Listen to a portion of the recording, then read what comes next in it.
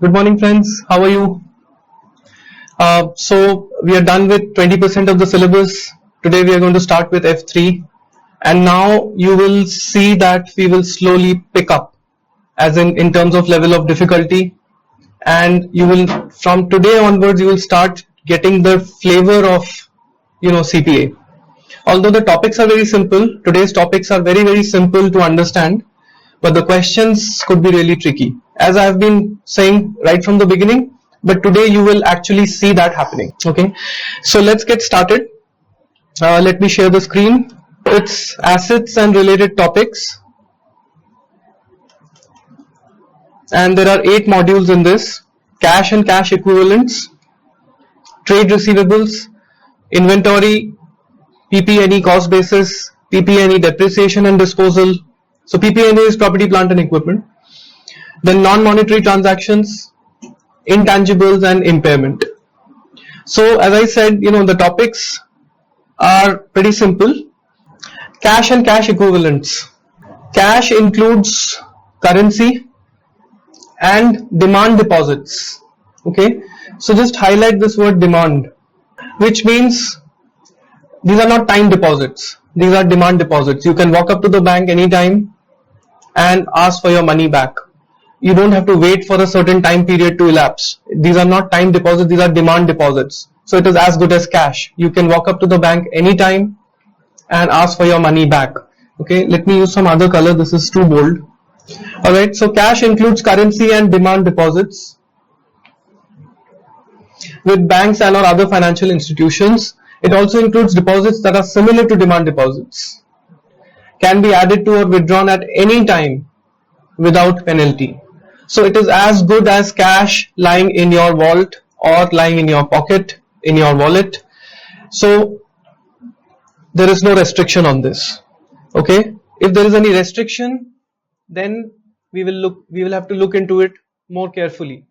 But here there is no restriction. It's your money, just that it is lying with the bank. You have to just walk up to the bank and withdraw your money, or of course nowadays you can transfer money online. The term cash equivalents broadens the definition of cash. So now we are so earlier we were talking about cash, just cash. Now in this para we are going to talk about cash equivalents, something which is equivalent to cash. And what are those? Short term, highly liquid investments. Short term investments, highly liquid. And I am hoping that all of you know the meaning of liquid. That are both readily convertible to cash and so near their maturity when acquired. Very important word in this. I would say this is the most important word in this para. When acquired. Okay, I'll explain that, don't worry. So when acquired by the entity, 90 days or less from the date of purchase. 90 days or less from the date of purchase. That's why it said when acquired.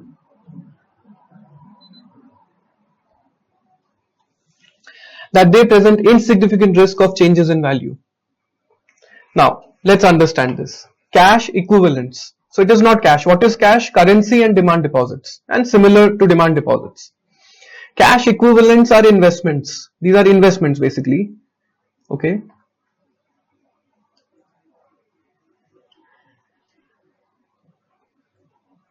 Investments. What kind of investments? Short-term investments, highly liquid investments that are readily convertible to cash and so near their maturity, which is 90 days or less from the date of purchase, not from the balance sheet date. 90 days or less from the date of their purchase, not from balance sheet date. So, if I have invested in some short-term investment, now, okay, let me not even say short-term. Let me just give you the dates, and you decide whether it will be a cash equivalent or not. So January 1 to December 31 is my year, and let's say this is February 28. Okay, I acquired on January 31st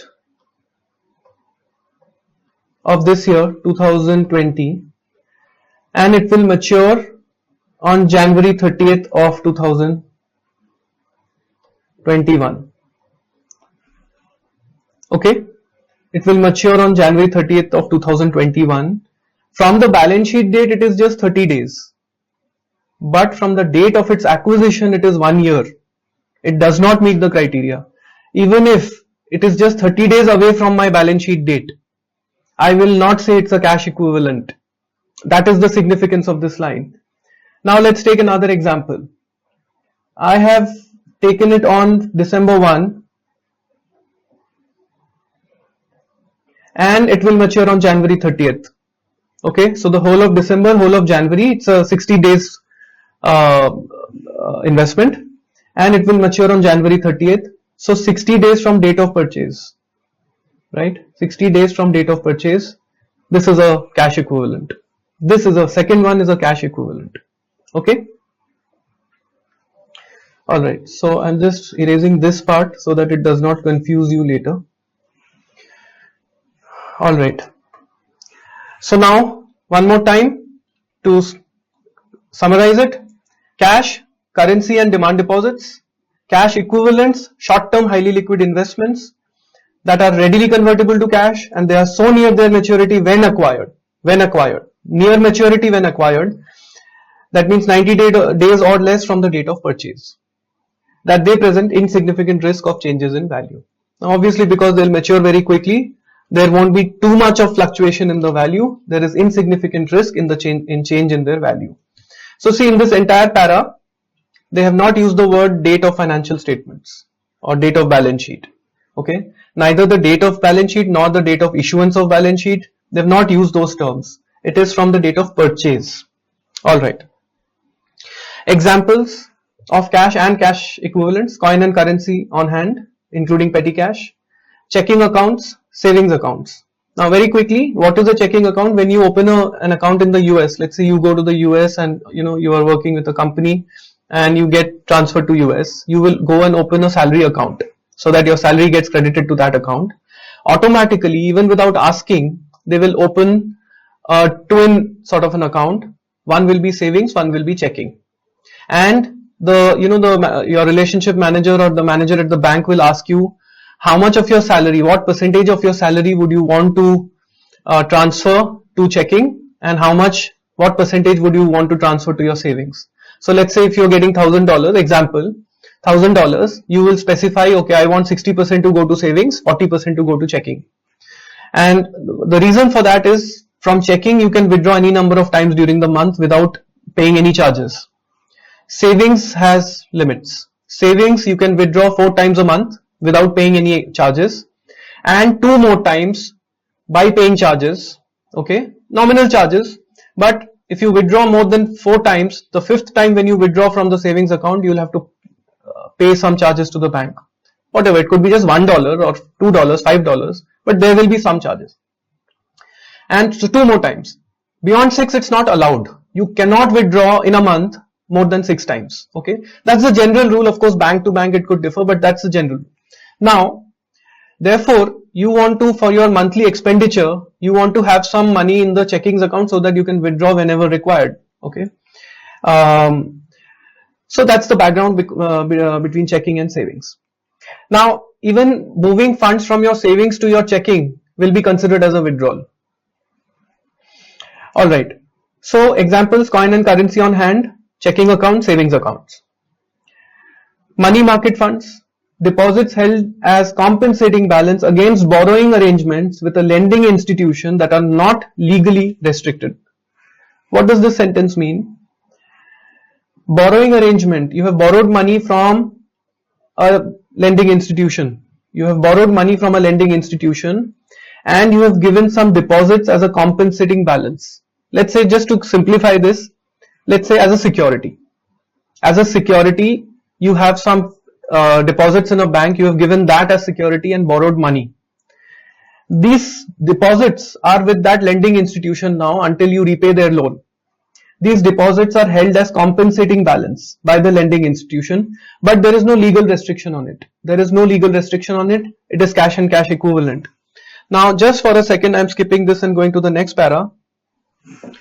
Legally restricted deposits held as compensating balance against borrowing arrangements with a lending institution. So you see a similar line, a very, very similar line, but here there is no legal restriction on that deposit, but here it is legally restricted. And because it is legally restricted, it is not cash or cash equivalent. Alright. So if it is, there is no encumbrance, there is no legal restriction on the usage of that deposit, you can use that deposit money as well, okay, then you can consider it as cash and cash equivalent. But if you cannot touch that money until you repay their loan, then there is a legal restriction, it is not cash and cash equivalent. Negotiable paper, right?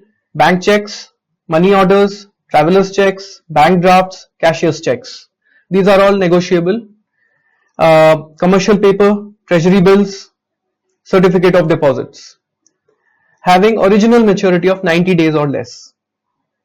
So even CDs, certificates of deposits, could be cash and cash equivalents if the original maturity is 90 days or less. Original, that means from the date of its original issuance. Again, not from date of balance sheet.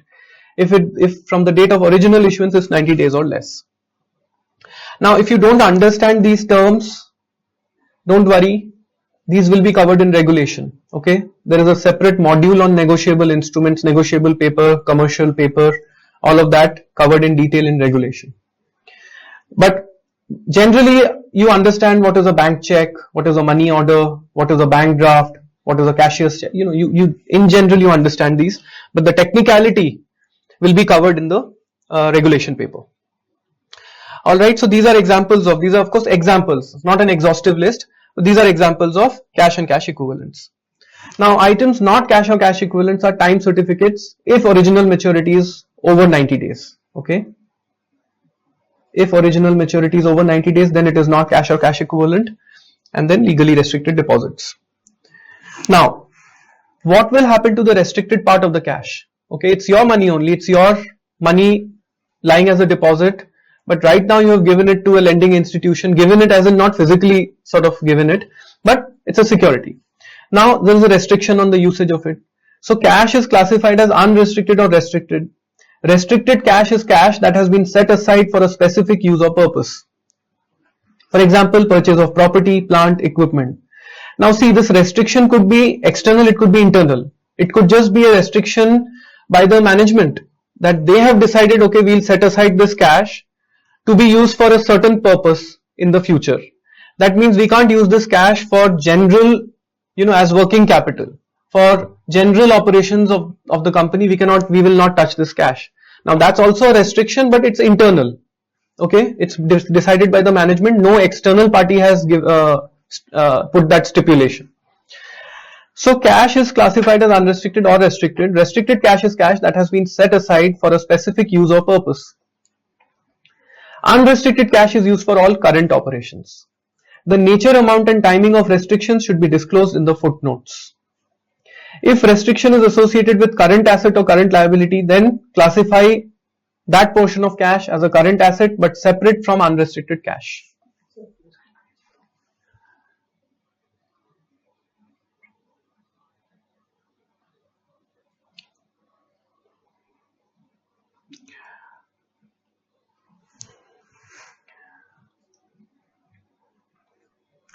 So if the restriction is associated with the current asset or current liability, okay, we have decided that we will not touch this cash, we will touch this cash only for this specific purpose, and that specific purpose or that item for, we are setting aside that cash is an item of current asset.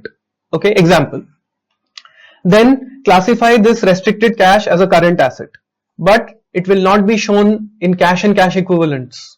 It will be a separate line. Okay, it will be a separate line from cash and cash equivalents. If the restriction is associated with a non-current asset or a non-current liability, classify as a non-current asset, but separate from investments or other assets. Separate, okay. So, if restriction associated with current asset or current liability, classify as a current asset, but separate from unrestricted cash. Pretty much the entire sentence only. If restriction associated with non-current asset or liability, classify as a non-current asset. Again, separate from investments or other assets. Alright. And of course, unrestricted cash is cash and cash equivalents, which is also a separate line in the balance sheet. It is not merged with any other item of current assets. So it's a separate line, cash and cash equivalents. But unrestricted will not be merged with cash and cash equivalents line. It will be a separate line, depending on current or non-current. Examples of restrictions. If any portion of cash and cash equivalents is contractually restricted because of financing arrangements with a credit institution, just like we saw in the previous page, called the compensating balance, that portion should be separately reported as restricted cash in the balance sheet. We have just discussed this. This is an example of that. Okay, so that portion must be separately reported as restricted cash in the balance sheet. So there will be a separate line item in the balance sheet called restricted cash, so that basically users know that this cash is not available for general operations. If any portion of cash and cash equivalents is restricted by management, it should be reported as restricted cash and as a current or long-term asset depending on the anticipated date of disbursement. So even if it is internally restricted by management, even then it should be reported as restricted cash. Some industries such as public utilities report amount of cash and cash equivalents as the last asset on the balance sheet because they report assets in inverse order of liquidity. That's fine. That's just the position of it, that if you are putting it in order of liquidity, then cash is obviously the first item because it's most liquid. If it is in the reverse order of liquidity, then cash will be the last item in your balance sheet. Alright. Smith Corporation's cash ledger balance on December 31 year 7 was 160,000. On the same date, Smith held the following items in its safe. A $5,000 check payable to Smith dated January 2 year 8. We are talking about December 31 year 7. A check is lying in his drawer which is dated January 2 year 8. That was not included in the December 31 checkbook balance. Okay. A 3,500 check payable to Smith deposited on December 22 and included in the December 31 checkbook balance, which was returned non-sufficient funds. So somebody gave him a check, he deposited it and it came back dishonored. Okay, non-sufficient funds because that guy's account did not have enough balance. Whoever gave the check, that guy's account did not have sufficient balance. Non-sufficient funds. The check was redeposited on January 2 year 8 and cleared January 7. A $25,000 check payable to a supplier. Now here, Smith has given a check to someone, right? A $25,000 check payable to a supplier and drawn on Smith's account that was dated and recorded December 31 was not mailed until January 15 year 8. Determine the amount of cash that Smith should report in December 31 year 7 balance sheet. Very simple question. Now here, first line, it says on the same date, Smith held the following items in the safe. Smith Corporation's cash ledger balance on December 31 was 160. On that date, Smith held the following items in its safe. So determine the amount of cash that Smith should report. Now, of course, the starting point is 160. Correct? Check payable to supplier was recorded on December 31, but it was not mailed. It was not mailed only. So he cut a check, made the entry in his books, but did not mail the check. The check was still lying with him. Okay. So obviously we will add that back. because he has not mailed the check. The amount is still lying with him. Okay, just cutting a check and keeping it in your drawer does not reduce your cash balance, right, or your bank balance. So, but he has passed the entry. He has passed the entry. His balance is reduced. So we will add it back. And then NSF check returned by bank 3,500. Here the 3,500 check was returned and the check was redeposited on January 2 year 8, right, next year. December 31 year 7 it was not redeposited or it did not get cleared. Therefore, but he had already passed the entry and this 160 included that 3,500, okay, because he had deposited on December 22nd. So when he deposited, he passed the entry and this 160 therefore included this 3,500, but it came back dishonored, so we will reduce. Therefore the true balance is 181,500. I hope it's clear to everyone, right? Now, why did we not do anything for this 5,000? Because 5,000 payable to Smith dated January 2 year 8, that was not included in the December 31. It was not included, and it was not supposed to be included because it was dated January 2nd. Because it was dated January 2nd, he did not pass an entry. It was not included in the checkbook balance and it is not supposed to be included. So we will not do anything about it. Neither add nor deduct. Okay. So this was pretty simple. Of course, in the exam, you will not get so simple ones. Alright. So I'll take a quick pause here. 30 seconds pause. And let you absorb what we just discussed. Cash includes what? Cash equivalents include what? These are examples of cash and cash equivalents, examples of or items of which are not cash and cash equivalents. What happens to restricted cash? We show it as a separate line item depending on current or non-current. These are some examples and then we did this question. Okay, now bank reconciliations. Again, a very simple topic. You have done it in class 11th. But here the difference is we are trying to arrive at the true balance. Okay. In class 11, the bank reconciliation statement, if you were a commerce student in 11th, 12th, you would have done BRS, like, right, bank reconciliation statement. There, what we used to do was we would start with a balance as per books and arrive at balance as per bank statement. Or we would start with balance as per bank statement and arrive at balance as per books. Here there's a slight modification to that and I'll tell you when it comes. There are two general forms of bank reconciliations. One form is called a simple reconciliation. The other widely used form is entitled reconciliation of cash receipts and disbursements. So one is the simple reconciliation, the BRS, right? The class 11th BRS.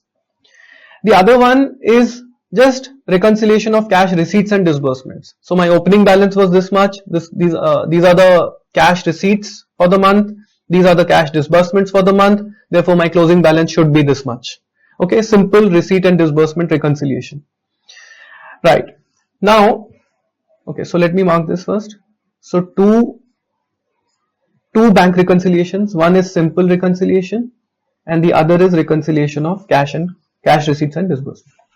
Now, components of simple reconciliation. Differences between cash balance reported by the bank and the cash balance as per the depositor's records. That means the entity's books, the entity's ledger. So differences between what is reported by the bank and what we are showing in our books, cash balance as per depositor's records, are explained through the preparation of bank reconciliation. Several factors bring about this differential. Deposits in transit.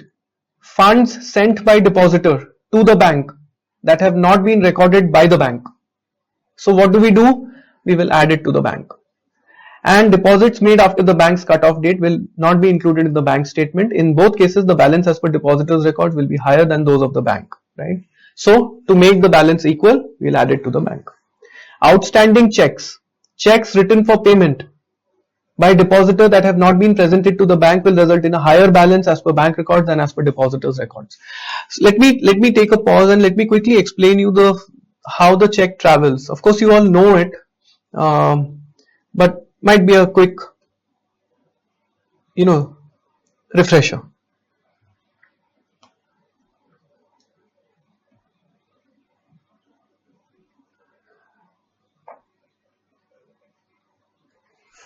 Now, of course, this I'm talking about the traditional system, before the digital era happened. Let's say I have an account with Citi.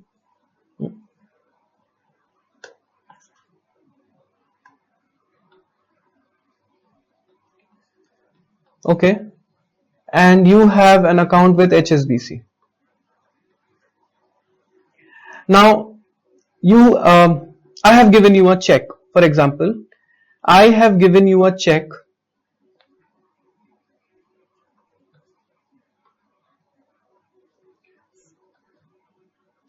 of $500. Now, I have physically given you the check. The check is with you now. Now, what will you do? You will go to the HSBC ATM, for example, and drop the check. Okay. Next morning, when the teller comes, he will open the check drop box and pull out all the checks. One of the check is this check. Now, what he will do? He will see, so on the check,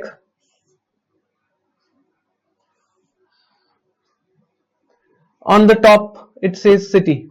It says Citibank check. It says pay you. Okay, let me take some example. Zishan. Zishan, you're a lucky man today. You're getting $500. Pay Zishan $500, right?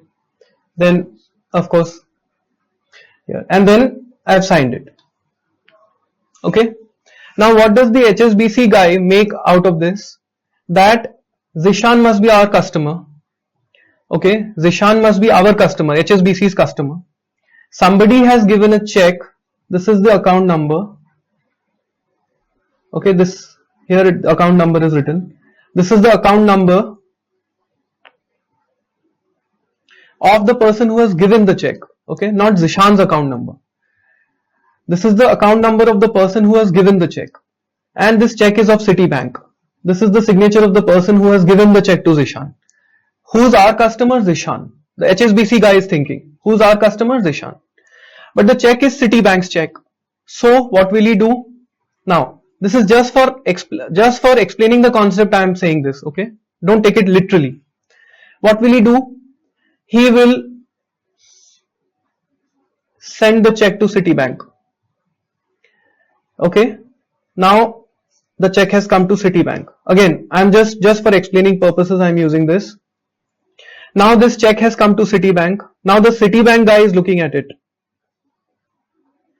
It says pay Zishan $ this much. This is the amount. This is the account number. Here is the sign. Now what is the Citibank guy interpreting out of this? Okay, this is a check given by our customer. Our customer is this guy. This is the account number. So he will go check in the systems, this customer, this account number, what is the balance? Correct? Now he'll see, okay, there is a balance of $10,000. This check is $500. He will send $500 to HSBC. Then HSBC will credit this amount to Zishan's account. Finally, Zishan has got the money. Okay. So I gave Zishan a check. He went and deposited in the ATM. The HSBC guy sent the check to Citibank. Citibank released 500 from my account. Okay. From my account it released, it deducted. Now my account balance is 9,500. So it released 500 to HSBC. Came to HSBC, then HSBC put that money in Zishan's account. His account is now credited. This is very simple. You all knew this. The only point here is that, of course, this whole process, I'm talking about a traditional system. This whole process would take about 2 to 3 working days. Okay. Or could be more, depending on whether it is the same state, whether it is, interstate and stuff like that. And second thing is that the check finally comes and resides at Citibank. So it originated from Citibank. Citibank had given me a checkbook. Citibank had issued me a checkbook. From that checkbook, I cut a check and gave it to Zishan. And finally, this check has come back to Citibank and it will reside with Citibank. Citibank will maintain it for a certain number of years that is legally required, 7 years, 8 years, whatever is legally required, that you will read in regulation. It will maintain. Why? So that if I ever challenge that how did you deduct 500 from my account, they will show me the check. See, this is the check you had given. Here is your signature. So you had issued this check to somebody. Therefore, so they will have this check with them as a record, as a proof for deducting this 500 from my account. Alright. Now, if I go back,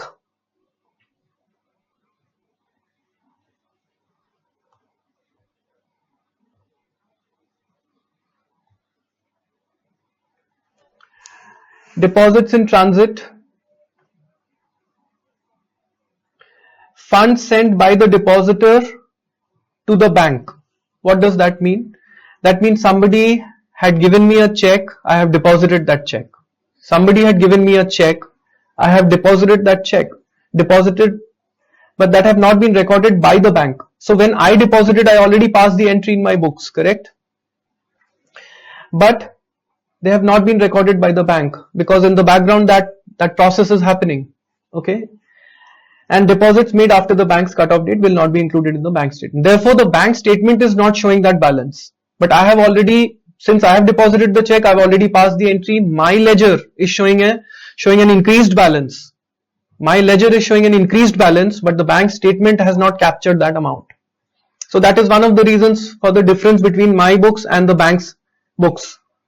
Outstanding checks, checks written for payment by the depositor that have not been presented to the bank will result in a higher balance. So I have given a check to someone. But it has not yet come to my bank for presentment. So again, that's a difference between my books, because when I have given a check to someone, I've already passed the entry. In my ledger, the bank balance has gone down, right? But it has not gone from my account. Therefore, the bank statement is showing an increased balance compared to my book balance. Service charges are deducted by the bank. So bank has deducted some service charge. I was not aware of it. When I got the statement, then I became aware of it. So I was not aware of it that bank has deducted. So my books are showing a higher balance because I have not deducted the service charge, whereas the statement is showing a lower balance because bank has deducted the service charge already. Similarly, bank collections. Bank has collected some money on my behalf from my customers. Okay. Example, they have collected some money on my behalf, they have credited my account over there, but because I was not aware, my books are still showing a lower balance, right? So these are the reasons. Errors could be on either side. It could be error from the entity's side, it could be an error from the bank side. So error will depend on, the entry for the error will depend on who has committed the error. Non-sufficient funds I've already discussed. Non-sufficient fund, always remember whenever you see NSF in the exam, NSF means that other party's non-sufficient funds, not yours. Okay, other party's non-sufficient. So somebody gave you a check, you deposited that check, but when that check went to his bank saw that there is not enough balance in his account. Therefore, they declined to pass on that money to my bank. And because they declined to pass on that money to my bank did not credit my account. Okay, instead they just sent me this information that the check you had deposited has returned as NSF check, non-sufficient funds. The bank may have charged the depositor's account for dishonored check and the check may not have been redeposited until the following month. Now what will I do when this kind of situation happens? I will talk to my customer and say that your check has come, has bounced. Therefore, issue me another check. Okay, ensure that you have enough balance and then issue me a fresh check. That could happen in the following month. Therefore, that would also be a reason for difference between my books and bank statement. Interest income, of course, bank has credited interest to my account. I was not aware of it. Therefore, there is a difference. Now, when I get the statement, I'll pass the entry. Okay. Anybody has any issue with these? Please let me know. Of course, not right now. I know if you're doing it after a long time, you will also take time to sort of digest it. But I'm saying when you revise and if you still don't understand any of these items, please feel free to contact me. Now, one thing Again, you know this, but very quickly, in my books, when I get money, I debit my account, my bank account. When I give money to someone, I credit.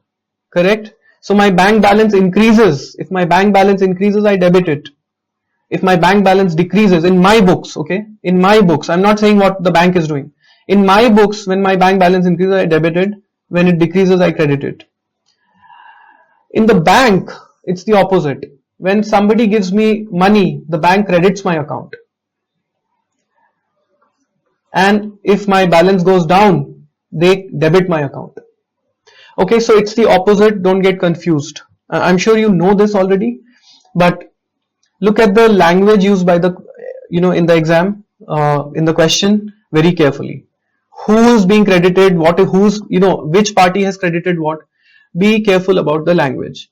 If it is a debit in my books, that means my bank balance has increased. But if it's a debit by the bank, that means my bank balance has decreased. Okay.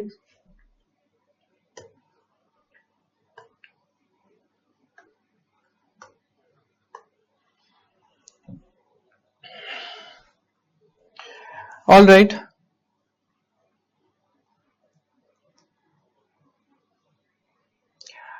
Steps. Let us do a question to understand the steps.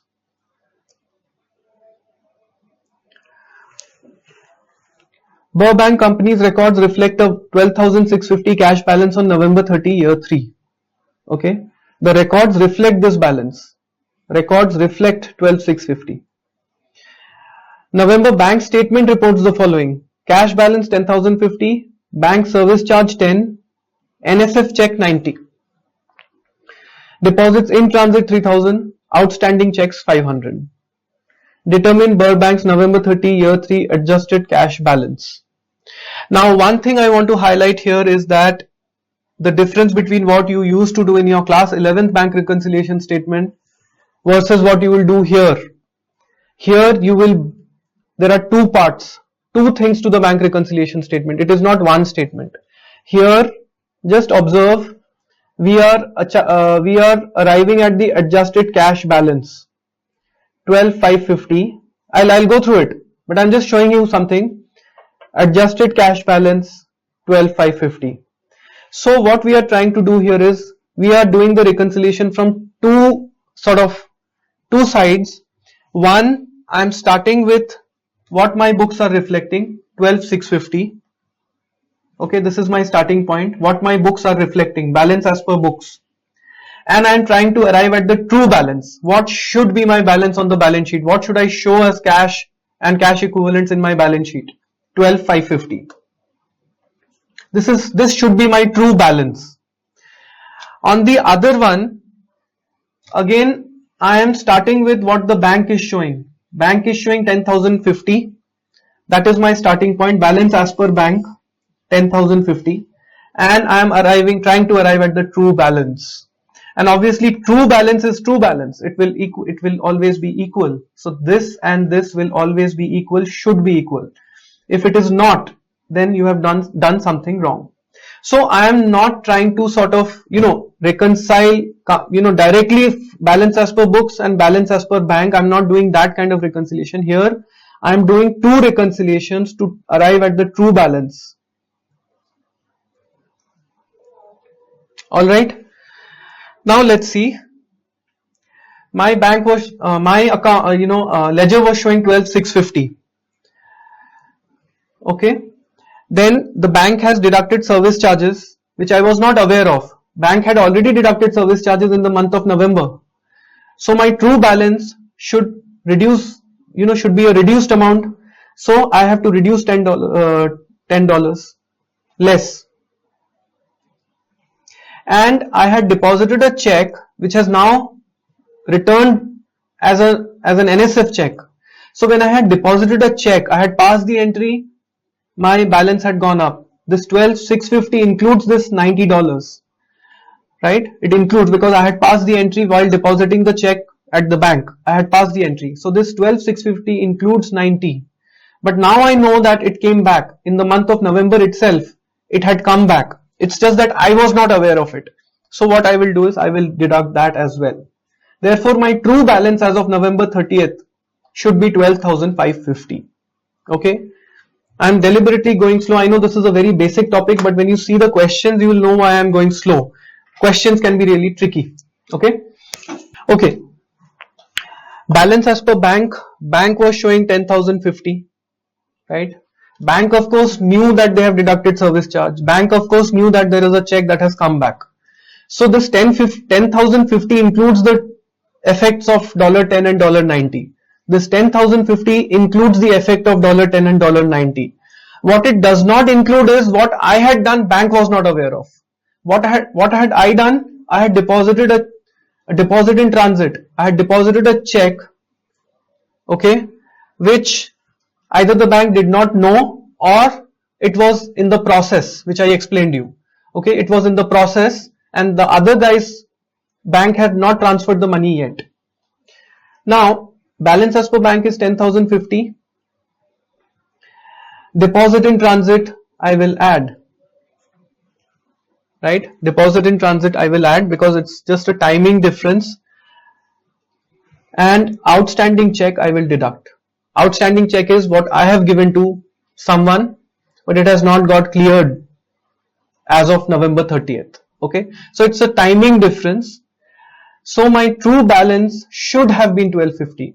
Assuming that this check, these two checks, one outstanding and one deposit in transit, would have been cleared in the month of November itself, what should have been my November 30 true balance? 12,550. Okay. It's just a timing difference that instead of November 30, it got cleared on December 1. Okay. But it should have been my part of my November 30 true balance. Now, both the amounts are tallying. I know that this is my true balance. So in my balance sheet, I'm not going to show 12,650. In my balance sheet, I'm going to show 12,550. Okay, hope that is clear to everyone. You want to take 10 seconds to absorb this? You can.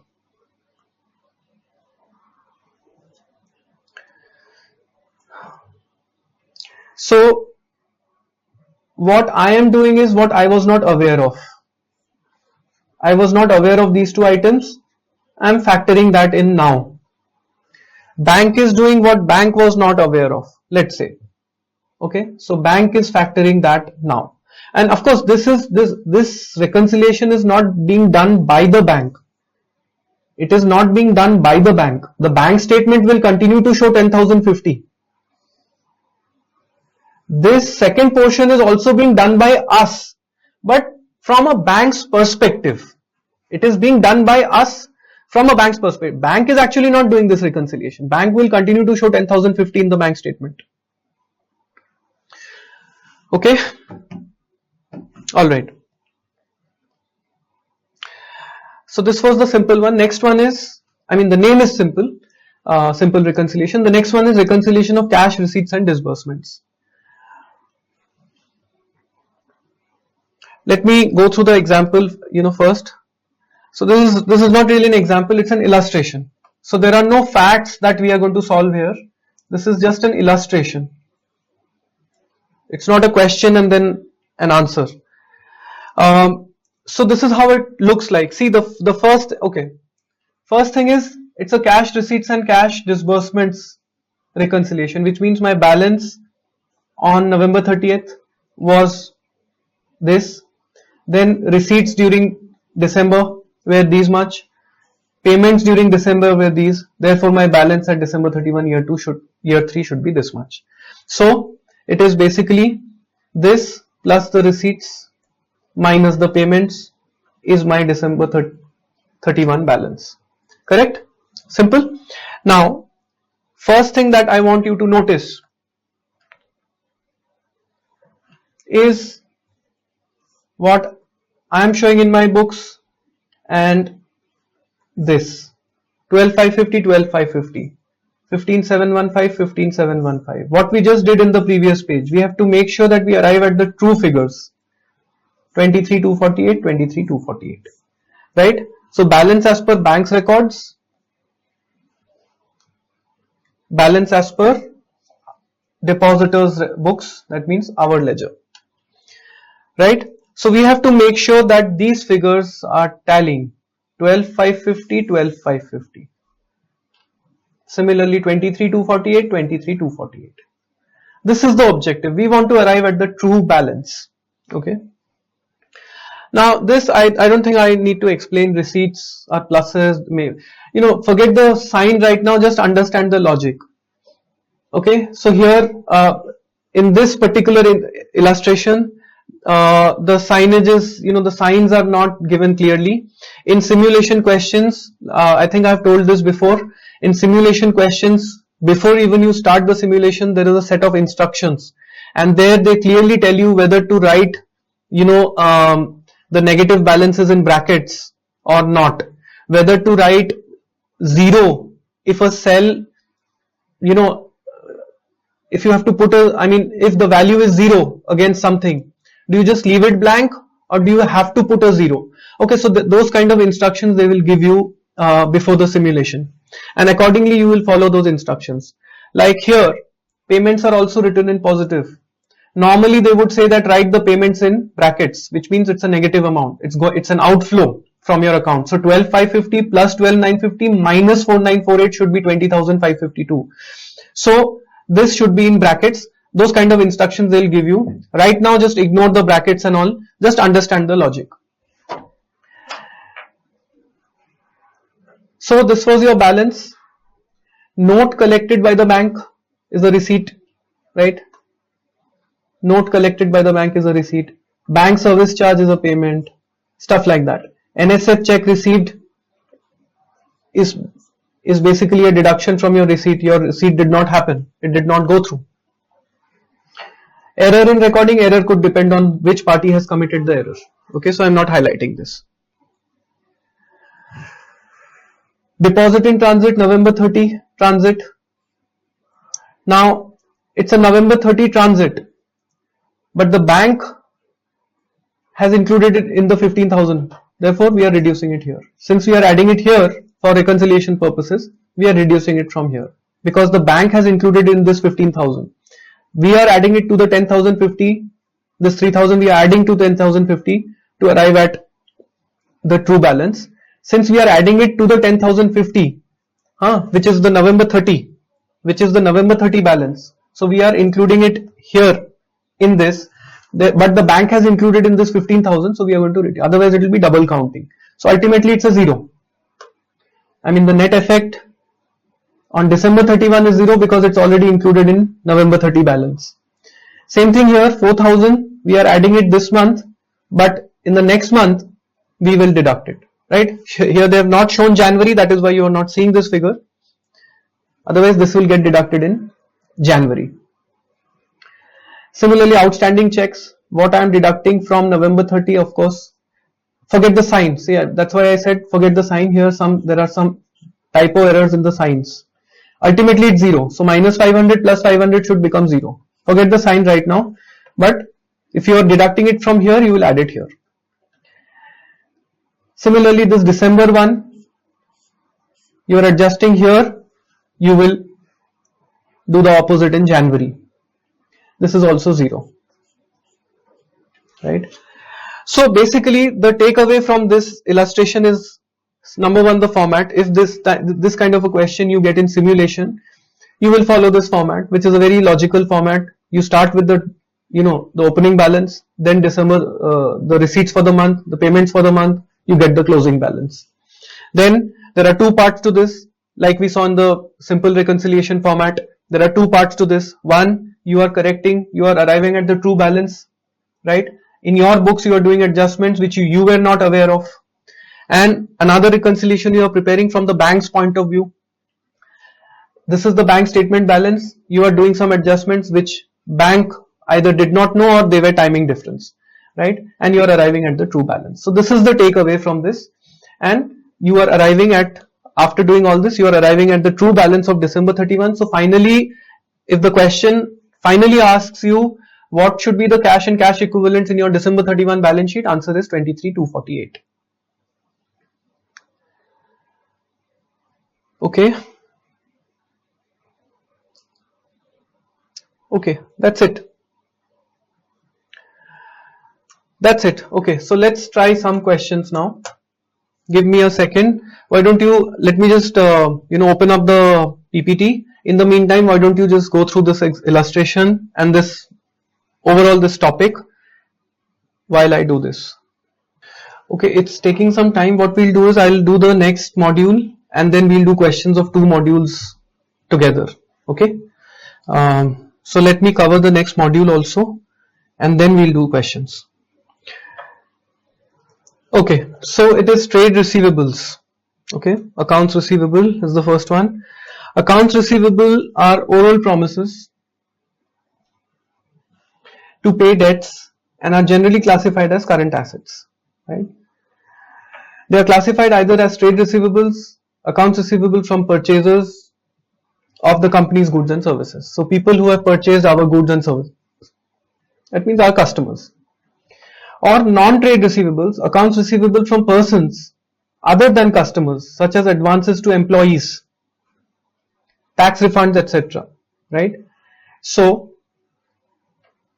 it includes trade receivables,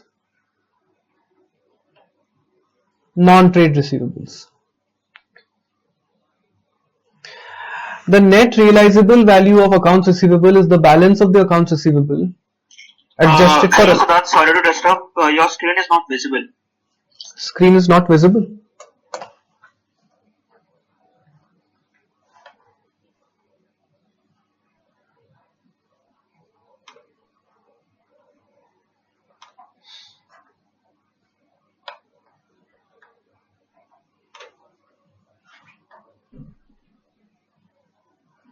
Okay. So I just highlighted trade receivables and non-trade receivables. Alright. The preparation of an account sorry, I was in the second para. The net realizable value of accounts receivable. So first thing to notice here is that accounts receivable we will present it at NRV. At NRV. Right? You remember we can use different measurement bases for different items of the balance sheet. SFAC. So accounts receivable we presented at net realizable value. It is the balance of AR account adjusted for allowances. That means accounts receivable gross balance minus the allowance for uncollectibles is the net realizable value. That may be uncollectible. Sales discounts also we will deduct. Sales returns and allowances. Right? So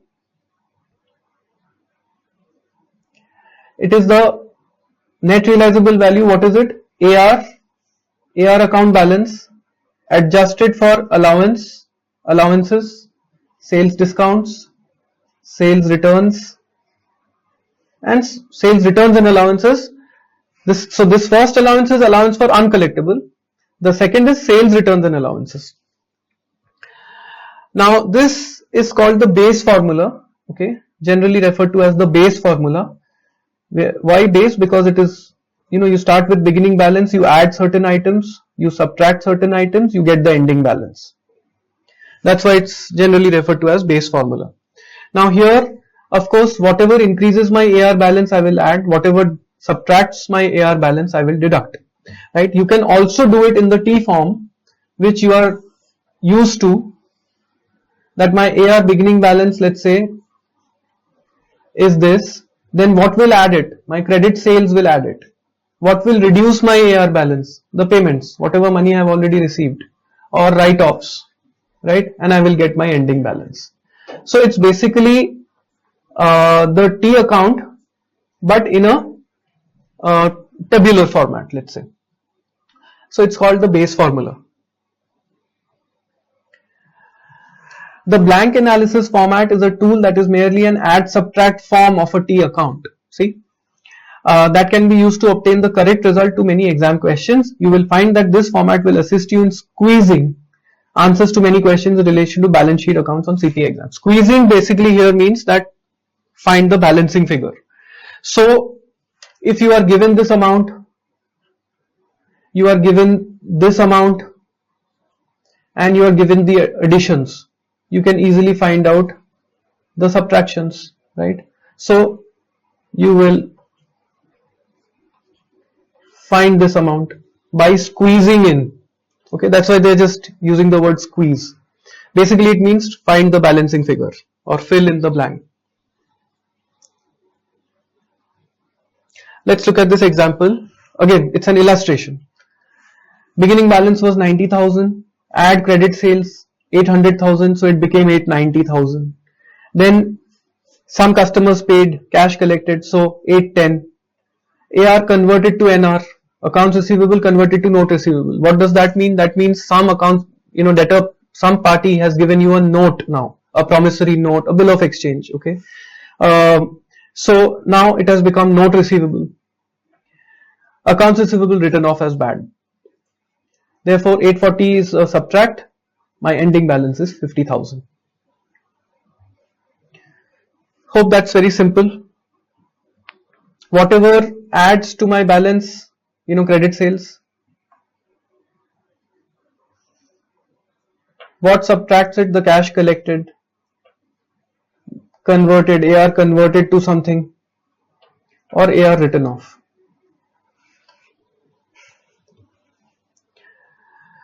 Valuation of AR with discounts.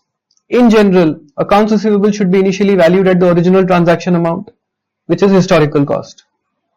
However, the amount may be adjusted for sales or cash discounts, which we have already seen.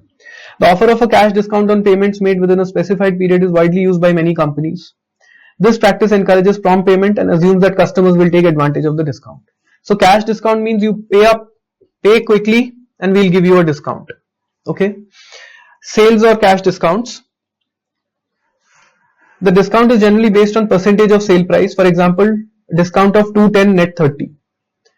Now, do you know how to interpret this? 210, this is called 210 net 30. Okay, it's written like this, 2 by 10 comma n by 30, and it's expressed as 210 net 30. And how do you interpret this? The interpretation of this is that pay within 10 days, get a 2% discount. Pay within 10 days, get a 2% discount. Otherwise, pay the full amount in 30 days. Okay. One more time.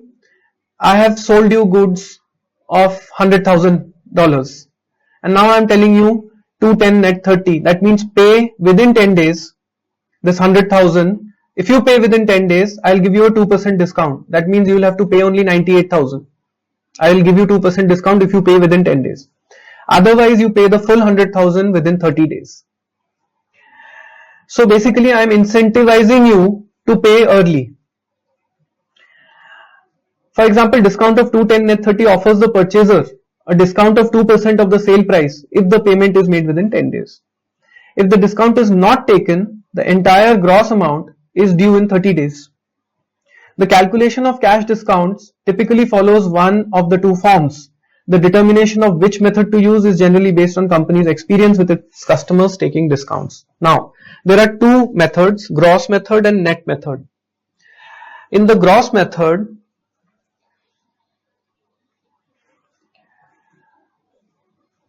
we will record the sale without regard to the discount. That means here when I am selling you the goods $100,000, and I am using the gross method, I will recognize my sale, I will book my entry for sale with 100,000, with the gross amount. That means I am not considering that you will avail the discount without regard to the available discount. I am not considering that you will avail the discount. I am saying, I am assuming that you will pay after 10 days only. That means you will pay me the full 100,000. This is my assumption. I am booking the sale entry right now. Okay. If the payment is received within the discount period, now if you pay me within 10 days, a sales discount account is debited. Then I will debit a sale discount account. Okay. Net method, I will assume that you will pay. So I will book my sale entry only with 98,000. And this will just get clearer when we go to the next page. Just hang on.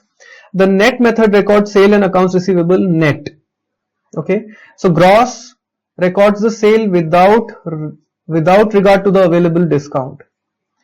Net method records the sale and AR net of the available discount. Okay, so here I am doing it with 100,000, the sale. Here I am recording the sale at 98,000. Okay. Now here an adjustment is not needed if payment is received within the discount period. Okay, because I booked the sale with 98 and if I get it within 10 days I will get 98 only. So I don't have to do any adjustment. However, if the payment is received after the discount period, a sale discount not taken account must be credited. Alright, so let me highlight this portion also. Sale discount not taken account credited. Okay, when payment is received after discount period. So if payment received after, here if payment received within a sale discount account, which is a contra revenue account, is debited. Now this will get clearer with this example. Guarantee company sells 100,000 worth of goods to Smith company. The terms of the sales are 210 net 30. Now just look at the gross first, okay? Don't look at the net. Don't look at the net, please. Just look at gross. In the gross, I will record revenue. So debit AR, credit sales with full 100,000. Now, because it's gross method. Now there are two scenarios. Scenario 1, if payment is received within the discount period, that means we will give him a discount. So when we give him a discount, we will debit sales discount taken account 2000. And obviously he will pay us only 98. And we will credit AR with 100 because we had debited AR with 100. So my AR is also closed. Okay. If payment is not received within the discount period, then there is no problem. Then we will receive 100,000. We had debited AR with 100. So we will credit AR with 100. No problem.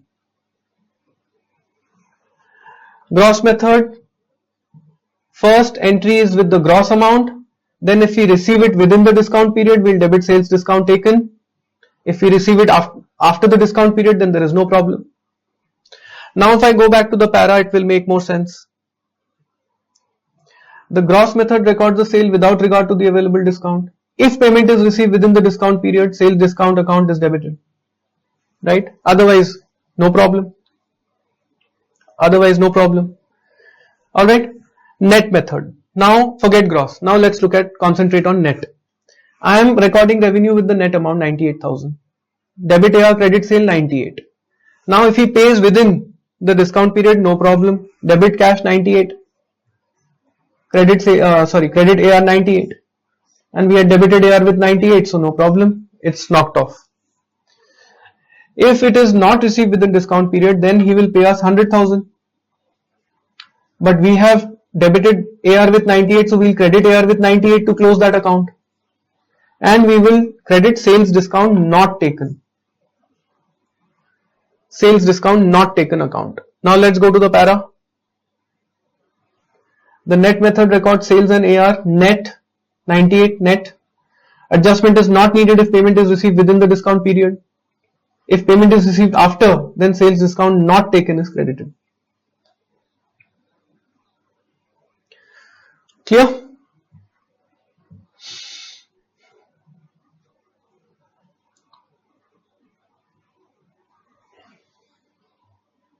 Okay. Trade discounts. Trade discounts are quantity discounts. So cash discount is for basically prompt payments. You are incentivizing the customer to pay quickly. Trade discount is not that. Trade discount is for quantity. If they buy more, you will give discount. Okay. So trade discounts are quoted in percentages. Sales revenues and accounts receivable are recorded net of trade discounts. This is an important line. Sales revenue and AR are recorded net of trade discounts. So here there is no gross or net. Here it is always recorded at net. Trade discounts are applied sequentially.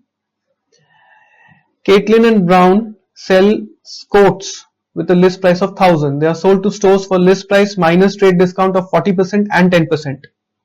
Now 40% and 10% does not mean 50% discount. Okay, 40% and 10% means this. On 100,000 there is a 40% discount, so it comes to 60. On 60% there is a 10% discount, which is 6. So ultimately you are giving it to the customer at 54,000. That means 40 and 10 is not 50. 40 and 10 is actually 46% discount. Okay. Because ultimately the item of 100,000 you are giving at 54,000. That means there is a 46% discount. Now here, of course, in the exam they'll give you different types of percentages. You'll have to calculate. 30 and 20, 70 and 15, stuff like that. Okay, the simple way to calculate those questions, find out the answers is take 100, which I always do. Okay, I take 100 as the base figure and then do the calculation. You will easily find. So if I tell you, 30 and 20, how much is that? So let's do that quickly. 30 and 20 I said. So 100 minus 30 is 70. 20 on 70 is 14. Right? So this is 56. That means total of 44% discount. So 30 and 20 is 44% discount. 40 and 10 was 46% discount. Like that. Alright.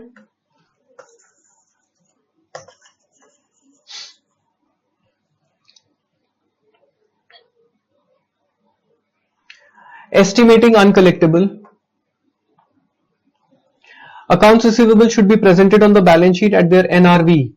This we have already seen, but I am still highlighting one more time. So accounts receivable presented at NRV. Thus the amount recorded at initial transaction should be reduced by the amount of any uncollectible. So we will reduce it by the amount of uncollectible. Two methods of recognizing uncollectible receivable exist: the direct write-off method and the allowance method. However, only the allowance method is consistent with accrual accounting and thus acceptable for GAAP. Therefore, direct write-off method is not GAAP. Direct write-off method, not GAAP. It's not allowed by GAAP. That does not mean you will not get a question from direct write-off method. You can still get a question. Okay.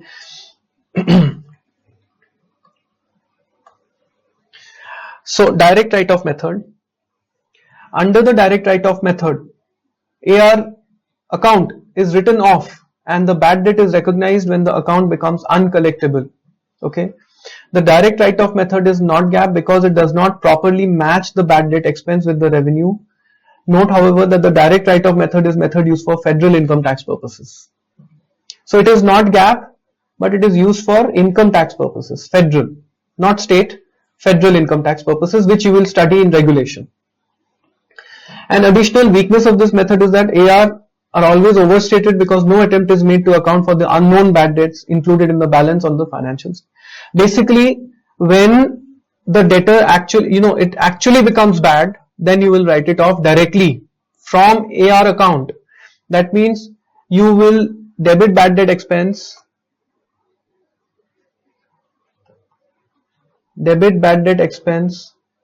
credit AR. Straight away you will write it off from the accounts receivable. Right? That's the direct write-off. On December 15, year 1, Row Company recorded a credit sale of 10,000. On July 1, year 2, company determined that accounts receivable was uncollectible. So debit bad debt expense, credit AR 10,000. Okay, direct. That's why it's called direct write-off. Directly from AR account you are writing off. Allowance method, which is GAAP.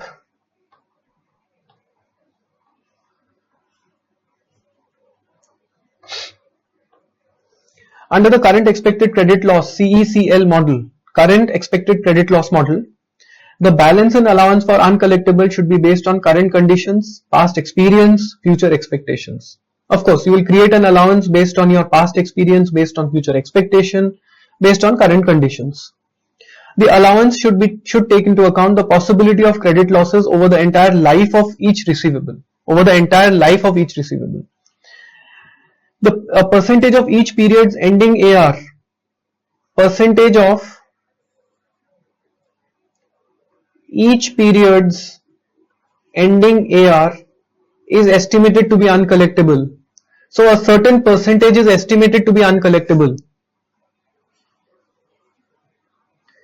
The amount determined is charged to bad debts of the period and credit is made to valuation accounts such as allowance for uncollectible accounts. So here we were doing debit bad debt expense credit AR, right? Debit bad debt expense credit AR. But in the allowance method we are going to debit bad debt expense and credit allowance for uncollectible accounts. Okay, credit allowance for uncollectible accounts. Of course, debit is to bad debt expense. When specific known amounts are written off, they are debited to the allowance account. So now when we have to write off a debtor, then we will debit the allowance account and credit AR. I'll come to that. There are two generally accepted methods of estimating uncollectible or doubtful accounts under the allowance method.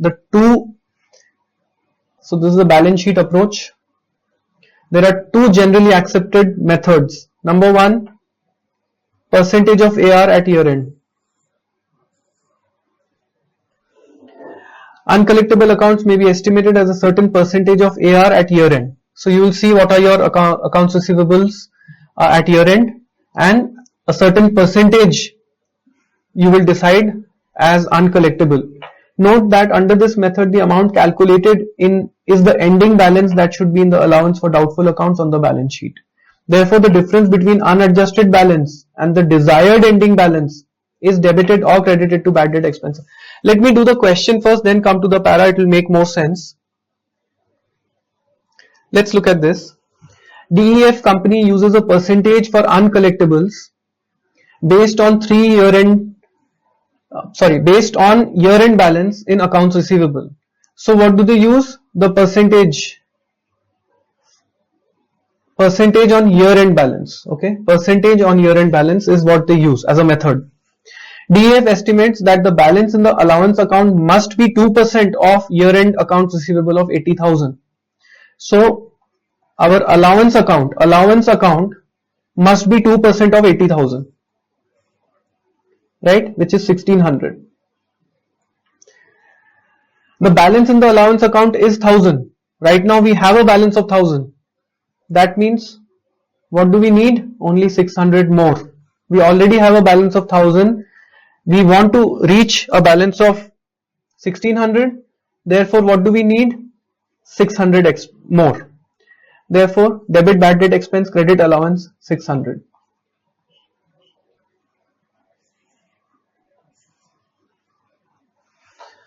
Alright,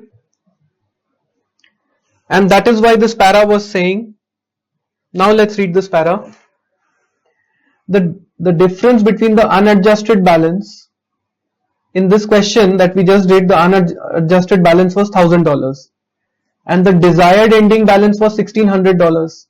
Therefore, the difference between these two, which is $600, is debited to bad debt expense. Okay.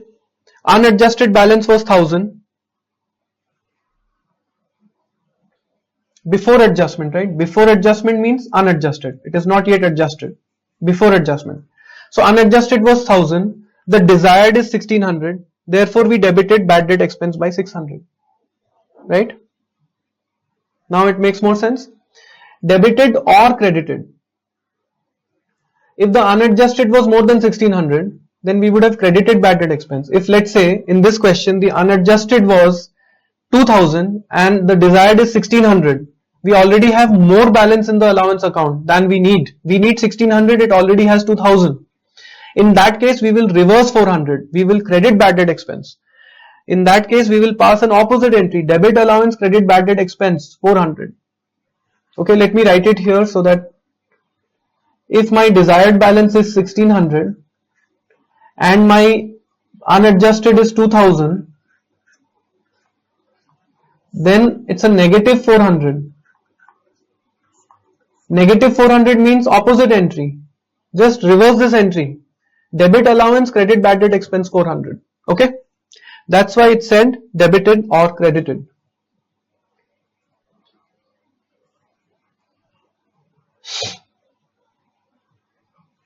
Okay.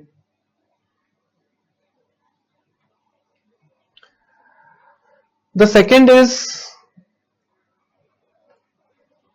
again balance sheet approach.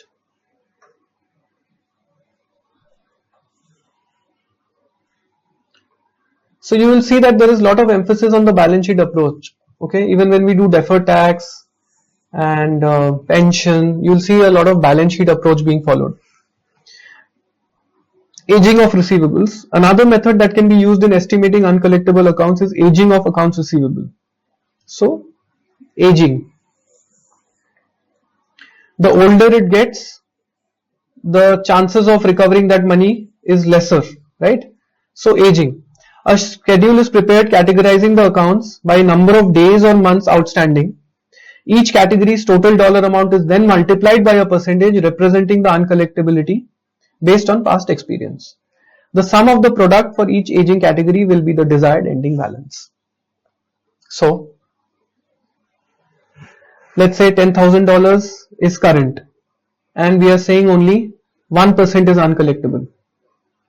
Only 1% is uncollectible. 31 to 61 days is 6,667, 3% is uncollectible. 61 to 95,000, 10% uncollectible. Over 90 days, 4,000, 20% uncollectible. Just multiply 10,000 into 1%, 100, right? And then add up. So, of course, journal entry would be same, debit bad debt expense, credit allowance, 1,600. And if we already have 1,000 balance, in this question also, they have 1,000 balance, then of course the entry will be only for 600. Debit bad debt expense, credit allowance, 600. Clear? Only thing is the way we arrived at 1,600 was different. There we did 80,000 into 2%. 80,000 into 2% straight away. And what was 80,000? Not my sale for the year. It was the ending AR balance. Okay, it's a balance sheet approach. We are not using the P&L, the income statement items. We are not using the revenue amount to determine my, bad debt expense. It's the ending AR, 80,000 ending AR into 2%. This 2% is of course based on my past experience. This is also my ending AR, 25,667 is my ending AR.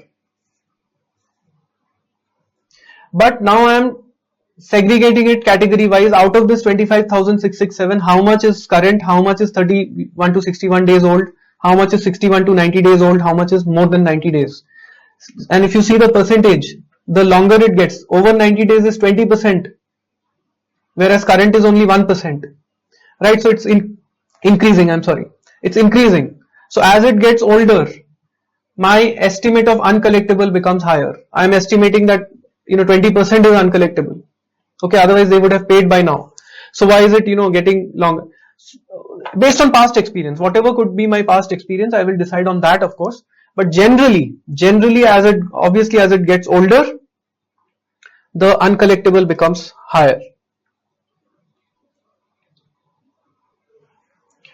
Bad debt expense, the amount charged to earnings for the bad debt expense of the period includes the following: the provision made each period throughout the year, and an adjustment made to year end to decrease the balance and allowance for uncollectible if needed. So this we have already discussed. The amount of bad debt expense, amount charged to earnings. To earnings means income statement. Wherever they are using the word earnings, it means income statement. So what will go to the income statement as a bad debt expense? Whatever you have done throughout the year as bad debt expense, and this year end entry of the differential, okay, is your total. So provision made each period and adjustment at year end. Alright, now writing off a specific AR. This was just creating an allowance. Here we were creating an allowance only. We have not written off the AR.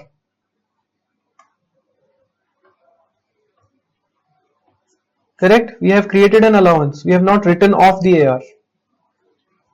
Now when we write off the AR, we will debit allowance and credit AR. Notice here that when we are writing off, we are not touching the income statement accounts. No income statement account is being touched. Allowance is also a balance sheet item and AR is a balance sheet item. Right? So we are writing off from the allowance, and that is the reason we had created the allowance accounts every period. At every period we have been doing this adjustment and we have a balance in the allowance account, so that if in the future we have to write off any any debtor, we will do it from the allowance account. Right? Very basic stuff. Now subsequent collection of AR written off. We had written off, now we have subsequently collected. Because remember, even after writing off, our efforts will not stop. We will not stop chasing the customer. This entry we are doing for the purpose of our books, but that does not mean we'll stop chasing the customer. We'll continue to call him, we'll continue to follow up, and maybe they pay up. So if a collection is made on a receivable that was previously written off, the accounting procedure depends on the method of accounting used. So if we had used direct write-off method, okay, of course this is not allowed by GAAP, but if we had used a direct write-off method and now that party has paid up, okay, we had written off that debtor. That means when we wrote off that debtor, what did we do? We did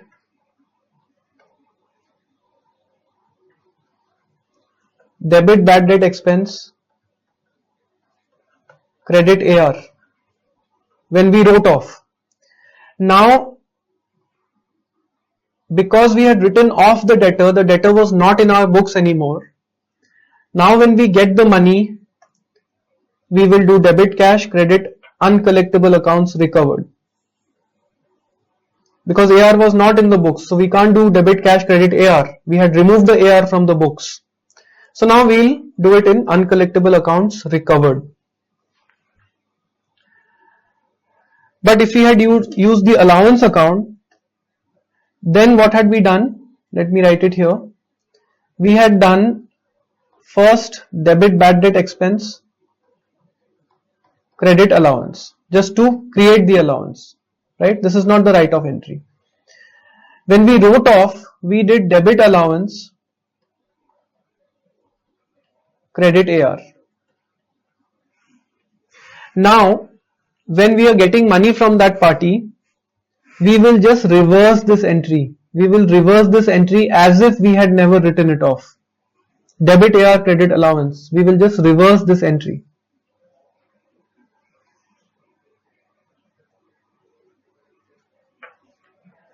Debit AR, credit allowance.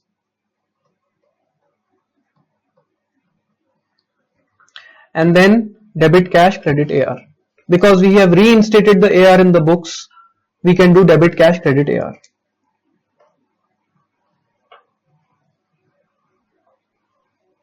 Correct?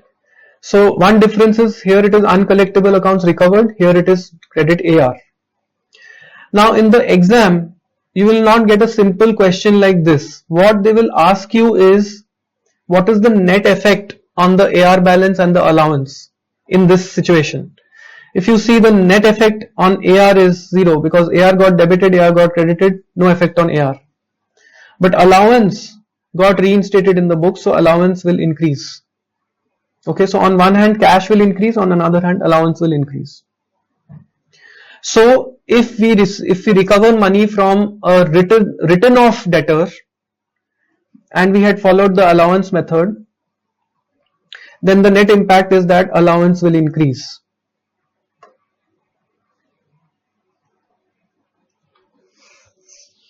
AR will get knocked off. Okay.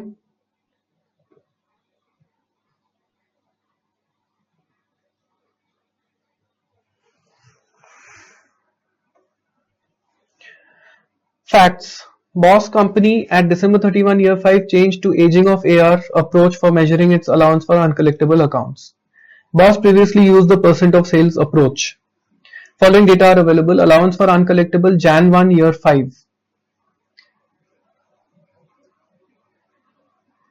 20. Provision for uncollectible during year 5. 2% of credit sale 700, which is 14,000. Bad debts written off November 30 year 5, 12,500. Estimated total of uncollectible accounts per aging, because now he has switched to aging method.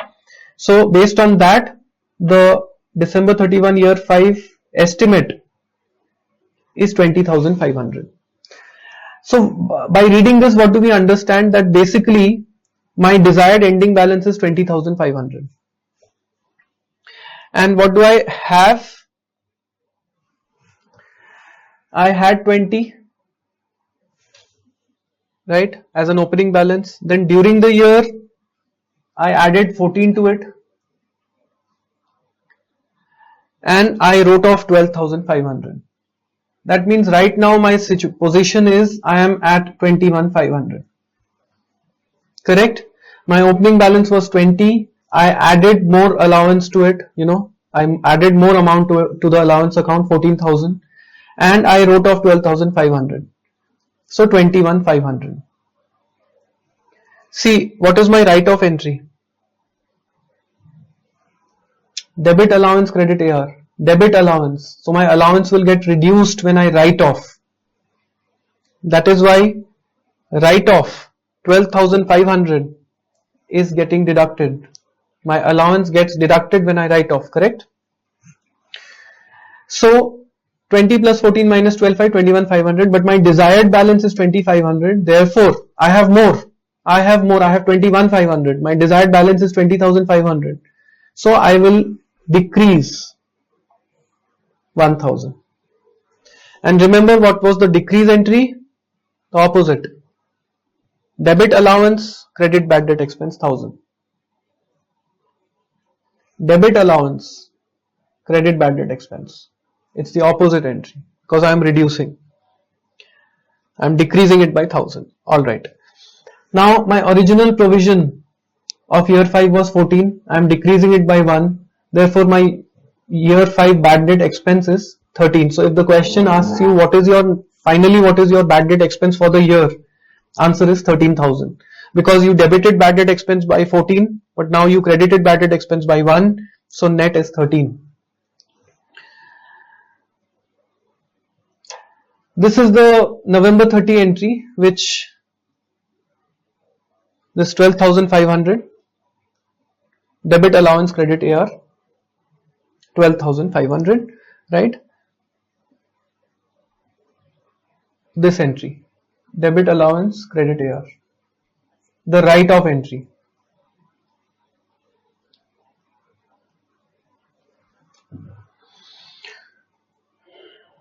Not very heavy, this is pretty simple stuff. Alright, so AR part is done. Now we are coming to next section. A quick glance.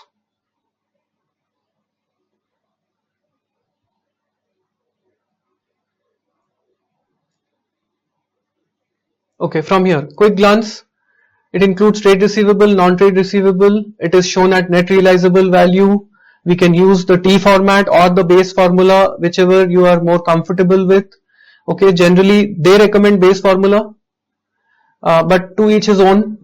Personally speaking, I am more comfortable with the T account. It never gives me a wrong answer. Base formula will also never give you a wrong answer, of course, but you have to be comfortable with it. So this is how you will use the base formula, right? Beginning, add certain items, subtract certain items, ending.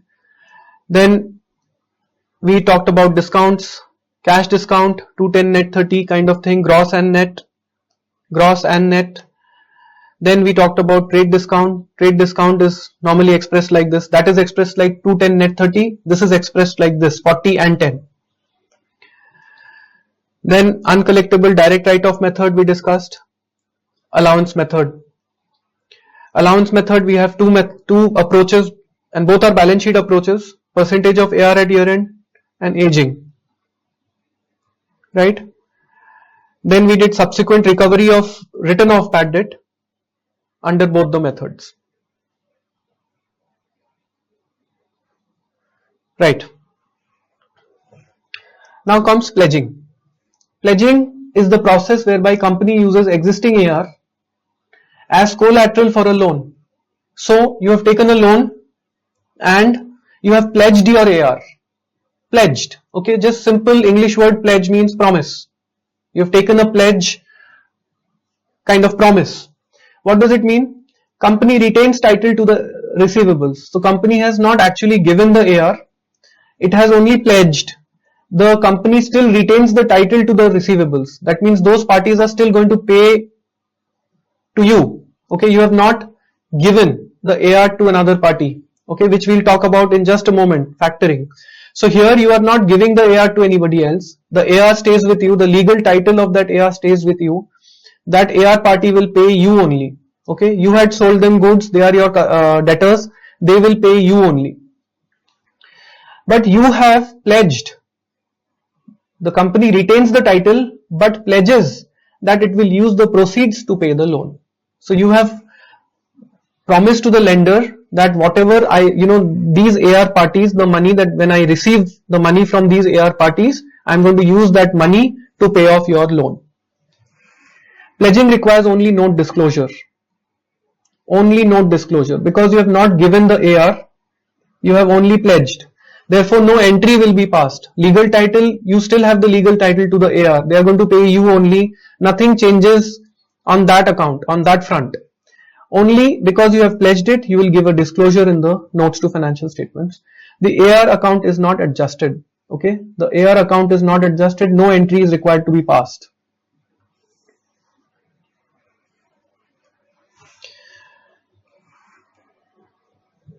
Okay. Now, of course, here they are using the word pledging and assignment in a similar way. Okay, but there is a minor fine line between them as well. But don't worry about it. They are using it as the same. All right, factoring. Now, I want to first highlight this. If a sale, forget about what's written after this. If a sale, okay, I'm highlighting it, but don't worry about it just now. If a sale is dash dash dash. If a sale is dash dash dash. If a sale is dash dash dash. That means whether I'm doing factoring, I will explain, don't worry. I just want to highlight something first before I start explaining. If I'm doing the factoring without recourse, I'm saying it's a sale. If I'm doing it with recourse, I'm saying it's a sale. Now, point I'm trying to make is that factoring is sale of AR. Factoring is sale of AR. Now, just hold on. I'm not making a conclusion yet. Factoring is sale of AR. That means you're selling your accounts receivable to someone. Just like you can sell your assets, other assets, right? You have a computer, you have furniture, you have ACs, you have equipment. You can sell those items. Similarly, you can sell your accounts receivables, because accounts receivable is also an asset, correct? You can sell your accounts receivable to another agency, another party. Alright, why I am highlighting this is sometimes they will give you a very simple theory question that factoring is, and they'll give you 4 options. Okay, is factoring is pledging, factoring is assigning, factoring is sale of AR, factoring is dash, 4th option. Now, of course, factoring is not pledging, factoring is not assigning, and let's say the 4th option is also not there. Your answer is factoring is sale of AR. That's why I'm just highlighting it. Now we will get into details and see that it's not sale always. But I'm saying that, remember, you have to pick the best answer. So if all the other 3 are not the right answers, then factoring is sale of AR. Now we'll see that it may be sale, it may not be sale. Okay? Alright. So factoring is a process by which a company can convert its receivables into cash. Now see, by assigning them. Confusing terms, okay? That's why I wanted to highlight this. Now, it's not assignment of AR. Assignment of AR is something else, okay? Alright, so don't go by the terms here, particularly this page. Just understand the concept.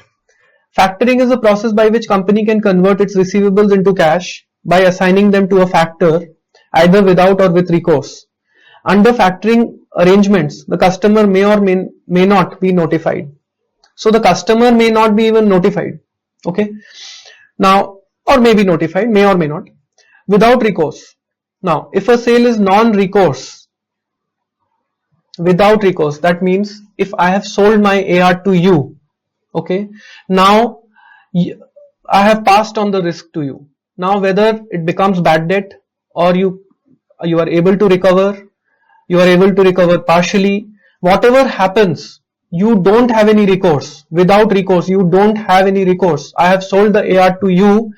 You cannot come back to me saying that your parties are not paying up. You don't have any recourse. It's without recourse. You cannot come back to me.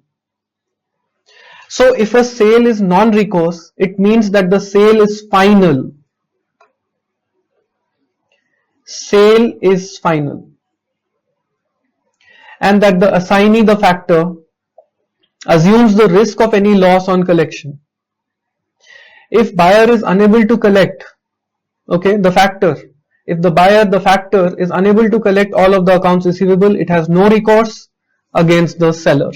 The sale is final.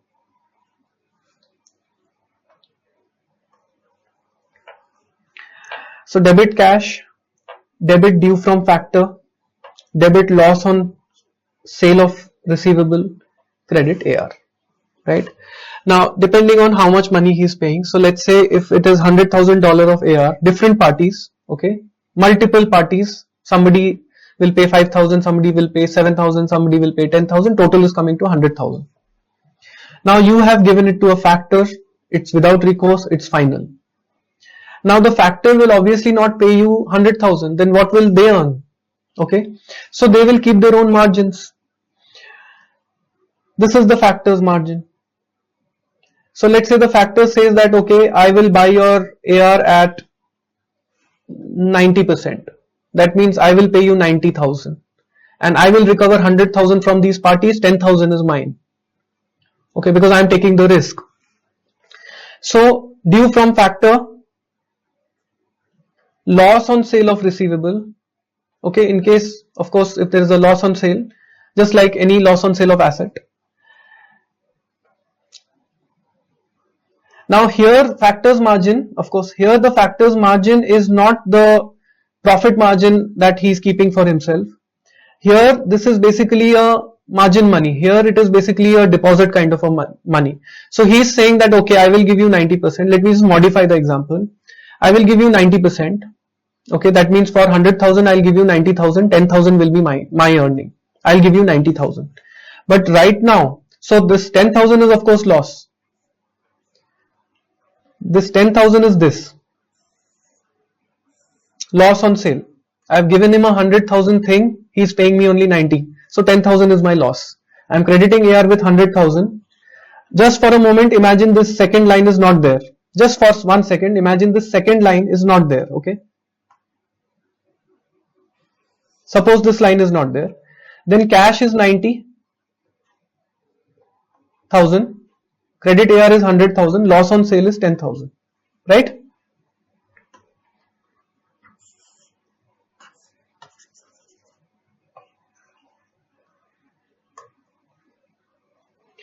Now he's saying, so this is 10.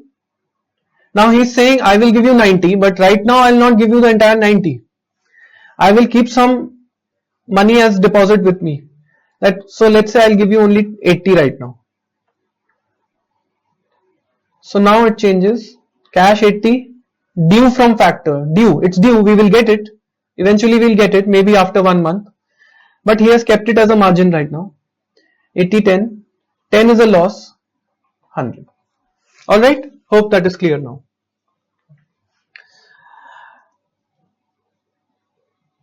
Okay. Now this margin does not mean he can come back. This is only if, if we have given him some fraudulent parties, some, parties that don't even exist. We have just given some name, contact number, address and amount. And there are, let's say 40 parties like that, totaling up to 100,000. Out of those 40 parties, let's say 5 are bogus parties. They are non-existing parties. When he starts calling up, it says this number does not exist. He sends somebody to that address and that address does not exist. Okay, it's basically a non-existent debtor. Now, of course that is a fraud. So he will keep some margin to see the genuineness of that data that we have given him. Okay, but if those parties are genuine and then they don't pay up, that's his risk. For that he cannot keep this 10. So he is keeping this 10 just for the time being to verify. Okay, I'm just giving you an example. There could be different reasons why different factors would keep this margin money. I'm just giving one example, that to verify that those parties, that list, he's keeping this 10, that okay, give me 15 days or 1 month to verify all these parties, and then of course I will release this 10 also. Then it is my headache, my risk whether I am able to recover from them or not, but these should be real parties. Okay, so for that he will release that. So it's due from factor, he will release this 10. Alright. Here also they have mentioned the entry to the asset account due from factor reflects the proceeds retained by the factor. This amount protects the factor against sales returns, sales discounts, allowances, customer disputes, if any. So highlight this. Like I said, there could be various reasons. So these are some of the reasons. Sales returns, so when he starts calling up those parties, they say that no, we are returning the good. Sales return, sales discount, allowances, and customer dispute. It did not meet the specifications, why should we pay? So those kind of things, of course, he is not responsible. He is only responsible as long as the sale was genuine, the party is genuine. Okay, if there is some problem in that base transaction, then of course, why should he be responsible? Okay, if the returns, discounts and allowances are less than the retained amount, the balance will be returned. So balance he will pay. Alright, so that was without recourse. Here the important thing is that the sale is final. That's the most important thing here. With recourse, if a sale is on recourse basis, it means that the factor has an option to resell any uncollectible receivable back to the seller. That means now we have given him a list of 40 parties. The total is coming to 100,000. Out of those 40 parties, 10 are not paying up. He can come back to us. He has a recourse and he can say replace this with 10 other parties of the same amount. So let's say if those 10 parties total is coming to $7,000. He will say give me some other parties of the same amount, $7,000. You take back these parties. They are not paying up. Okay, so if a sale is on recourse basis, it means that factor has an option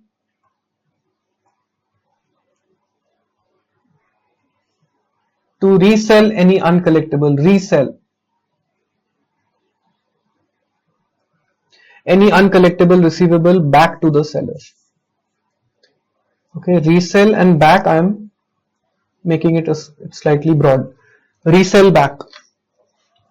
If accounts receivable are transferred to a factor with recourse, two treatments are possible. The transfer may be considered either as a sale or as a borrowing with receivables as mere collateral. That means now there are two treatments possible. We can consider it as a sale, or we can simply say that we have borrowed money from that party by giving our AR as a collateral, as a security. So it can be treated as a borrowing with receivable as mere collateral. Remember we did financing arrangement, something similar to that. We are borrowing money with AR as a security, as a collateral.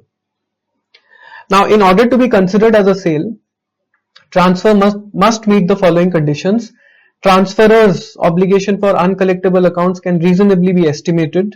The seller's obligation can reasonably be estimated. The transferor surrenders control of the future economic benefits of the receivable to the buyer. Transferor cannot be required to repurchase the receivables, but may be required to replace the receivables with other similar receivables. So if these are the conditions, it can be considered as a sale. Okay. So I'll just put an arrow here.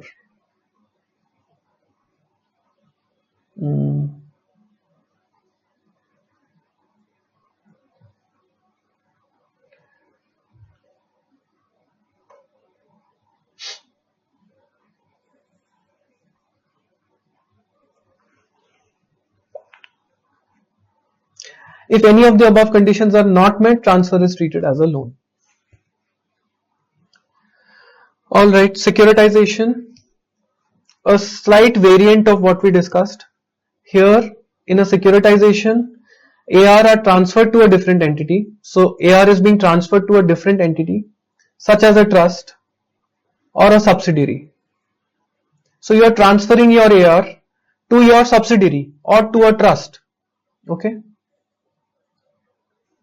The entity then, after transferring it to subsidiary, the entity then sells securities. So let's say sell securities as in issue bonds, for example. So they issue bonds, they sell securities. Okay, here in the US, the word issue, they don't generally use the word issue, they use the word sell. So basically they are issuing debentures, let's say, issuing securities, issuing bonds, issuing debentures, sell security that are collateralized by the AR. So now because we are issuing bonds, what does that basically mean? We are taking loan, right, from the public. So we are using this AR as a collateral to take that loan.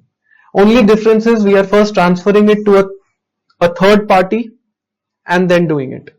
So we are transferring it to a trust and then we are issuing bonds and giving that AR as a security. So just that we don't have any control on that AR, it is now given to but see, subsidiary, you have control over your subsidiary. But here, basic idea is that it is not directly in our control. We have given it to someone else so that we cannot directly manipulate it, let's say. So we have given it to someone else. Now it will be used as a security for this bond. Investors receive cash as the AR are paid. So we will repay this loan, we will redeem the bonds as the AR keep paying. Notes receivable. Notes receivable are written promises to pay a debt. So first of all, they are written. I want to take you to the first page.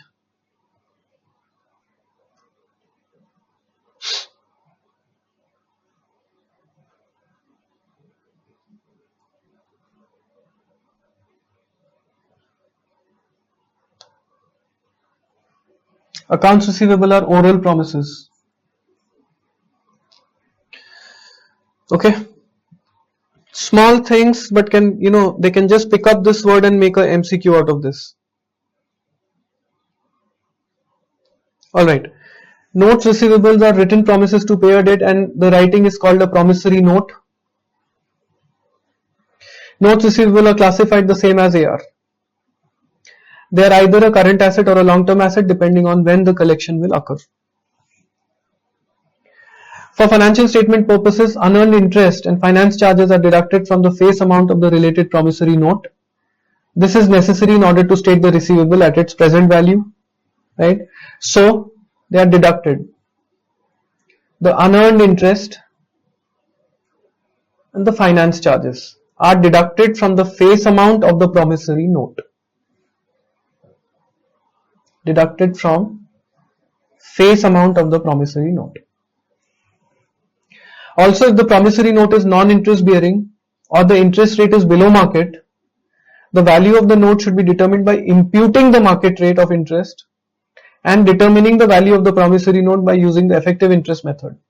Now don't worry about this para right now. There's a detailed topic on bonds where we'll discuss effective interest method and we'll discuss about how these are presented in the balance sheet. So don't worry too much about this right now. Only thing is, that in a promissory note, we will not show the face amount. From the face amount, we will deduct certain items to show in the balance sheet. Valuation and presentation, right? How will we present it? Face amount of the note minus the unearned interest minus the finance charges. They are deducted from the face amount, okay? If it's a non-interest bearing note, then how will we deduct interest? It's non-interest bearing. We will impute the market rate of interest. The value of the note should be determined by imputing the market rate of interest and then determining the value of the promissory note by using effective interest method. So we will do two things. If it's a non-interest bearing note,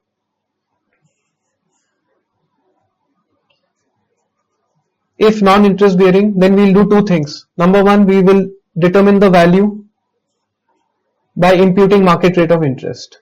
Okay.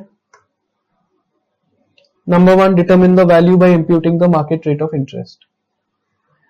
And number two, how will we calculate? By using the effective interest method.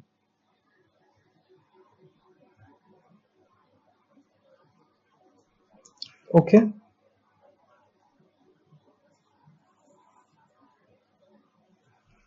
So this is what will we do and how will we do it. What we will do is we will impute the market rate of interest, and how? By using the effective interest method. So just leave it like this right now. We will cover it in probably the next weekend only or the following weekend. Detailed discussion on bonds. Interest bearing promissory note issued in arm's length transaction are presumed to be issued at the market rate of interest. Right? So if it is at an arm's length, then it is assumed to be at market rate of interest. Now, discounting note receivable. So I hope you understand the meaning of the word discounting. I will quickly touch upon it. Okay, you must have heard this word in 11th, 12th. In 11th, 12th, in 11th specifically, there is a separate chapter on bills of exchange, if you remember. So there we use this word very frequently, discounting. In very simple layman terms, what does it mean? You have sold goods to someone, that party is now your accounts receivable. They are supposed to pay you. Now, instead of paying you cash or instead of giving you a check, they give you a promissory note which says, I promise to pay you 3 months from now, 3 months from this date. So I promise to pay you. So it's a promissory note. Now, basically what have they done? They have taken 3 months time. Okay, they have taken 3 months time. Now you need the money right now. You can't wait for 3 months. So what can you do? You can take the note to a bank and get it discounted. Which means get it discounted meaning you will get the cash right now, and the bank will wait for 3 months, and at the end of 3 months bank will take the note to that guy and say that this is what you had promised, so now pay. So bank will recover the money from that party after 3 months. Okay. Discounted notes receivable arise when the holder endorses the note to a third party, which is the bank in my example, and receives a sum of cash. So you went to the bank with this note, gave the note to the bank, got the money. Bank will wait for 3 months and take it to the party, recover the money. Of course, bank will not pay you the full amount, because then what will the bank earn? Just like in the case of factor, bank will also keep its own margin. So if it's a $100,000 note, bank will probably give you 92,000 and 8,000 will be bank's income. Right? So discounted notes receivable arise when holder endorses the note to a third party and receives cash. Now when you discount the note, it could be with recourse, without recourse. Again, what is without recourse? The bank cannot come back to you. It's a final sale. Remember, without recourse is a final sale. Without recourse is a final sale. Sale is final. That means here also, if it is without recourse, bank cannot, if that party does not pay up, bank cannot come back to you. Bank has assumed the risk. Okay. And if it is with recourse, bank can come back to you. The amount received by the holder is determined by applying a discount rate to the maturity value. Very, very important line. You can put a star next to it. Okay. Very, very important line. Put a star next to it. I will use a different color also for this. The amount that you will receive from the bank, from this third party, in my example it is the bank, the amount that you will receive, okay, you are the holder, received by the holder, is determined. Let me highlight this whole line. Amount received by the holder is determined by applying a discount rate to the maturity value, of the note.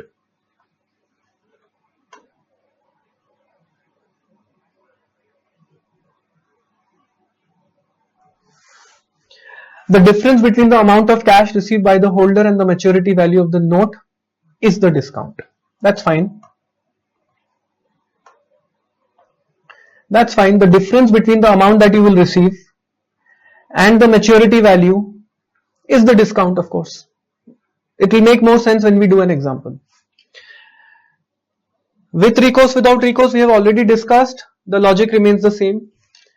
Let me do without recourse first. If the note is discounted without recourse, the holder assumes no further liability. Okay. Notes receivable that have been discounted without recourse have essentially been sold outright. So it's a sale. It's a final sale, sold outright, and should therefore be removed from the balance sheet. Now that note receivable should not appear in your balance sheet. Naturally, because you have sold it. Okay. With recourse, if the note is discounted with recourse, holder remains contingently liable for the ultimate payment of the note when it becomes due.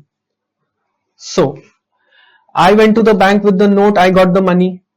The bank is now holding that note. Bank will wait for 3 months. At the end of 3 months, it will go to that party. If the party declines to pay, bank will come back to me, which means basically it will take out money from my account and just inform me that, you know, your party has declined. We have reversed the amount. Whatever we had paid you, we have reversed it. We have taken out money from your account. Okay, either that or they will ask us to replace, give us another. Generally, they will take out the money from the account. Notes receivable that have been discounted with recourse are reported on the balance sheet with a corresponding contra account, note receivable discounted, indicating that they have been discounted to a third party. Alternatively, the note receivable may be removed from the balance sheet and contingent liability disclosed in the notes. So, there are two things here. Number one, let's understand this. I had a note in my books. Okay, so I had done, let me write it here. So I'm doing it right from the beginning. I had sold goods to A. So I did debit A, credit sales.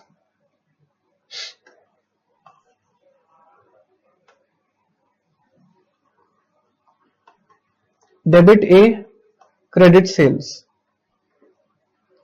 Then this guy paid me a note. So I will do debit note receivable, credit A. Correct? Now I went to the bank, got it discounted. I will do debit bank. I got money.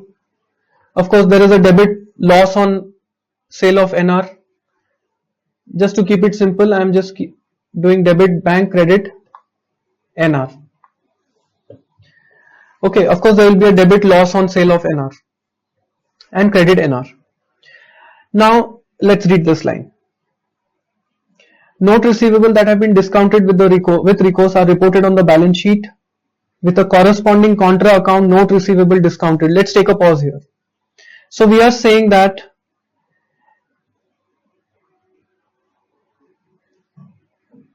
corresponding contra account, note receivable discounted. Note receivable that have been discounted are reported on the balance sheet. That have been discounted are still reported on the balance sheet. That means I am not doing debit bank credit NR. I am doing debit bank credit NR discounted. So my note receivable also stays in the balance sheet. I have not knocked it off. It stays in my balance sheet. But a new account, a contra account gets created by the name of NR discounted. Okay. So if you imagine the balance sheet, I had NR, but now I have also got the money. So for the same item, my NR was $100. I gave it to someone and he gave me 100. For the sake of simplicity, I am using 100. That guy gave me 100. So now for the same asset, I have 200 showing on my balance sheet. So just to contra that, I am showing NR discounted over here, $100. Which means my NR still remains in the books. I have done debit bank, my bank has increased. And I have done credit NR discounted, my NR discounted has increased. Alright. Now, bank will wait for 3 months, go to that party. If that party pays up, no problem, bank will not come back to us. Everything sorted. Then what we will do is, we will debit NR discounted and close that account. And credit NR and close NR also. So, I will wait for 3 months, and once I know that that party has paid the bank, I will remove this from the books. Money I had already received, so no problem. So to remove this from the books, I'll debit NR discounted. To remove NR from the books, I'll credit NR. Is that clear? Now, I'm erasing, I need space to write the next one. You don't worry, see all this writings, you get it in the recordings. So you will get it in the recordings anyways, whatever I have written here. Okay.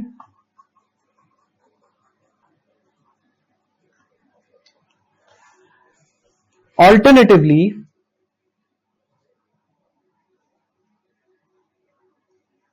the note receivable may be removed from the balance sheet. That means debit bank, credit NR. It can be removed from the balance sheet, but in that case, we'll have to give a contingent liability note explaining this situation. Alright, so there are two methods or two ways to account for it.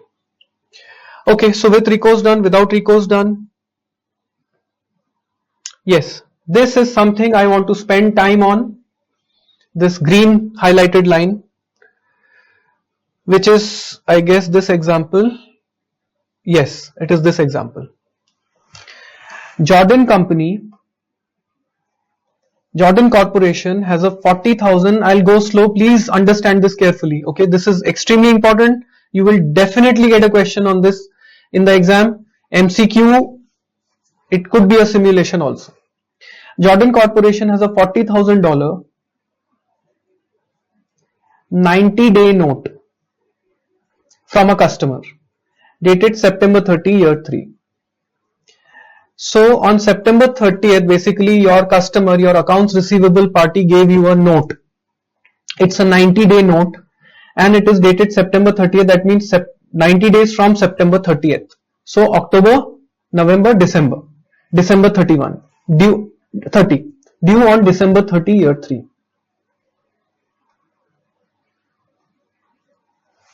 And bearing interest at 12%. Okay, so it is not a non-interest bearing, it is interest bearing. On October 30, after 1 month of receiving this note, you waited for 1 month, then on October 30, year 3, 30 days after the issue, Jordan Corporation takes the note to its bank, which is willing to discount it at 15%. Right? And obviously this bank will discount it at higher than 12%. Obviously that is the bank's margin. Otherwise what will the bank earn? Correct? So they will discount it at 15%. Okay. The note was paid by Jordan's customer at maturity on December 30, which is 60 days later from this date. Okay. From October 30, another 60 days later, the customer paid. Total 90 days. The customer paid. If the question is clear, I will go to the solution now. Okay, you got a note which has a 12% interest. You got it on September 30. On October 30, you went to the bank, got it discounted. Bank discounted it at 15%. All right. Now we are talking about a period of 90 days. You waited for 30 days. So this is September 30. You waited for 30 days. Then on October 30, you went to the bank. And finally, the bank went to the customer on December 30 and got the money. Now this is a period of 30 days. This is a period of 60 days. Total is 90 days. Clear? Before I go to the solution, I want to go to this line one more time. The amount received by the holder. So we are going to determine how much is the bank going to pay us on October 30. What is this?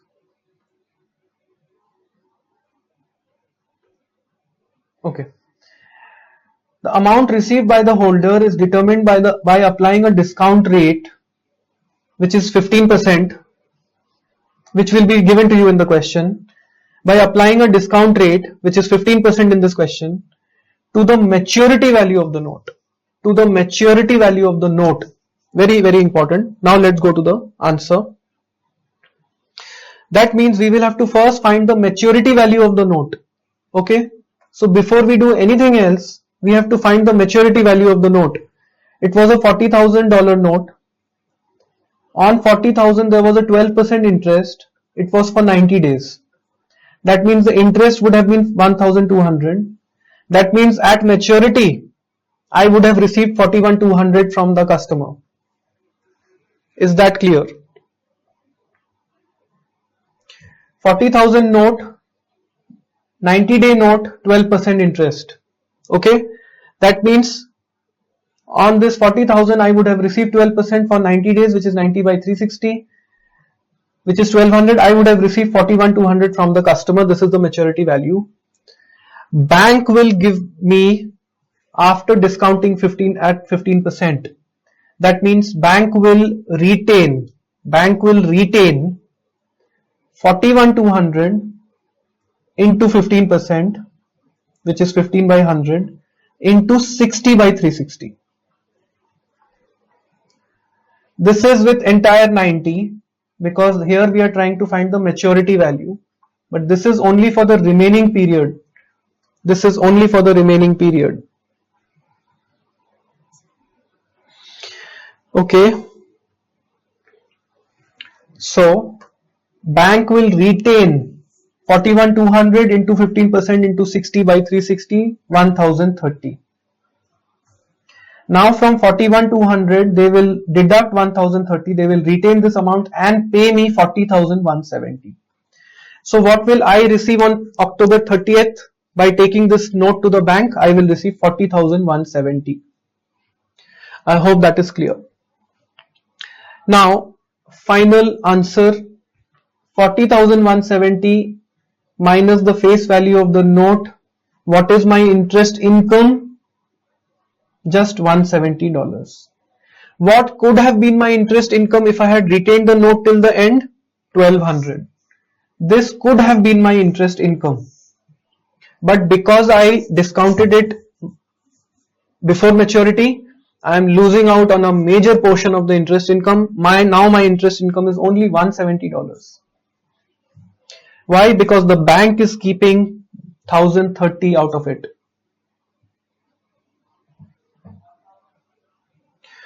Is that clear? Bank is keeping 1,030 out of it. Naturally, otherwise what will the bank earn? Okay. Dishonored discount receivable. Dishonored discounted note receivable. There is a typo error in this para. So you may ignore it right now, but I will still explain the logic. Dishonored discounted NR. Bank waited, went to the party declined to pay. It's dishonored.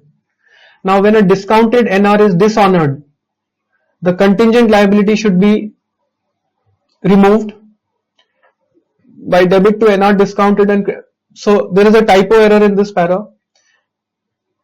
NR dishonored should be recorded to the estimated recoverable amount of the note.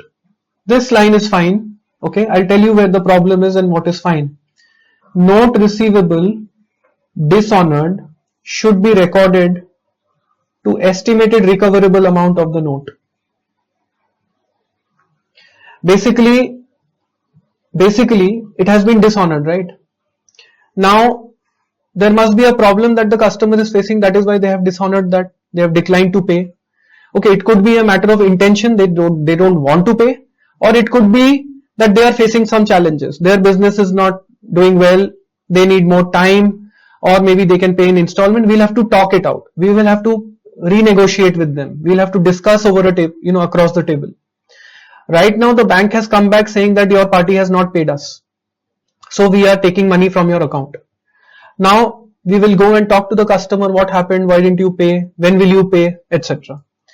So we will have to bring it down to the value which we really think he is going to pay. Note receivable dishonored should be recorded to the estimated recoverable amount. So if it was a $100,000 note and now after discussing we feel that no, we are not going to recover more than 70,000, then we will bring it down to 70,000. Okay, it should be recorded to estimated recoverable amount. A loss is recognized, therefore a loss will have to be recognized. So this part is fine.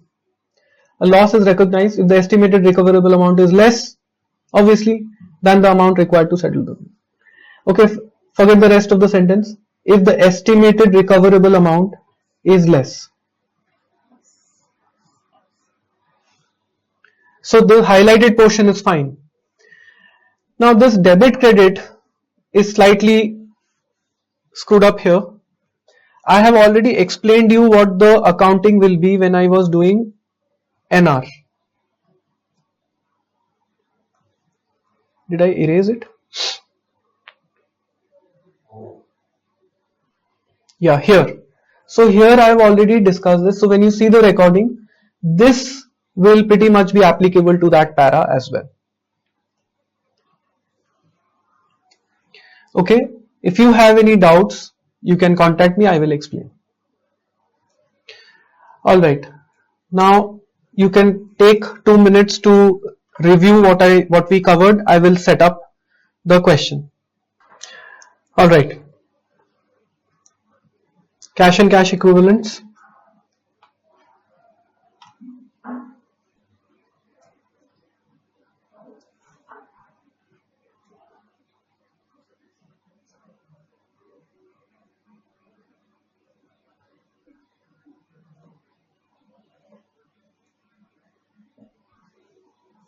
Pretty easy actually. And here the question has already mentioned that Cook's policy is to treat as cash equivalents all highly liquid investments with a maturity of 3 months or less when purchased. They've already told you.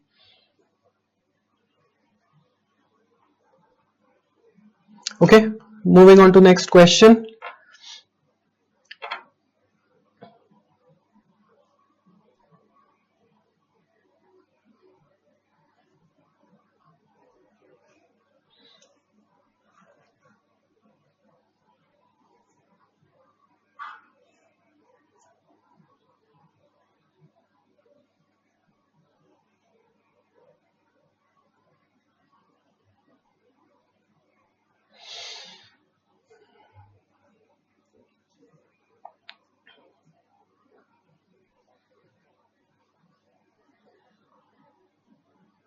Next.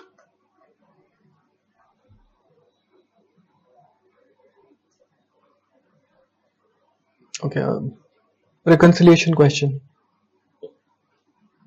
You have to find the true balance.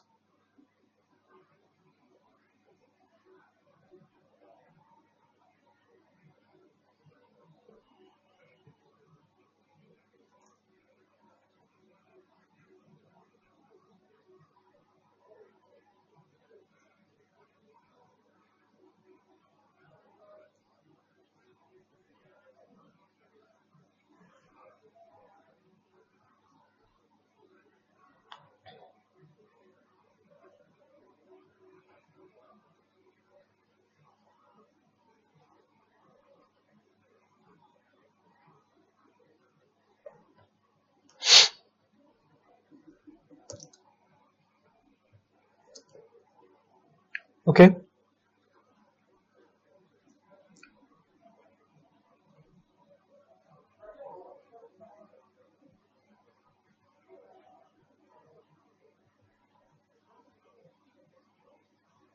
All right. Next.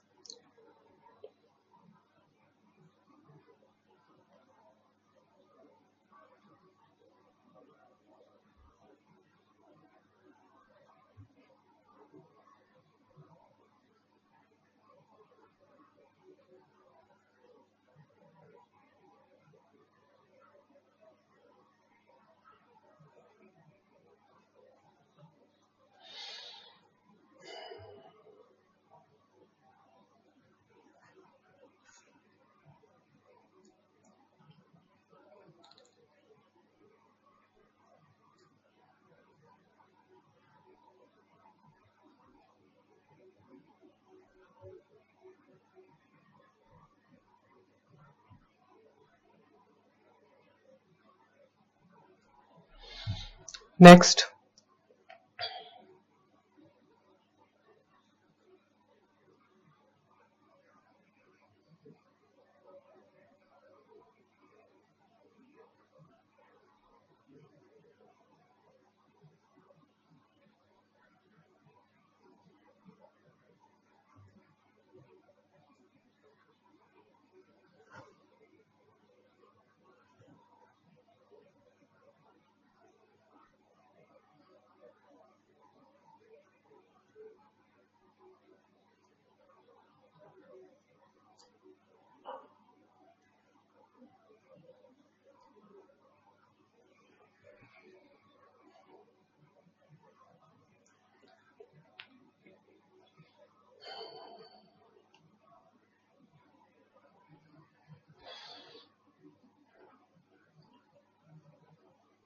Next.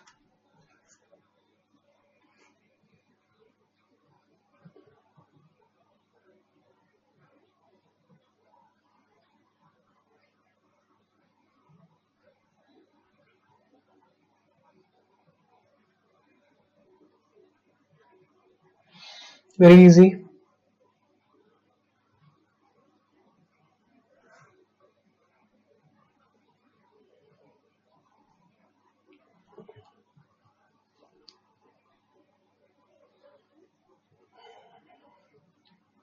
Next.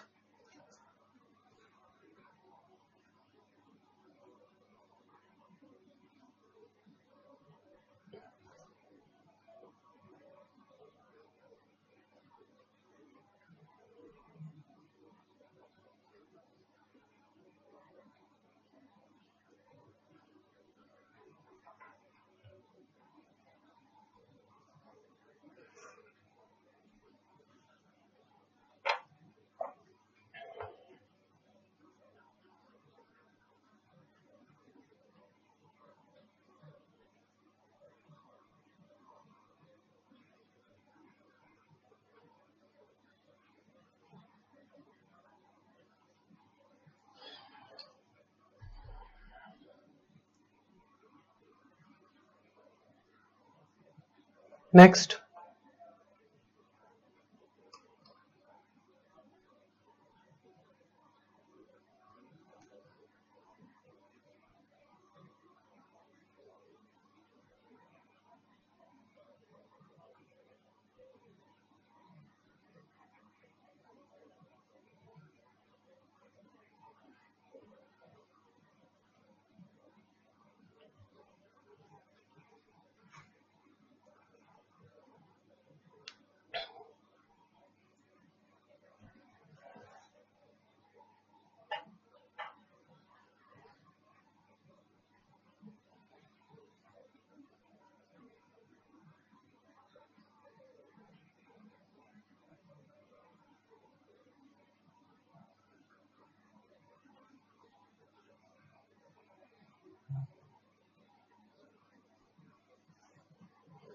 Okay.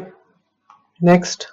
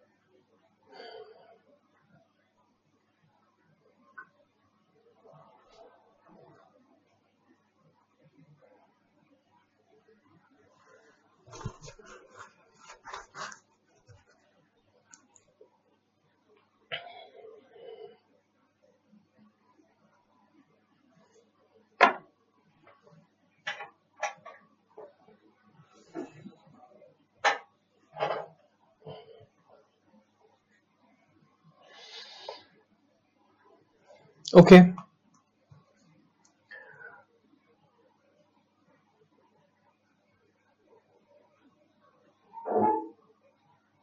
What is the amount of cash disbursements per books in April?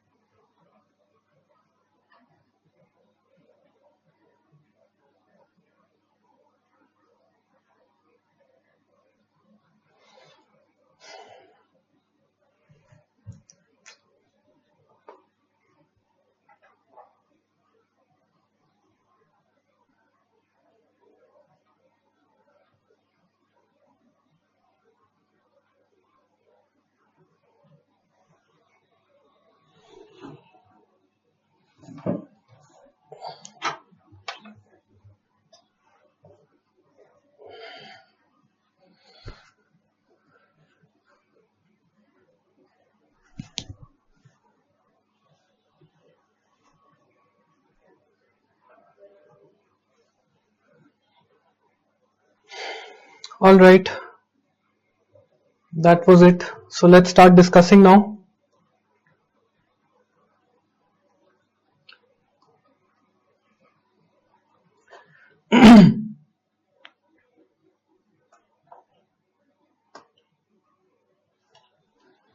What amount should Cook report as cash and cash equivalents in its December 31 year 2 balance sheet? And this is December 31 year 2 only. So cash in checking, cash in money market, US Treasury December 31 year 2 purchased, maturing February 28 year 3. So whole of December, whole of January, 28 days of February. Okay, so whole of December, whole of January, 28 days of February.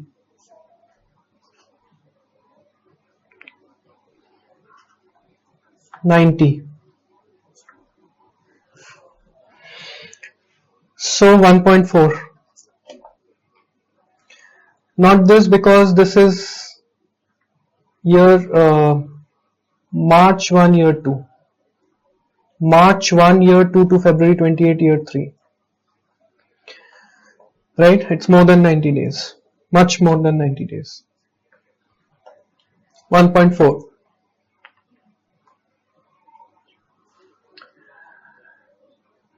What amount should Inch report as cash and cash in December 31 year 1? Cash in checking, money market, December 1 year 1, maturing February 28 year 2. So again, December 1, January, February. Of course, December you have purchased it on 1, so 30. But anyways, it is still 90.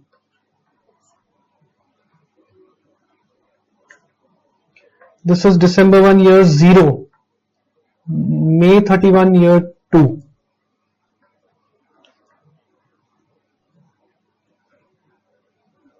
310. Okay.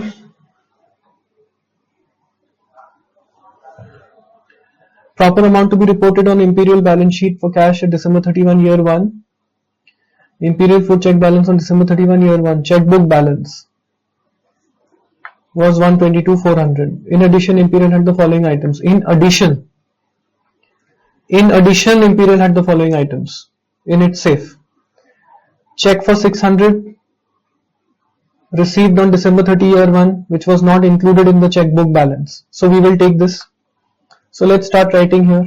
122,400 plus 600. Non-sufficient funds from star in the amount of 800 that had been deposited in the bank but was refunded for lack of sufficient funds on December 29. Check was to be redeposited on Jan 3. Original deposit has been included in December 31. So because it has returned and we have not yet redeposited it, so minus.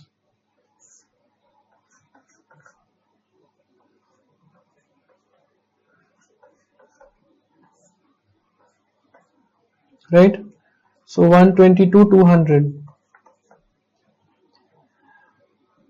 Coin and currency, of course, we will add.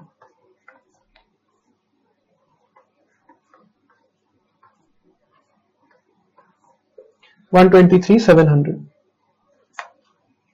Right? So this we will add. This we will consider, but this is a minus. Okay.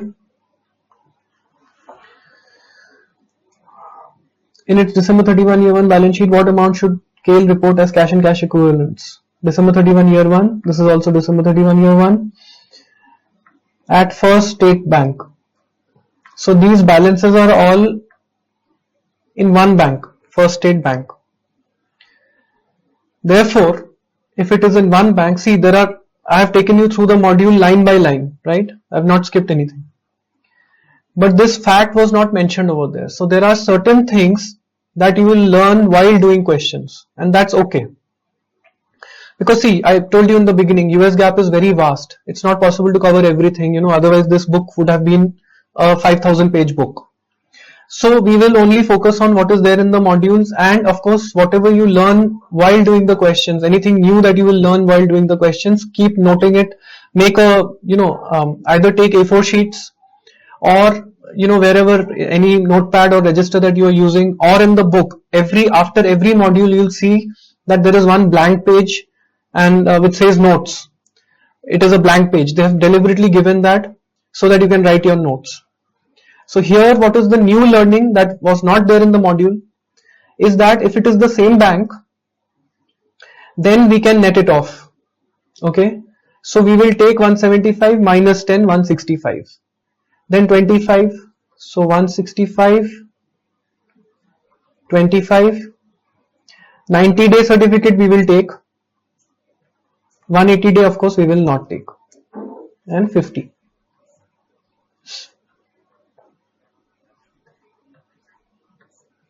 $240 is the answer. So the learning is that we can net it off because it is the same bank.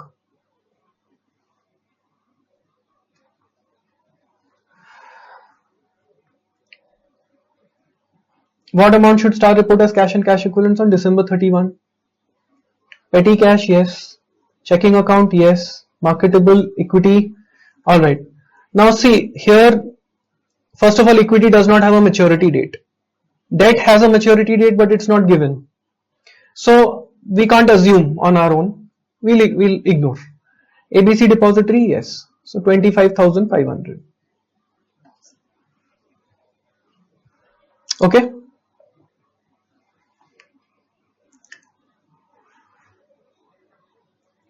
On course, December 31 balance sheet, cash and cash equivalent is. Now, are you noticing that in every question, I'm first reading what is the requirement, then starting to read the question. Then I'm going to the beginning of the question. So this will save time in the exam. Okay, because you will know what to focus on and which information is a distractor. It is unnecessary information, and which information is pertinent to the question. It will help you in channelizing your thoughts. Okay. So so they want the cash and cash equivalent. Bank draft in the amount of 9,000 from a German customer, yes. 6 month, no. 1 year, obviously no. So answer is 9,000. Very, very simple.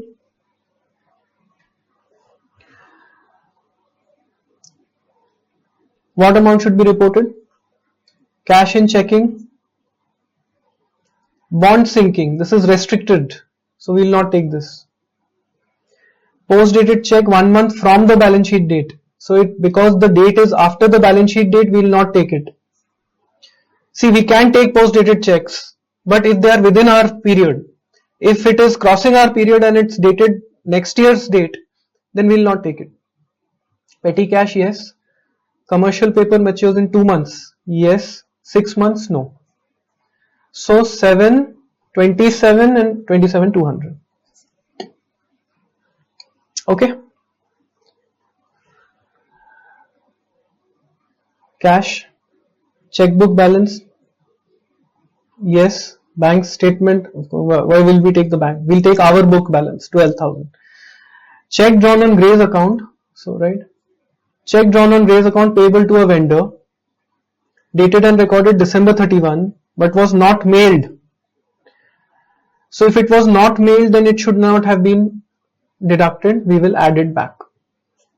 So 12 and 18, 13,800. Right? See, this is a checkbook balance. That means this balance includes this entry. Includes as in we have deducted it. Because we have paid to somebody. We have paid this, we were supposed to, we have not mailed it. We were supposed to pay this. So while writing the check, we wrote the check in the name of the vendor and we made the entry, but we did not mail it. We forgot to mail it, or for whatever reason, we have not mailed it by December 31. So we will add it back, right? How should companies report? How should the company report the above bank account balances in the balance sheet? December 31. Now see, here there are two separate banks, California Bank and Sedona Bank. So we cannot net it off between the banks. Within the bank, yes, we can net it off. So 500 savings, 300 operating, 800. 800 minus 4, 400. 450, 450. So 450, and this, because it's a negative balance, we cannot net it off, we'll show it as a liability. So answer should be 450 cash, liability 375. Okay, so negative balance is a liability. Okay, you have overdrawn the account. Okay, next.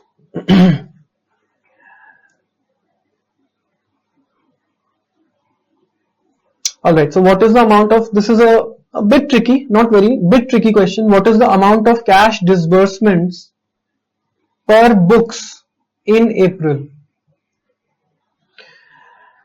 Okay, we have March 31 data and we have for the month of April from the bank statement, but we want per books. Now see, as per books in the month of April, whatever disbursement bank is showing, if we take that as the base, then we'll have to do a couple of adjustments.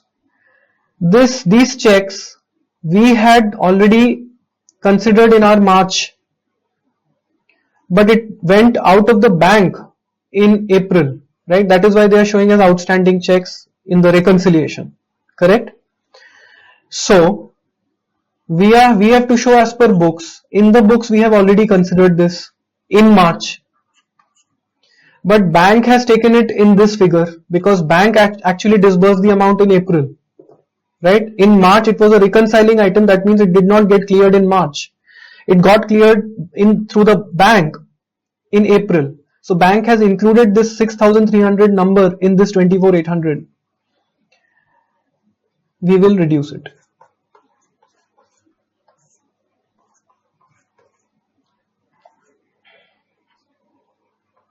Okay, 18,500.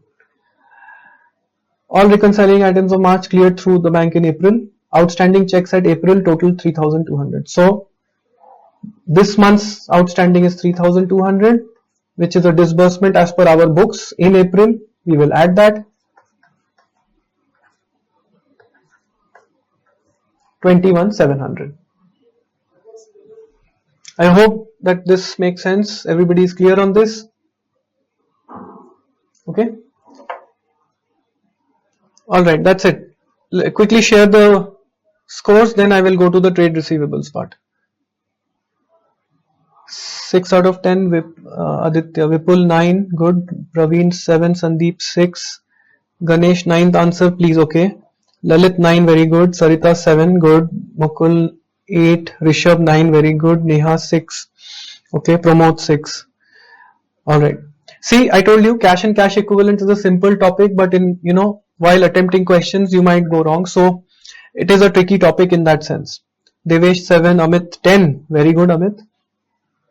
Last question, I'll repeat. 9th, you want the answer. 4th answer, okay. Acha, Sandeep has given the 4th answer. Alright, thank you guys.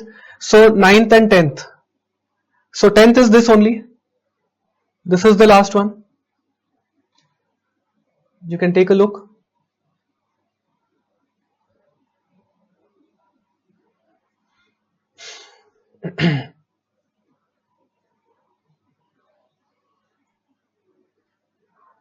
Okay. Now, is that clear? Quickly in the chat box, please. Is it clear? Whoever was asking for the 10th question.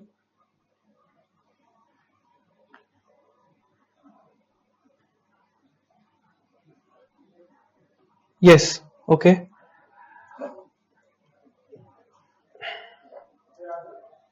This is 9th. So in 9th, basically there are two separate banks. This is the bank is California Bank. This is Sedona Bank.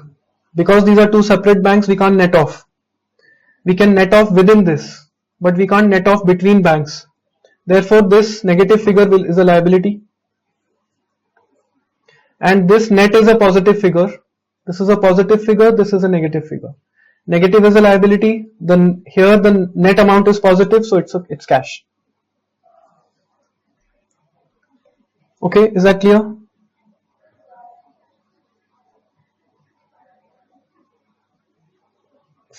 Okay, 6th one.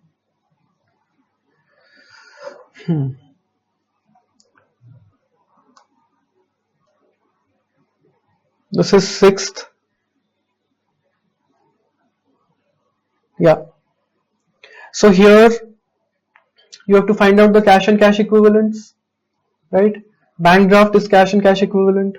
This is 6 months, more than 90 days, therefore not. 1 year, more than 90 days, therefore not. Answer is only 9,000. Okay. Fourth,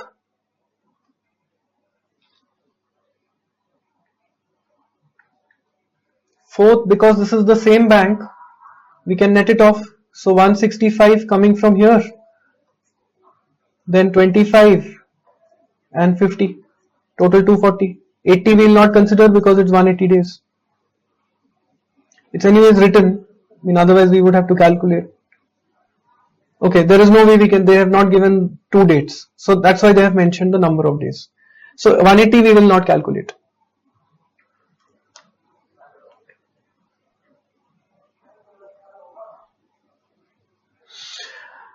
Okay, let's move to trade receivables.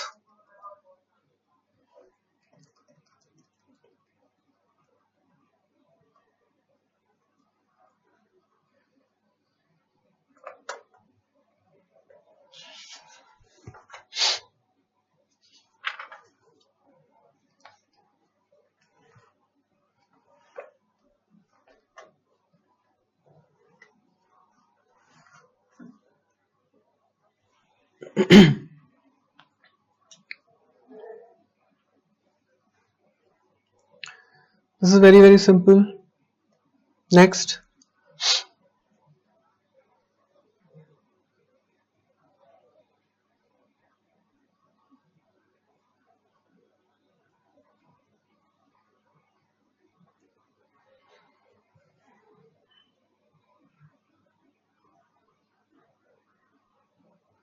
This is also very simple.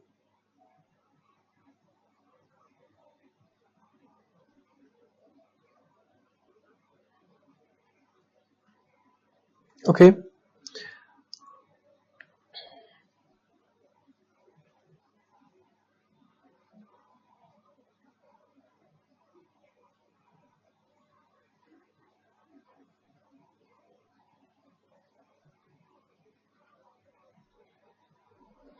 Very simple again.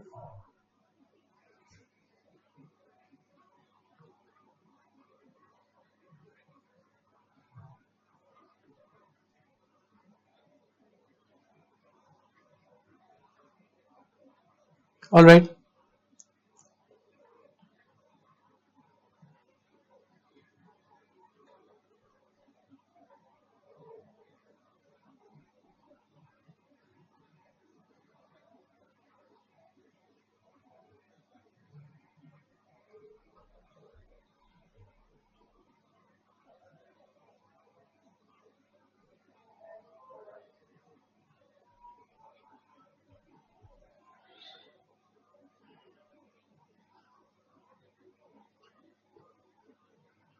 Okay, next.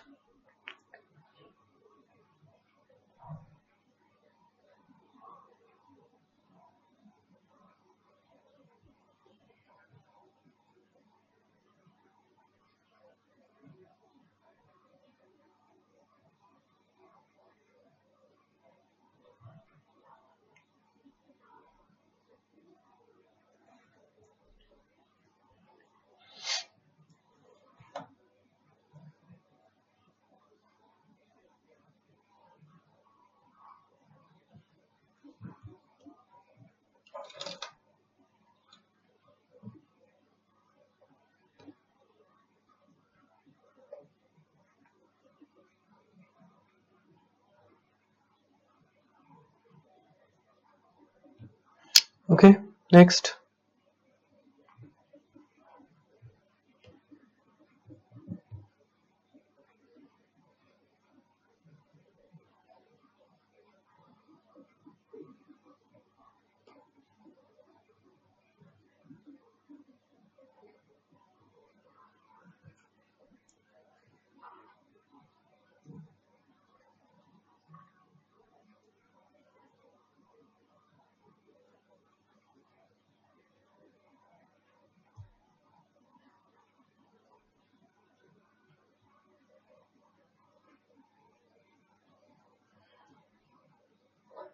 Next.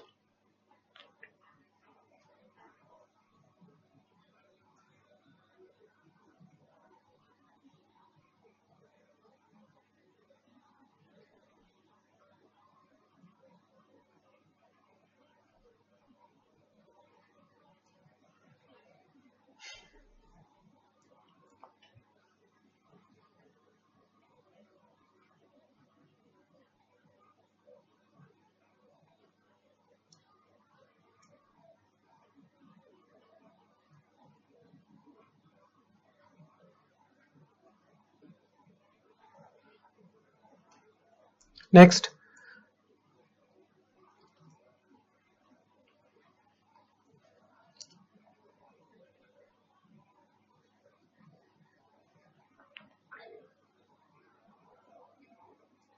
For this you can use base formula or T account, whatever you're comfortable with.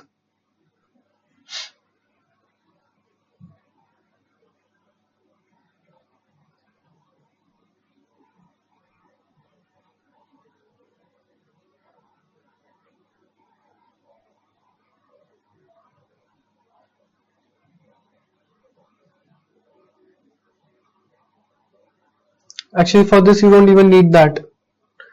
For this question you don't need base formula or T account also.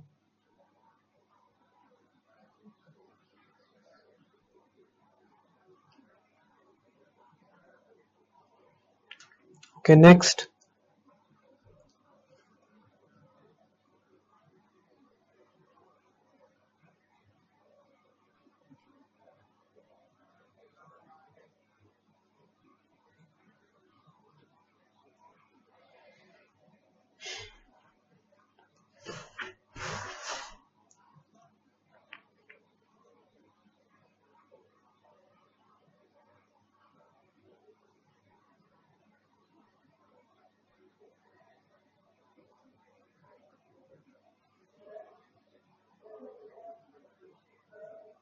Next.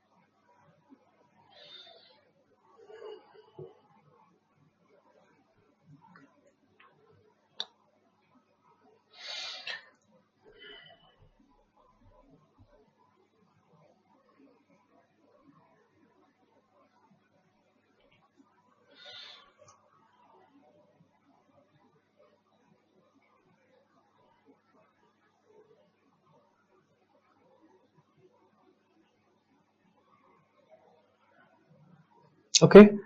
Alright, let's start discussing.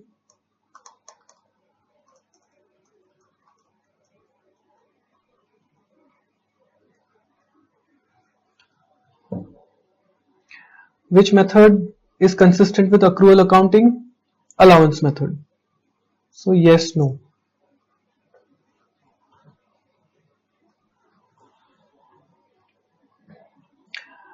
Factored its receivables without recourse with Ross. So GAR factored with Ross. GAR received cash. Okay. Now see, it's without recourse. Can't be loan. It's a sale. Sale of GAR to Ross with risk of uncollectible transferred to Ross. Yes, because it is without recourse. The risk has been transferred. Okay. Method of estimating uncollectible that emphasizes asset valuation rather than income measurement. Now see, this is credit sale. Sale is an income measurement concept. Gross sale is income measurement. Direct write-off is not gap. So aging is the answer. After being held for 40 days or 120 day, 12% interest bearing note receivable was discounted at a bank at 15%. Proceeds equal how much? So first of all, proceeds is maturity value minus something, right? So it can't be face value, it can't be face value. Now maturity value minus 15%, right? Not 12.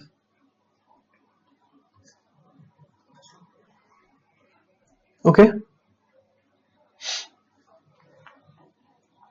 Under allowance, entry to write off an uncollectible has what effect? Now under allowance method, entry to write off. So what is the entry to write off? Debit allowance, credit AR. Correct? This is the write off entry. Now, does it have any effect on income? No, we are not even touching any income statement account. Therefore, decreases net income is wrong. Has no effect on allowance. No, it does have an effect on allowance. Increases allowance. No, it decreases allowance. Write-off decreases allowance. Has no effect on income. Correct. Okay. Wrote off a customer's accounts receivable during the year. Hauser used the allowance method. Okay. What impact would the write-off have? So they wrote off during the year. What effect would the write-off have on net income and total assets? Net income, we just saw it has no effect, right? So therefore this can't be the answer, this can't be the answer. Net income, no effect. Now what about total assets? When we are writing off, what are we doing? Debit allowance, credit AR. This is the allowance method, right? Yeah. Credit AR. That means net effect is no effect. Answer is C. Is everyone clear on this?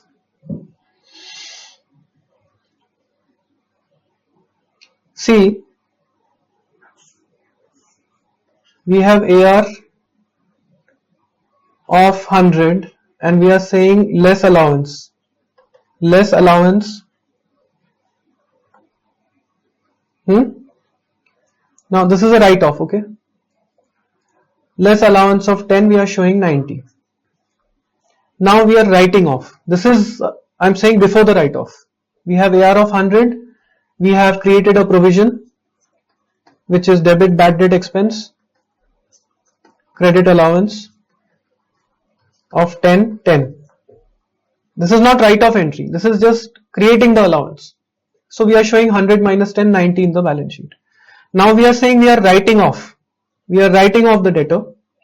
So debit allowance, credit AR, 10, 10. Now in the new balance sheet after this entry, my AR has reduced by 10. So it is not 100 anymore, it is 90. And allowance has got knocked off. That means less allowance is 0. It is still 90. So no effect. Okay.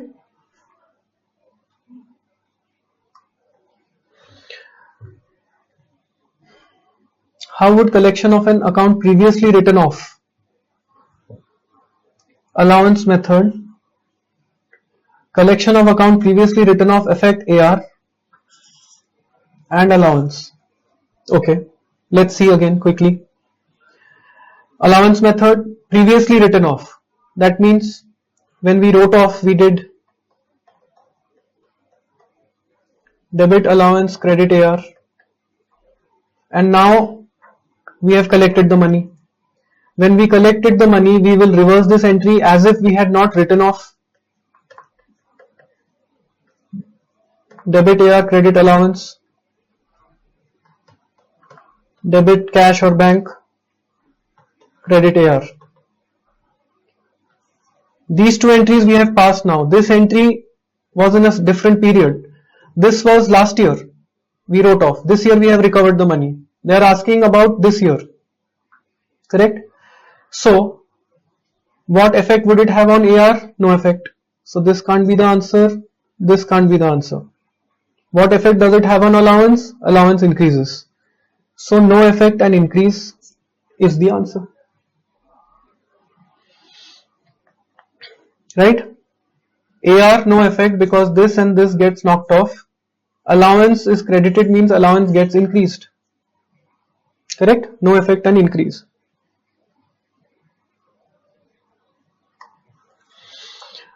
December 31 year 1 GASP company's allowance for uncollectible accounts under credit balance of 30. December 31 year 1 allowance account had a credit balance of 30. During year 2 GASP wrote of uncollectible of 45. At December 31 year 2 an aging of AR indicated 50 at December 31 year 2 may be uncollectible. So they use the aging method and as per that 50,000 is uncollectible as per their estimate. What amount of allowance for uncollectible should GASP report in its December 31 year 2 balance sheet? What amount of allowance should they report? Naturally, if their estimate is 50, they should report 50. So here it is simple. You don't have to do any calculation. Their estimate is 50, therefore they must report 50. Had the question asked how much adjustment is required, then we would have to do some calculation. But here, this question is asking what amount of allowance for uncollectible account should they report? 50. Following sales and AR, 3% of AR to determine its allowance for uncollectible. So 3% of AR. By what amount should MAR adjust allowance? Okay, now here they are asking for by what amount you have to adjust.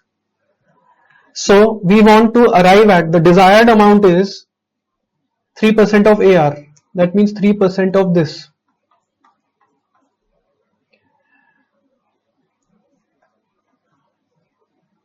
$90,000, and we right now have 50,000 in the books.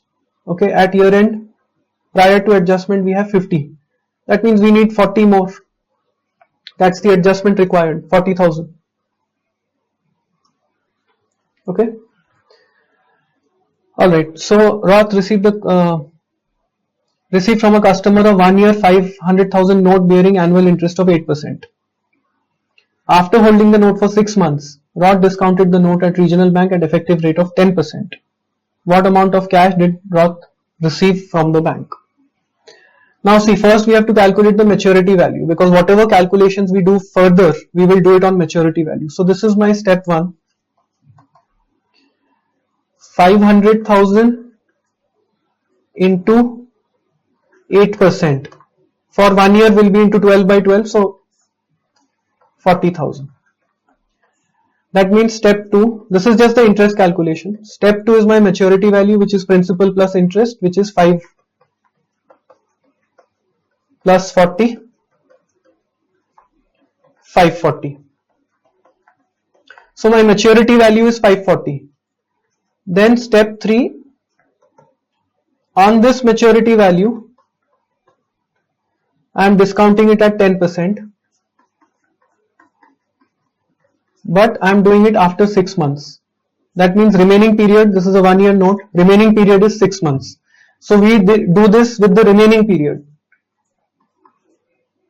That means 54,000 divided by 2, which is 27,000.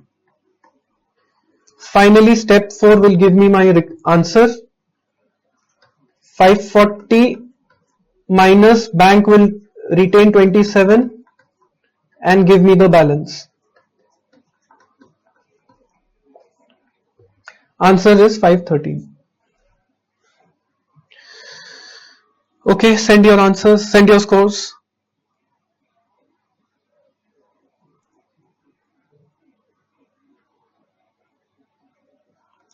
Nine 88766. Amit 9.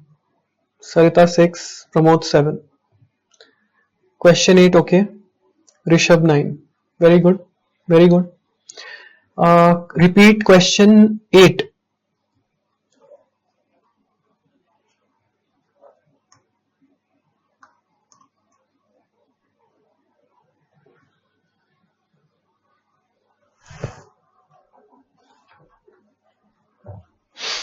Yeah. Here in this question they are asking you what amount of allowance for uncollectible accounts should GASP report in December 31 year 2 balance sheet. That means in the balance sheet AR less allowance. What should be this number? This number should be 50,000 because as per aging which they follow, they have estimated that 50,000 is maybe uncollectible. Therefore, this should be 50,000. Answer is simple 50,000. Okay. All right. All right. Any other observation? Otherwise, I will proceed.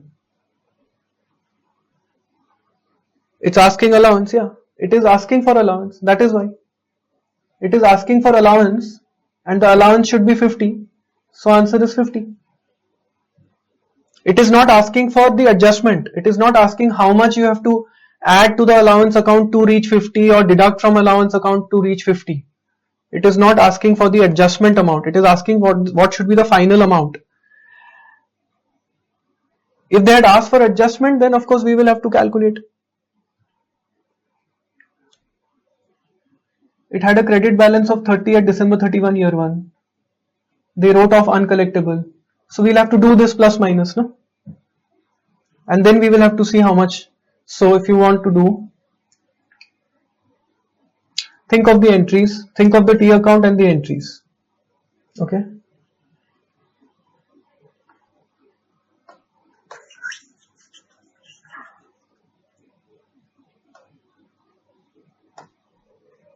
December 31 they had a balance of 30,000.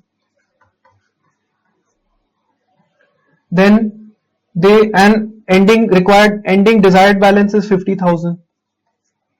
Right? And they wrote off 45. When you write off in the allowance method, what entry do you pass?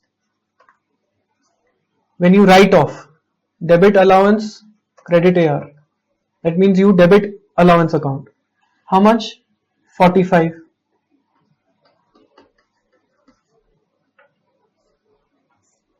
So answer would have been 95 minus 30, 65,000.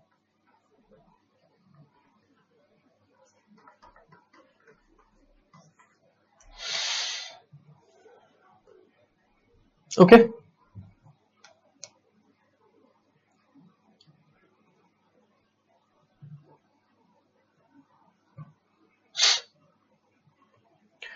All right. Okay, let's proceed now.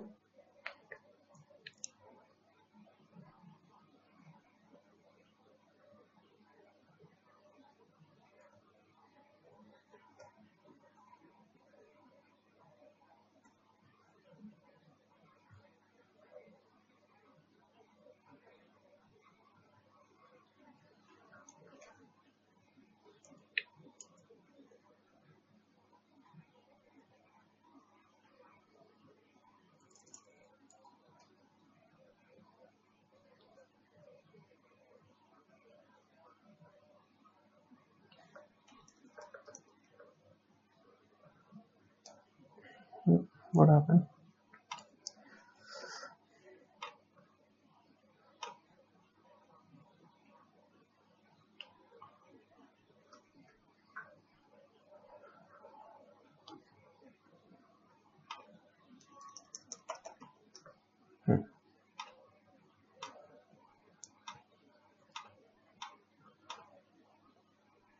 Inventory,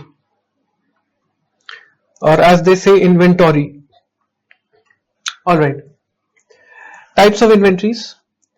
Inventories of goods must be periodically counted, valued and recorded in the books of accounts of a business. In general, there are 4 types of inventories, which are assets that are held for resale.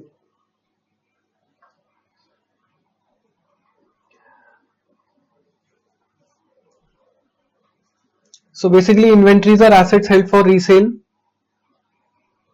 right? 4 types of inventories: retail, raw material, WIP, finished goods.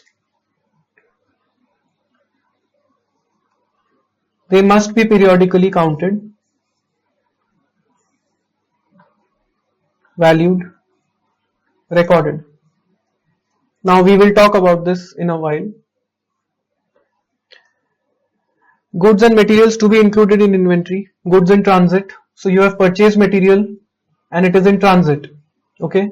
You have ordered it from Minnesota and you are located in Florida. It is in transit.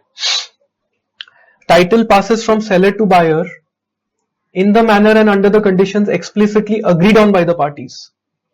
So if it has been agreed, so look at these terms: FOB shipping point, FOB destination. So let me explain. FOB shipping point, that means if it is coming from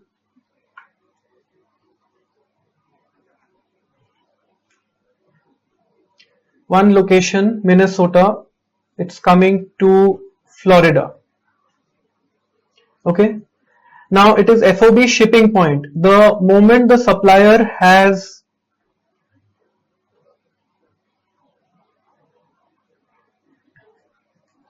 delivered the goods to the carrier, okay, if it is coming by a truck or it is coming by a cargo flight, the moment it has delivered to the carrier,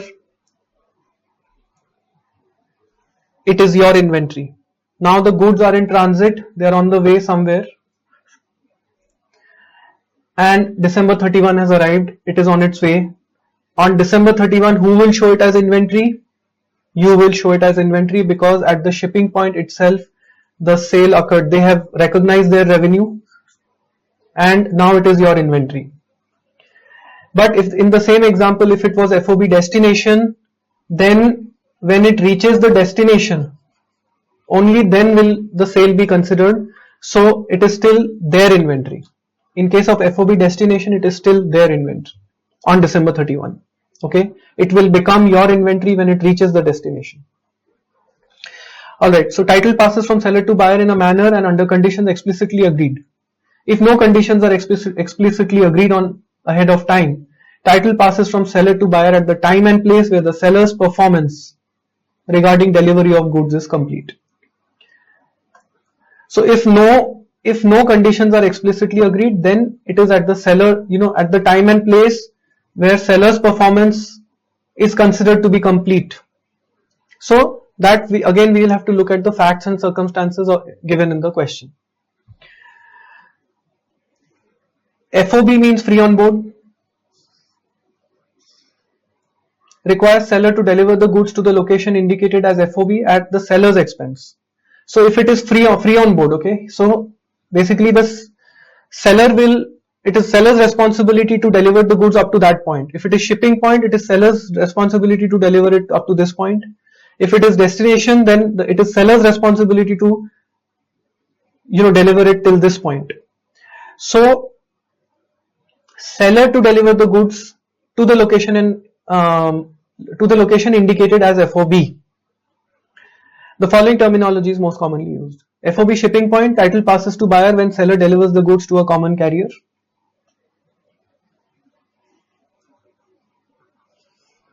Okay, when seller delivers. So then title passes. Goods shipped in this manner should be included in the buyer's inventory upon shipment.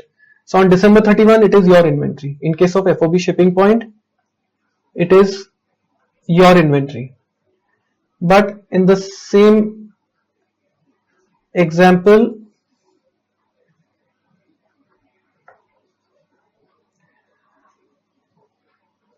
goods are in transit, it is their inventory. With FOB shipping, FOB destination, title passes to the buyer when the buyer receives the goods from the common carrier. That means on December 31, this inventory is still the seller's inventory.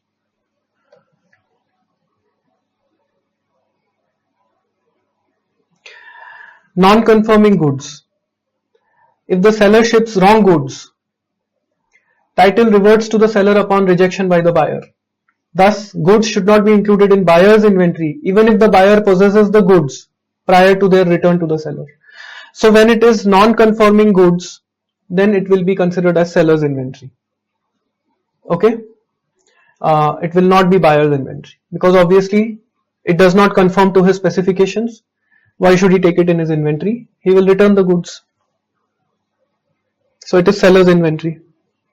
Consignment we have already spoken about while doing revenue recognition. In consignment, whose inventory is it? The consignors, not the consignee. In a consignment, the seller, the consigner, delivers goods to an agent to hold and sell on consignor's behalf. The consigner should include the consigned goods in its inventory.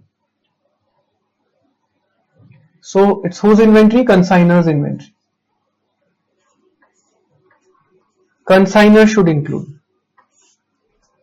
Okay, here I have not marked it. Should not be included in buyer's inventory. Okay, here I have marked seller, here it is buyer. FOB destination, title, when this.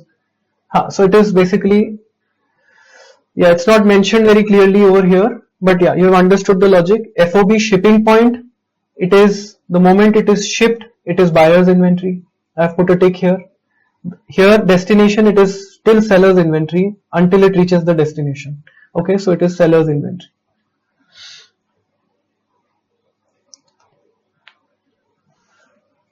If all of the conditions in 2.3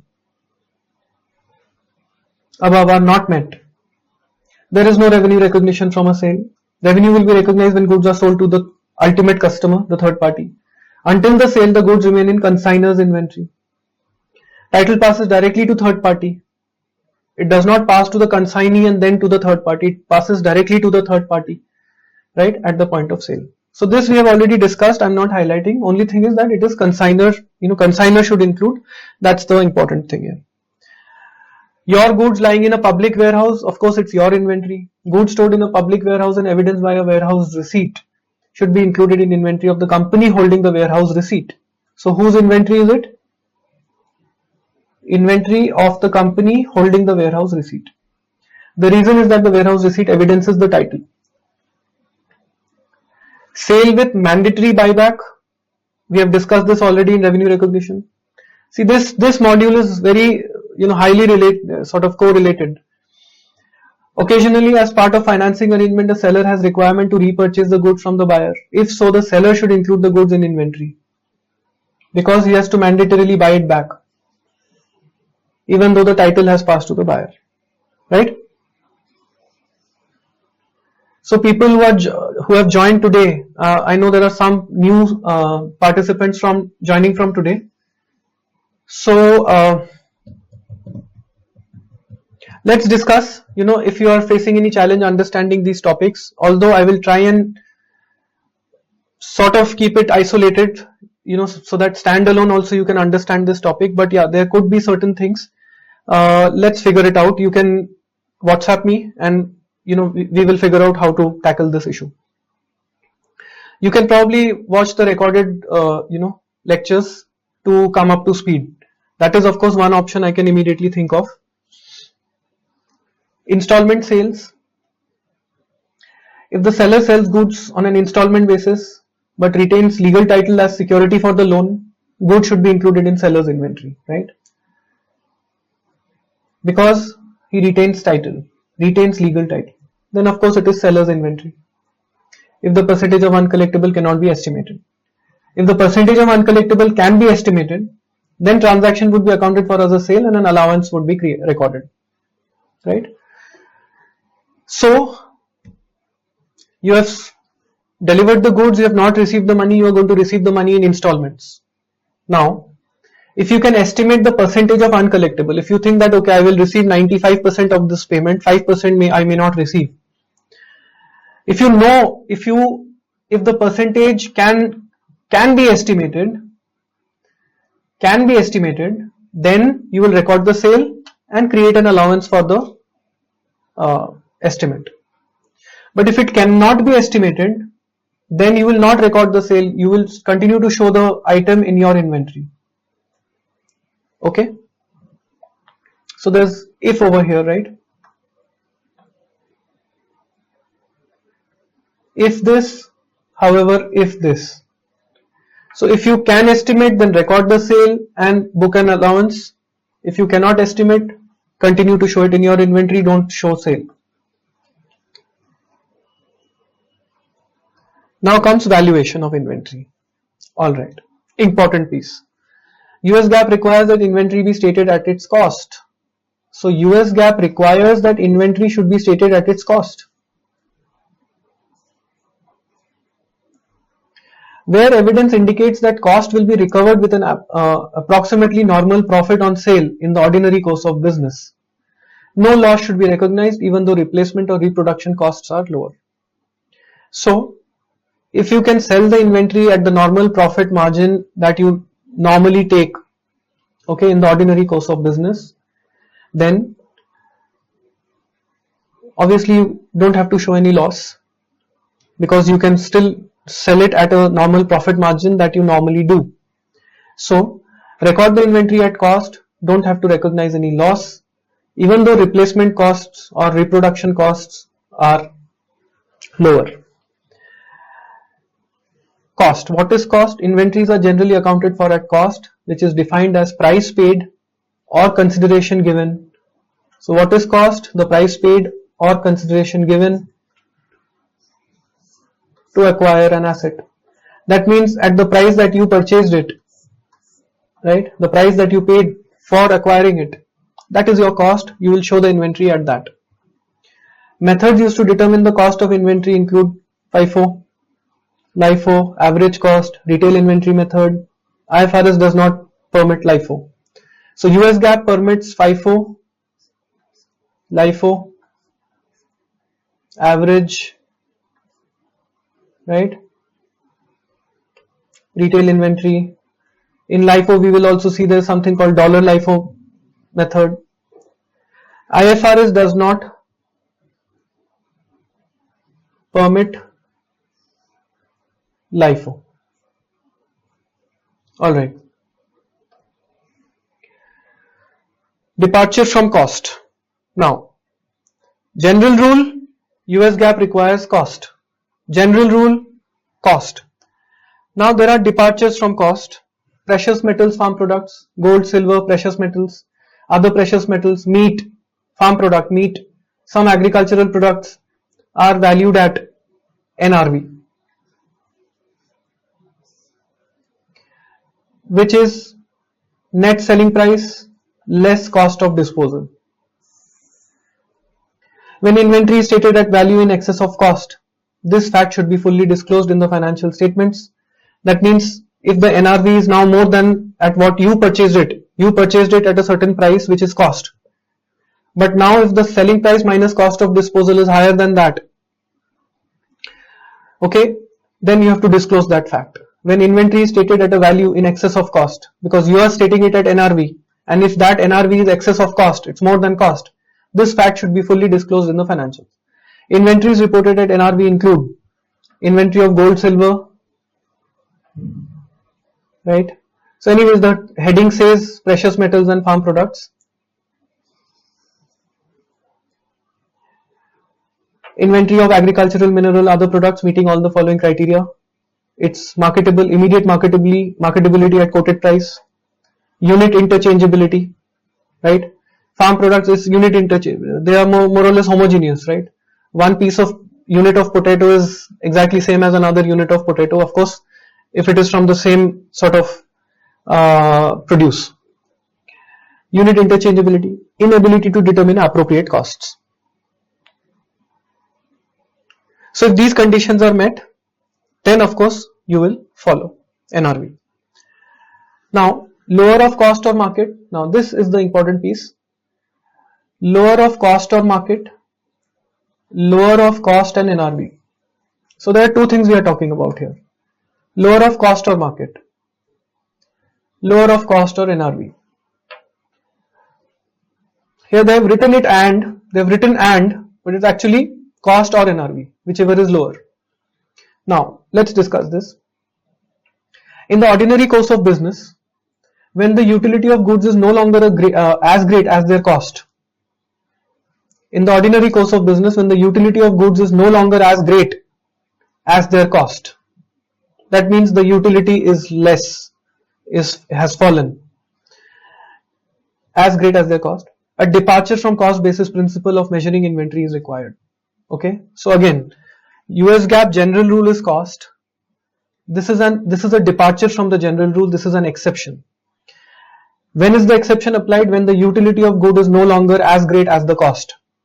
Then we will do either cost or market or cost or NRV. Now when will we follow first and when will we follow second, that we will see.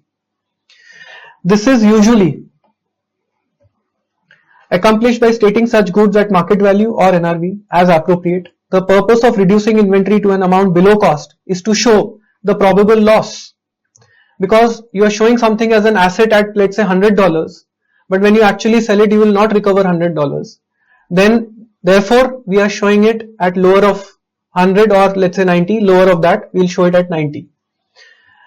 So and the $10 we will show it as a loss.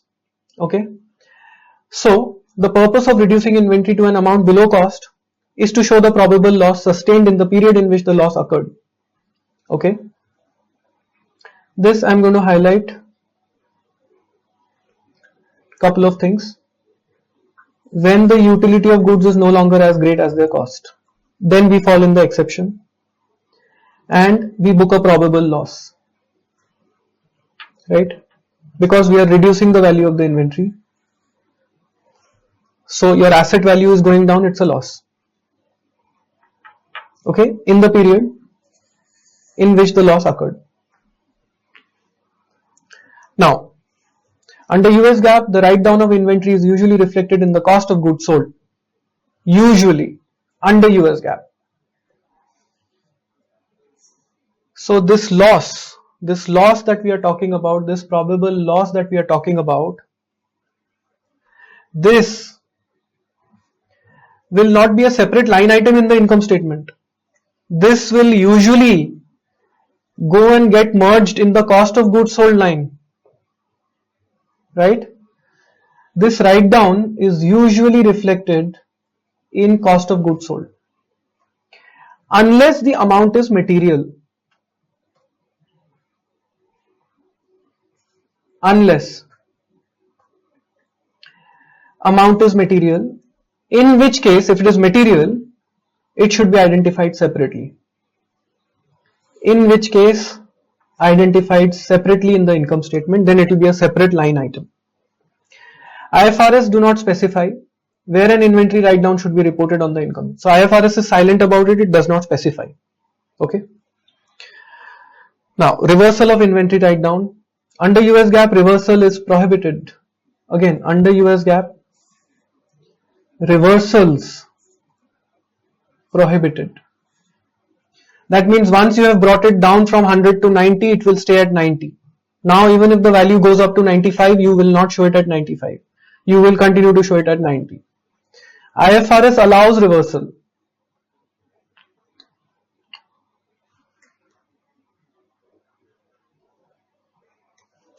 Okay.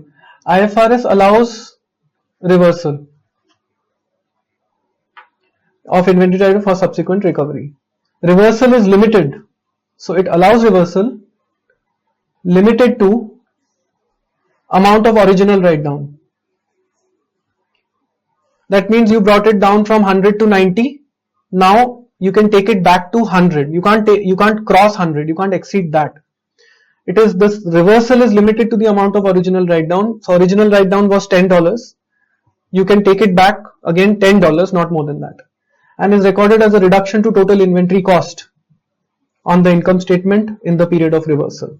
So this reversal is recorded as a reduction of cost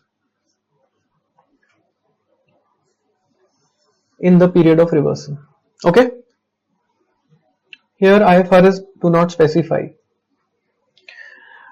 All right.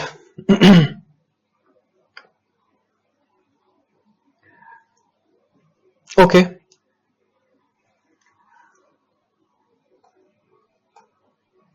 The lower of cost or market and lower of cost and NRV rules will not apply when subsequent sale price of an end product is not affected by its market value or company has a firm sale price contract, right? So obviously if it has a firm sale price contract, then the sale price is locked. So if the sale price is locked, then the fluctuation in market value will not affect the entity. In that case, we will not apply this lower of cost or market, lower of cost or NRV. And yeah, so basically both the points mean point towards that the subsequent sale price is not affected by the market value, then also, and if it has a firm sale price contract, then also we will not apply, right? This exception will not apply. Now, when do we use lower of cost and market and when do we use lower of cost and NRV? Under US GAAP, lower of cost and NRV method is used for all inventory that is not costed using LIFO. Okay, so if you are not using LIFO, not costed using LIFO, then you will do lower of cost and NRV. Okay, just 1 second, let's go down. Lower of cost or market method is used when inventory is costed using LIFO or retail inventory. So when inventory is basically when we use LIFO or when we use retail inventory method, then we will do lower of cost or market. And if we are not using LIFO or retail inventory method,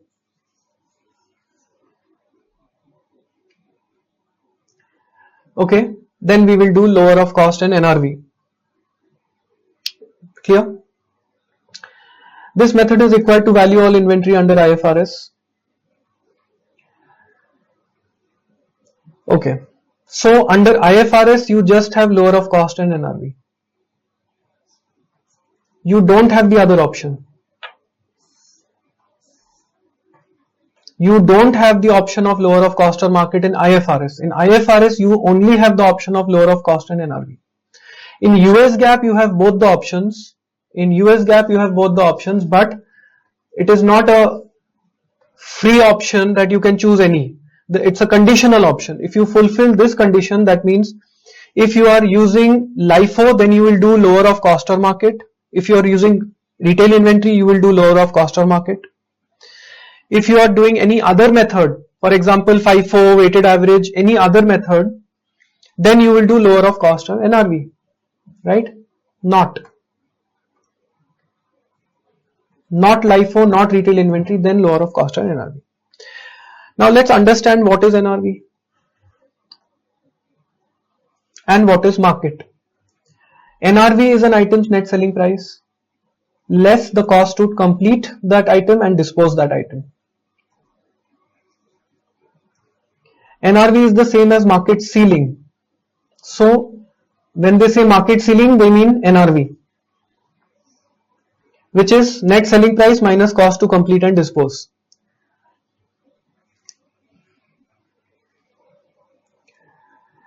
What is market? Under US GAAP, term market is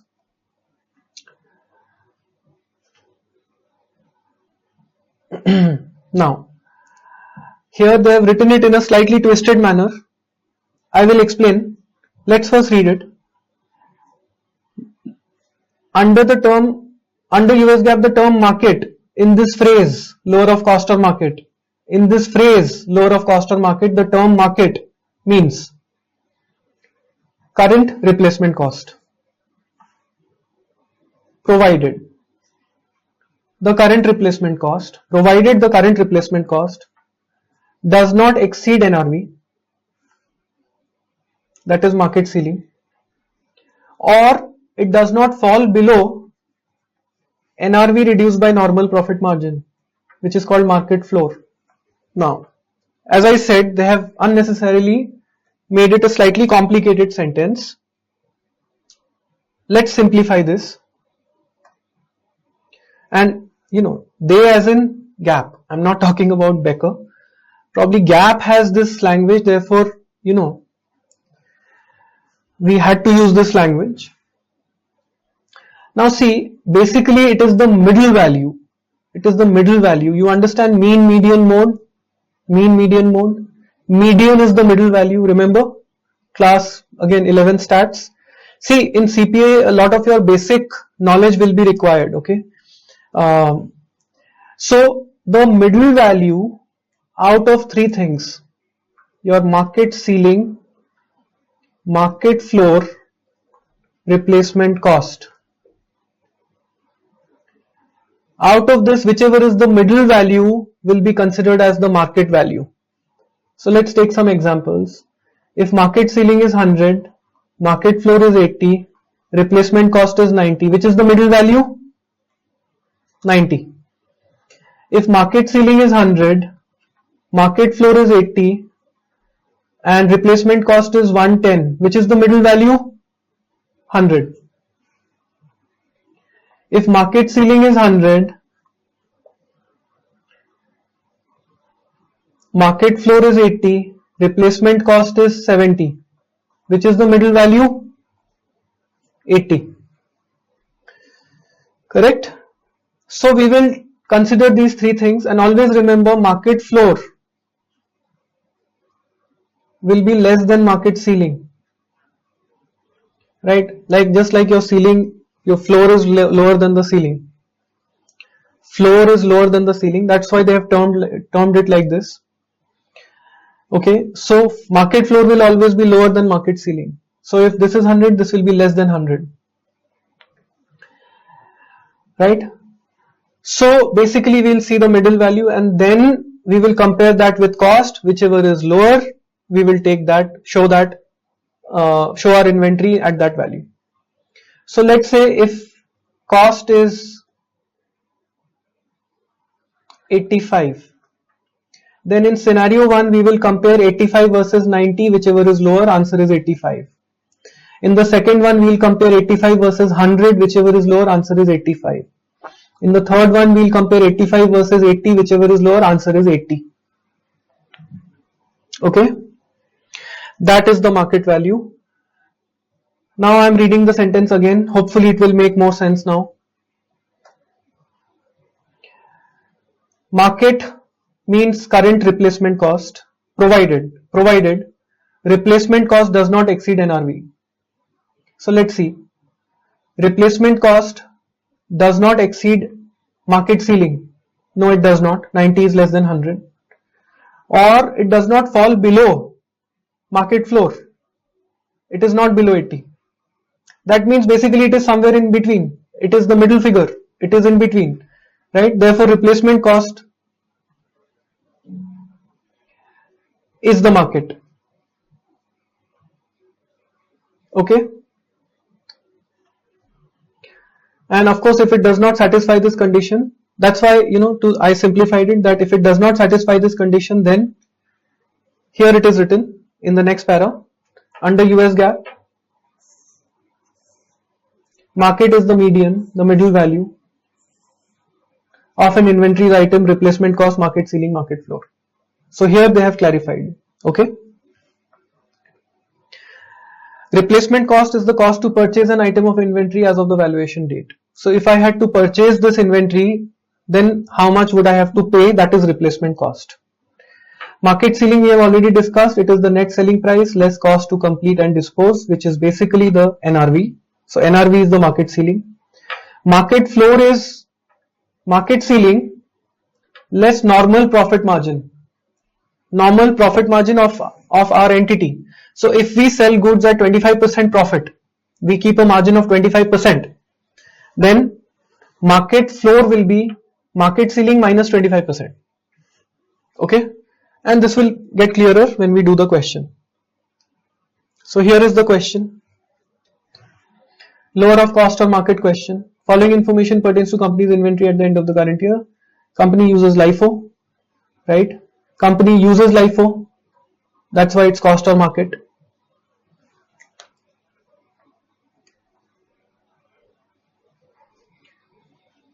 Costed using LIFO, lower of cost or market, right? Company that uses LIFO will have to do cost or market, US GAAP.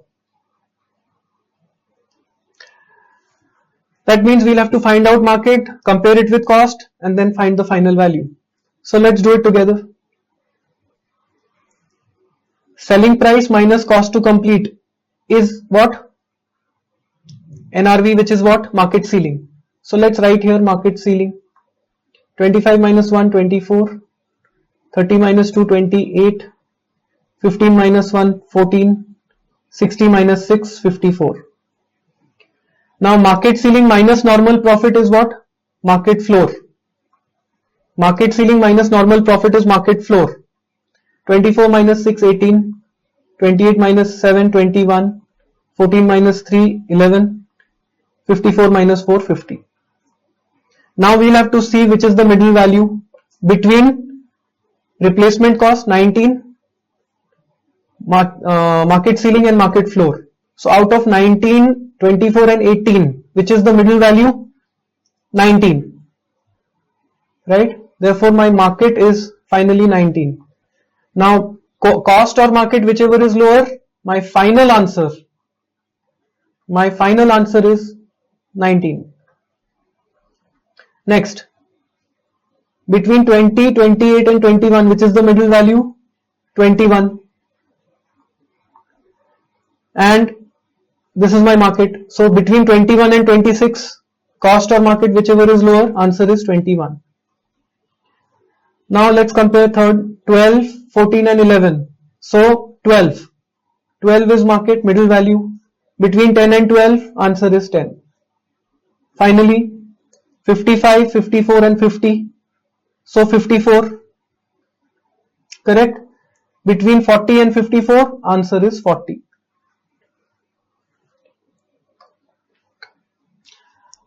I hope it's clear to everyone. So let's see the answer. Item number 1. Inventory would be valued at 19. Correct? Item 2. 21.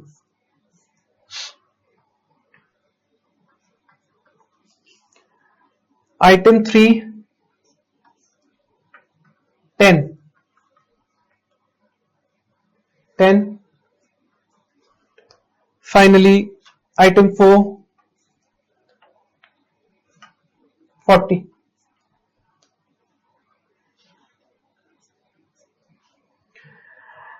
Okay. Now see, we are showing the inventory in the books at 20.5. We will have to reduce it to 19. We are showing it at 26. We'll have to reduce it to 21. $5 loss. 10 is shown at 10, no problem. 40 is shown at 40, no problem. Here we have a $1.5 loss. Here we have a $5 loss. And then of course multiplied by the number of units we have for item 1 and item 2. That loss will go and get merged in the cost of goods sold line. If it is material, it will be shown as a separate line item in the income statement. Correct? And what will be the entry? Debit inventory loss due to decline in market value.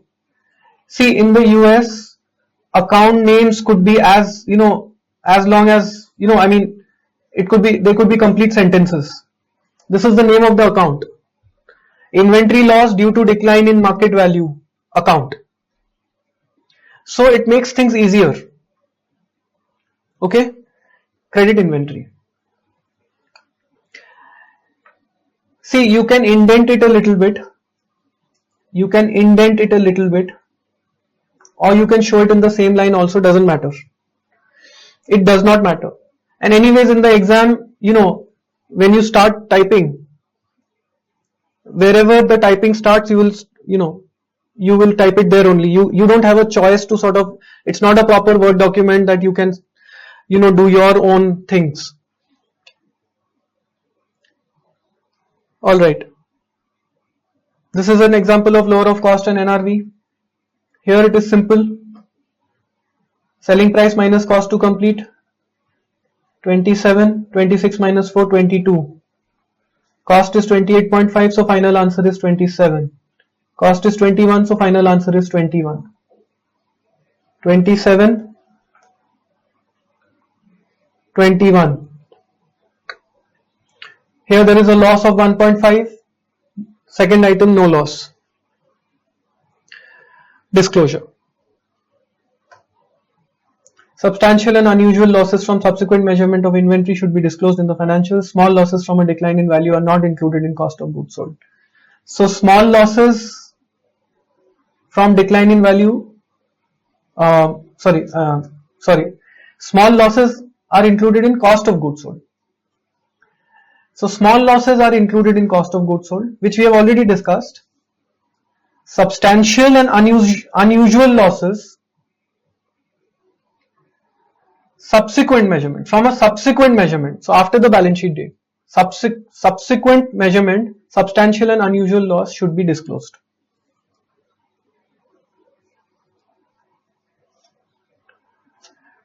Basic principle of consistency must be applied. Method should be disclosed. In the event that a significant change takes place in measurement of inventory, adequate disclosure of nature of change, and if material, the effect on income should be disclosed. This we have discussed when we did changes, the module on changes. Changes in accounting estimate, changes in accounting principle, changes in accounting entity, whatever disclosures are required there. If we are making any change here, we will need those disclosures here also. Nothing new. Alright, now comes the periodic inventory versus perpetual inventory system. Two types of inventory systems are used, periodic and perpetual. Now, let me quickly first explain. Perpetual, as you can make, from this English word perpetual, what you understand is that every time I am buying inventory, I am updating my records. Every time I am selling inventory, I am updating my records. Now, you will say that, well, that we do even otherwise. Every time I purchase inventory, will I not pass an entry? Every time I sell inventory, will I not pass an entry? Yes, we will pass an entry. The difference here is that the inventory records are also simultaneously updated. What that means is, in a periodic system, we may use the account purchase account, okay, like in your 11th 12th also when you did journal entries, purchase account debit to A. In US we write debit purchases to A, debit purchases credit A. We'll use the purchase account, we are not touching the inventory account. So what is happening is, my inventory record is not getting updated in my books. Physically, of course, the inventory is getting added. I am purchasing inventory. So physically, I had 10 units. Now I purchase one more unit. Physically, I have 11 units lying in my store. But in the books, I have not debited inventory account. Okay. In the perpetual system, I will debit inventory account. My inventory records will be absolutely real time, matching with my physical inventory. Okay. Now this has a huge significance. Let me come to perpetual, let me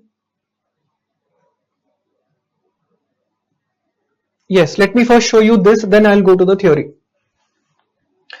ABC sold 20,000 units of inventory for 7 per unit. Inventory had original cost of 5. Prepare journal entries using periodic, perpetual. Periodic. Debit cash, credit sales. Debit cash, credit sales. Only one entry. But look at perpetual. Debit cash, credit sales 140 because 20,000 into 7 is 140. Immediately we are passing another entry, debit cost of goods sold, credit inventory. So because I have sold, inventory is going out of my books, I am crediting inventory, I am reducing inventory. So with 20,000 into 5, 100,000. So in perpetual, my inventory records are getting updated real-time basis. But in periodic, I am not touching inventory account. So at the year end or quarter end, whenever I am closing my books, I have to do a physical inventory stock take to see how much inventory is lying with me. Okay. In perpetual, we will still do stock take. Okay.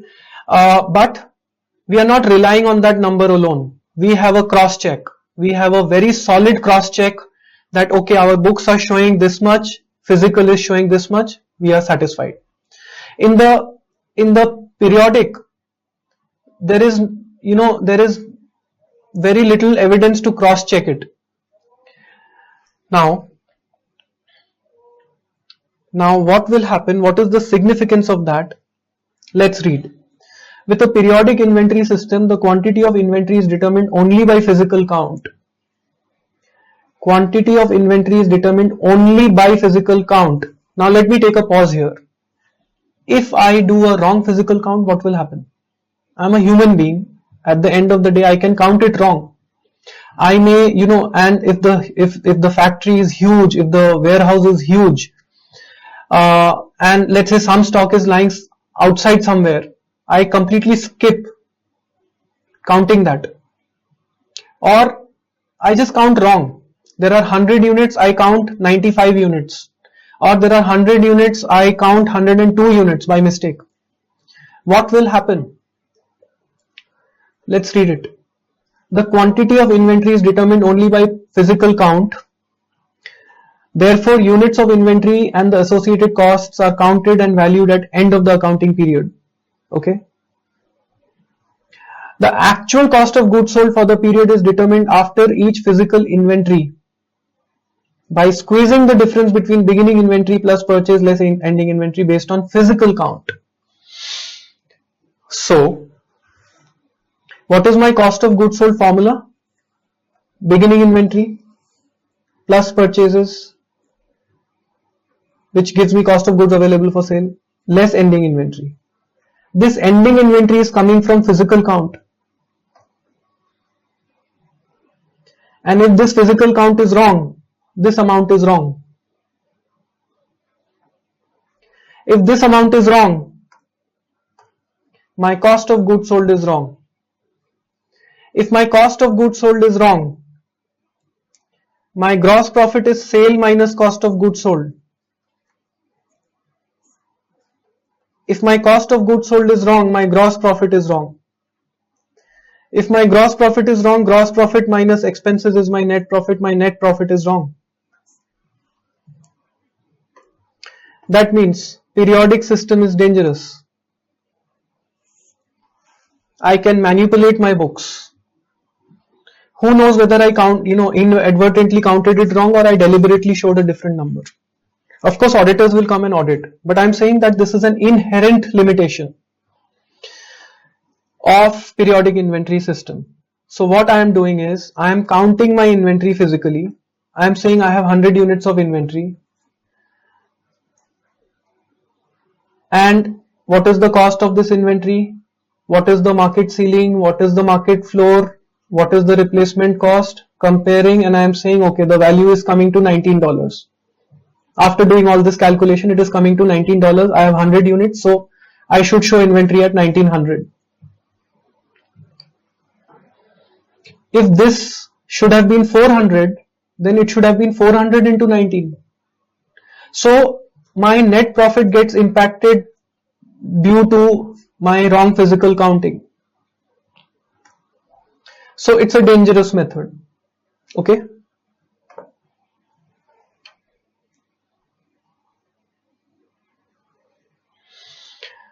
With a perpetual inventory system, inventory record for each item of inventory is updated for each purchase.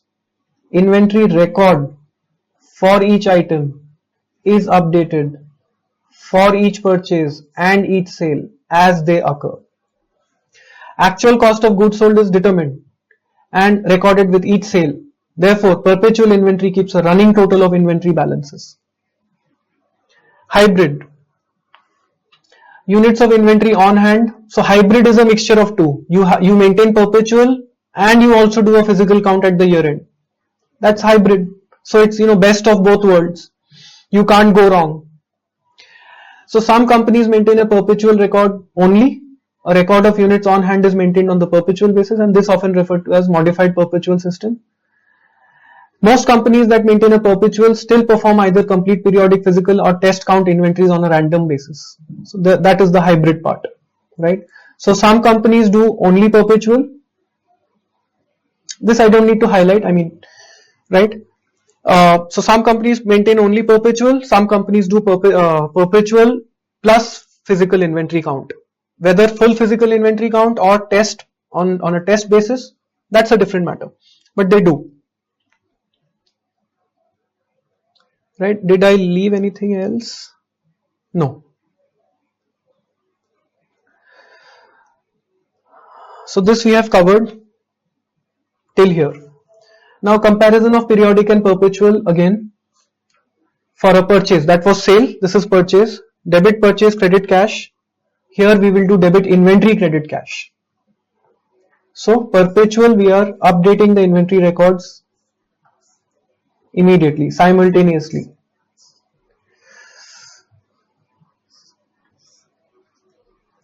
Now this, for sale we'll have two entries, because one is of course just to record the sale, the other is that inventory going out of the books, but purchase of course is only one entry, inventory, debit inventory, credit cash. Okay, now we are going to talk about the cost flow assumptions, FIFO, LIFO, etc. Inventory valuation is dependent on the cost flow assumption underlying the computation. Under US GAAP, cost flow assumption used by a company is not required to have a rational relationship. It is not required to have a rational relationship with the physical inventory flow. So, cost flow assumption not required to have a rational relationship. Let me highlight the whole thing with the physical inventory flow. What that means is, I purchase some inventory on January 1. Okay, then I purchase some inventory on January 5th. Then I purchase some inventory on January 10th. Then on January 15th, I sold some inventory. Now, when I sold some inventory on January 15th, the storekeeper has mixed it all up. The January 1 stock, the January 5th stock, the January 10th stock. Now it's all mixed up. Now when he's giving out inventory, he's just randomly picking 5 units. He does not know which one is January 1, which one is January 5, which one is January 10.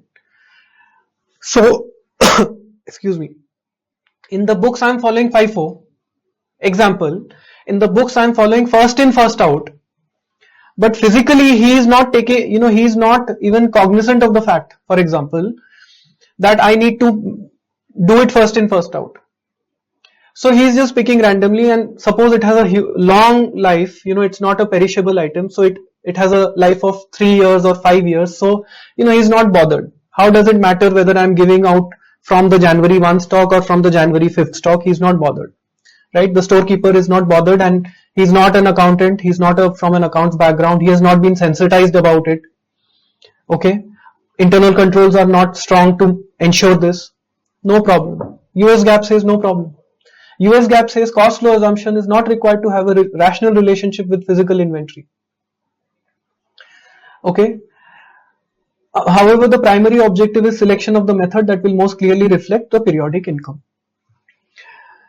Now, when similar goods are purchased at different times, it may not be possible to identify and match the specific cost of the item sold. Frequently, the identity of the goods and their specific related costs are lost between the time of acquisition and the time of sale. It's all mixed up now. The January 1 stock I bought at $5. The January 1 stock I bought at $5. January 5th stock I bought at $8. January 10 stock I bought at $10. They are all at different rates, right? So frequently the identity of the goods and their specific costs are lost. Now it's all mixed up. I don't know which one was what. I don't know which one was bought at $5, which one was bought at $8, etc. Okay, I'm just giving a hypothetical example here to explain the concept. This has resulted in the development and general acceptance of several assumptions with respect to the flow of cost factors, FIFO, LIFO, weighted average cost, to provide practical base for measurement of periodic income. IFRS. Under IFRS, accounting method used to account for inventory should be based on the order in which the products are sold relative to when they were put in inventory. Specific identification should be used whenever possible. LIFO method is prohibited under IFRS because it rarely reflects the actual physical inventory flow. That means US GAAP has given a relaxation, but IFRS says that what you are maintaining in the books must coincide or correlate, with the physical flow. So under IFRS, accounting method used for inventory should be based on the order in which the products are sold, right? That means it must be based on the physical flow, order in which the products are sold. Also, of course, LIFO is not allowed, LIFO is prohibited. IFRS requires the use of same cost flow assumption for all inventory having a similar nature and use to the entity. US GAAP does not have this restriction.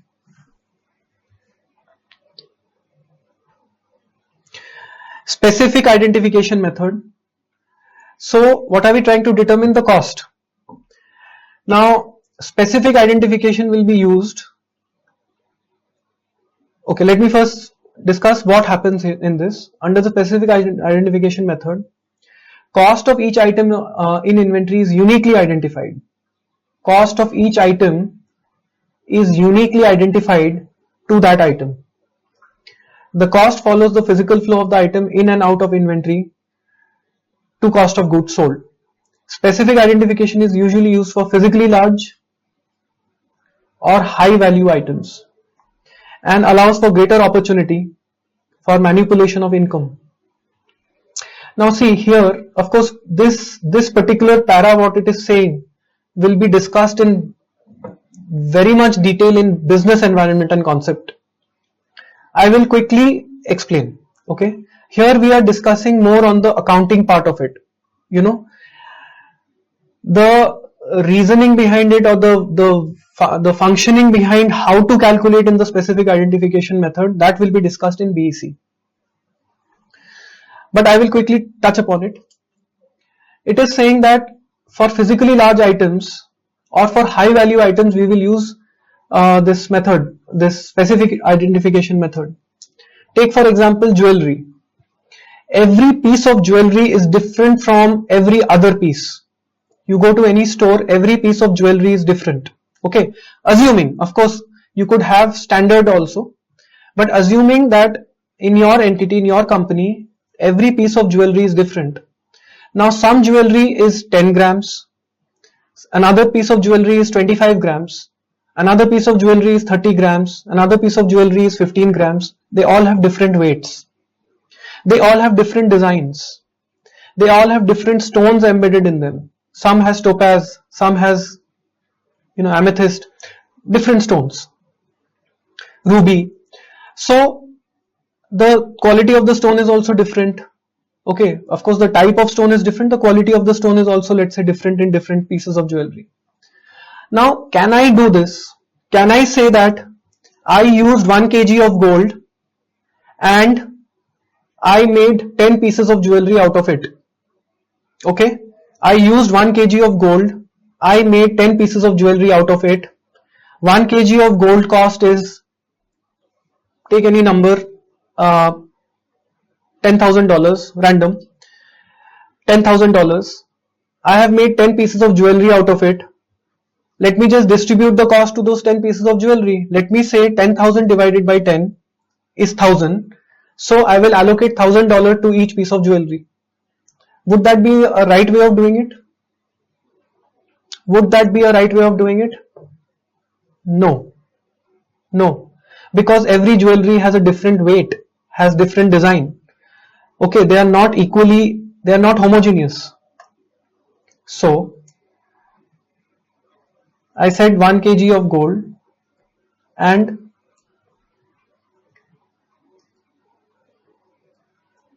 one is 100 grams, another one is 150 grams, another one is 250 grams, another one is 200 grams, etc. If I just divide the cost, $10,000 divided by 10 units, it's coming to $1,000 per unit. So I am saying the material cost, my material and labor is my total cost of the inventory. I'm trying to find the cost of this jewelry. Why am I trying to find out cost? Because then I'll have to see cost, market ceiling, market floor, replacement cost, and then lower of cost or middle value of these three is my finally what I'll show my inventory value in the books, in the balance sheet. I'll show inventory in the balance sheet at this X amount. I'm trying to find out this X amount. To find out this X amount, I need to know the cost, because then I'll compare cost versus this, and then lower of the two will go in my balance sheet. Now if I say that my cost is 10,000 by $10,000, so my material cost for this is 1,000. The material cost for this is also 1,000. The material cost for this is also 1,000. The material cost for this is also 1,000. Am I doing it right? Absolutely not, because they have different weights, different amounts of gold have gone into that, different stones have gone into these. Okay, now imagine if I operate on a cost plus margin basis. Just imagine if I operate on a cost plus margin basis. That means whatever my cost comes to, $1,000, I add my own profit 25% and I sell it to the customer at $1,250. Okay, just to keep it simple. Now I am saying, forget about everything else, I am saying this is my cost, $1,000. I will sell this inventory to my customer at $1,250. This is also $1,000, so I will sell this also at $1,250 to the customer. This customer is getting a 100 gram gold jewelry. This customer is getting a 250 gram gold jewelry. Am I being fair to my customers? Am I being fair to this guy? To this guy? No, right? So I have to specifically identify how much material has gone into this piece of jewelry, how much has gone into this piece of jewelry, and identify the gold, identify the stone, identify the kind of laborer, skilled labor, highly skilled labor, what kind of laborer, what is his rate. I will have to find out the specific cost of this piece of jewelry. I will have to find out the specific cost of this piece of jewelry. So high value items, physically large items, aeroplanes. I'm a aeroplane manufacturer. I'm manufacturing a Boeing 777. Okay, I will have to find out the specific cost of a Boeing 777. I can't do a generalized cost. So a Boeing 777 may be very different from a Boeing 747, for example. Okay, I don't know if I'm using the right, is it Airbus 777 or Boeing 777? I think it's Boeing 777. Now, aircraft has three main, it has a fuselage where the passengers sit, the upper portion of the craft. The upper portion of the aircraft is called fuselage. There is undercarriage, which is where the luggage is kept. And then there is the engine. These are the three main parts of the aircraft. Okay, this is basically the fuselage, and the undercarriage is the main body of the aircraft. And of course there is the engine. Now a 777 would have a very different engine than a 747. The fuselage would also be different. It could have a 4 seating capacity. Another aircraft may have a 3 seating kind of arrangement. So the number of seats are different. Okay, the quality of seats would be different. The size, everything is different, right? It's a different aircraft. So large items, physically large items, high value items, specific identification method. Okay, I think that should be enough to understand this. First in, first out. Under FIFO, the first cost inventoried. The first costs inventoried are the first costs transferred to cost of goods sold. That means first in, first out. Whatever I purchased towards the beginning of the year, I'm going to sell that first. Whatever I purchased during the later part of the year, that will remain in my inventory. So because when I sold, I did first in, first out. So whatever I purchased during the first part of the year has already been sold. Whatever I purchased during the later part of the year is lying in my inventory. So the first costs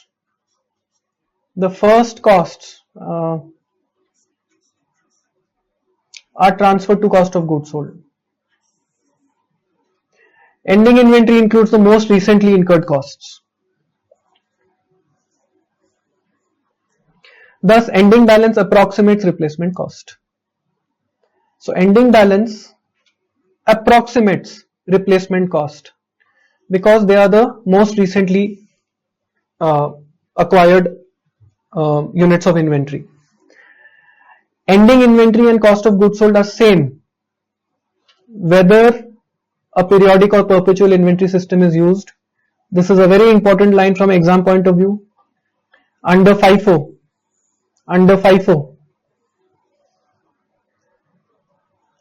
ending inventory is the same whether we are following periodic system or perpetual system. Ending inventory under both the methods, whether it is periodic or perpetual, ending inventory value under FIFO would be same.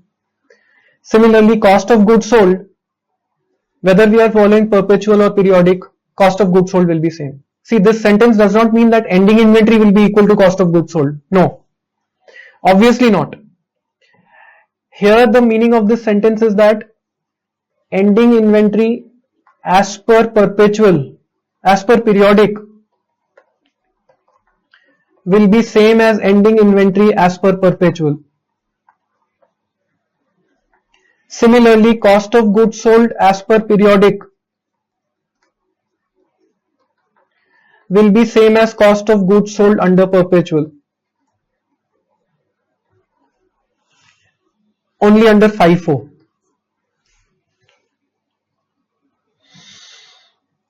Passkey, very very important passkey, extremely important passkey. Put a star on both sides. In periods of rising prices, FIFO results in highest ending inventory because prices are rising. So in an inflationary economy,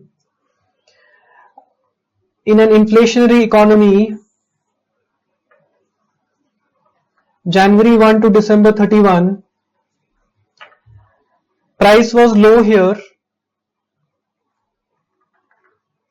and it kept increasing.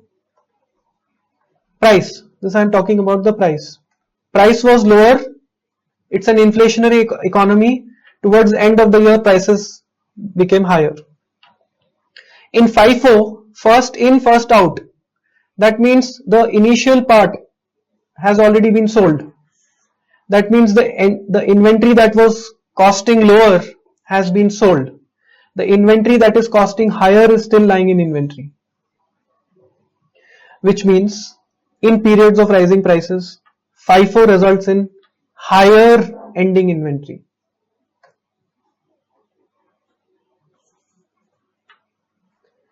Lower cost of goods sold. And because it is higher ending inventory and lower cost of goods sold, it has the high net income, higher net income. Here they are using the word highest, lowest and highest instead of higher, lower, higher, is because compared to all other methods, FIFO gives the highest ending inventory, therefore highest net income. Very important, because if you are the CFO of the company and you want to manipulate your books, I am not suggesting that you should do it. I am saying that if somebody wants to manipulate their books, which method will they follow? In a period of rising prices, in an inflationary economy, Which method will they follow if they want to show higher income? FIFO. They will follow FIFO.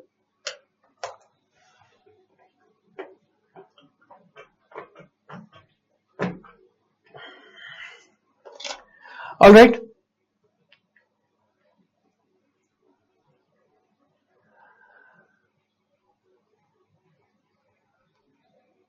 Okay. Now, can you excuse me for 1 minute? I need to use the sanitizer and it's not there. I just need 1 minute. Why don't you guys go through this question in the meantime? I will be back in a minute. Okay. I will just 1 second. Yeah. So I'm muting the this thing and let the video be on. But I'm muting this and I'm coming in a minute. You guys go through this question in the meantime. I'll quickly tell you before I go. This question says,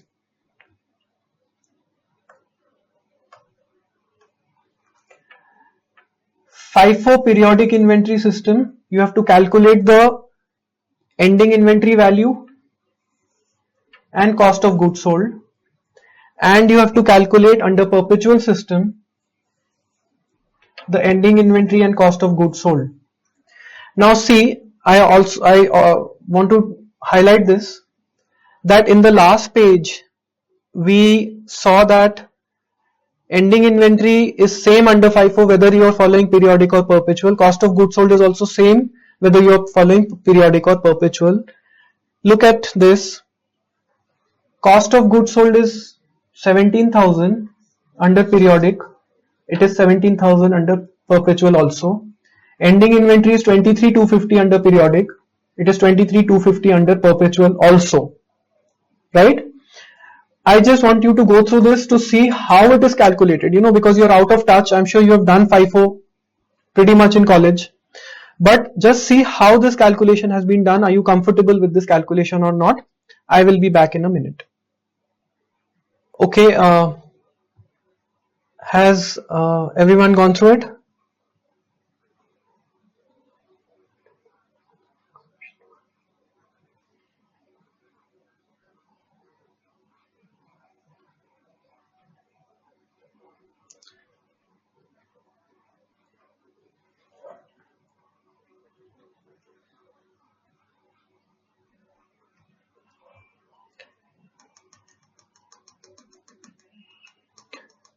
Okay, I thought that you guys have the book with you.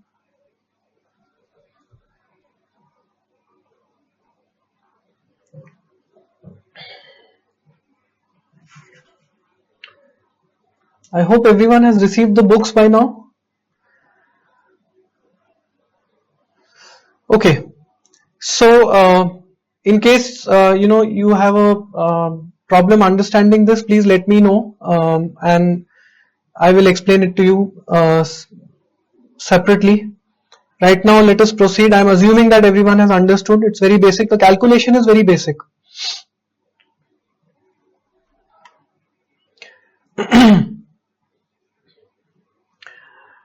Weighted average.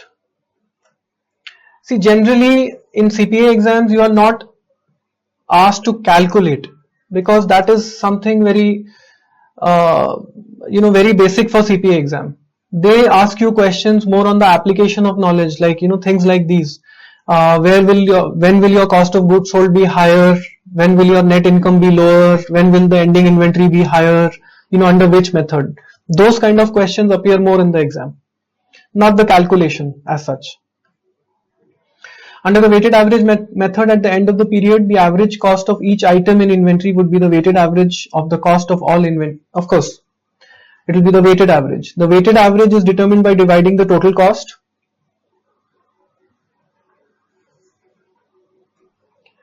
by the total number of units. Remembering that the beginning inventory is included in both totals. This method is particularly suitable. So let me highlight this also. Beginning inventory is included in both the totals, in the numerator as well as the denominator. This method is particularly suitable for homogeneous products and a periodic inventory system. So when is it most suitable? Suitable for homogeneous products and when we are using periodic inventory system, because we are doing a weighted average. So obviously we are spreading the cost, we are averaging out the cost. So naturally it has to be on homogeneous products. Then it does not matter, right? In a piece of jewelry it matters a lot. If I am getting a 100-gram jewelry, but the cost is of a different, it has been spread out.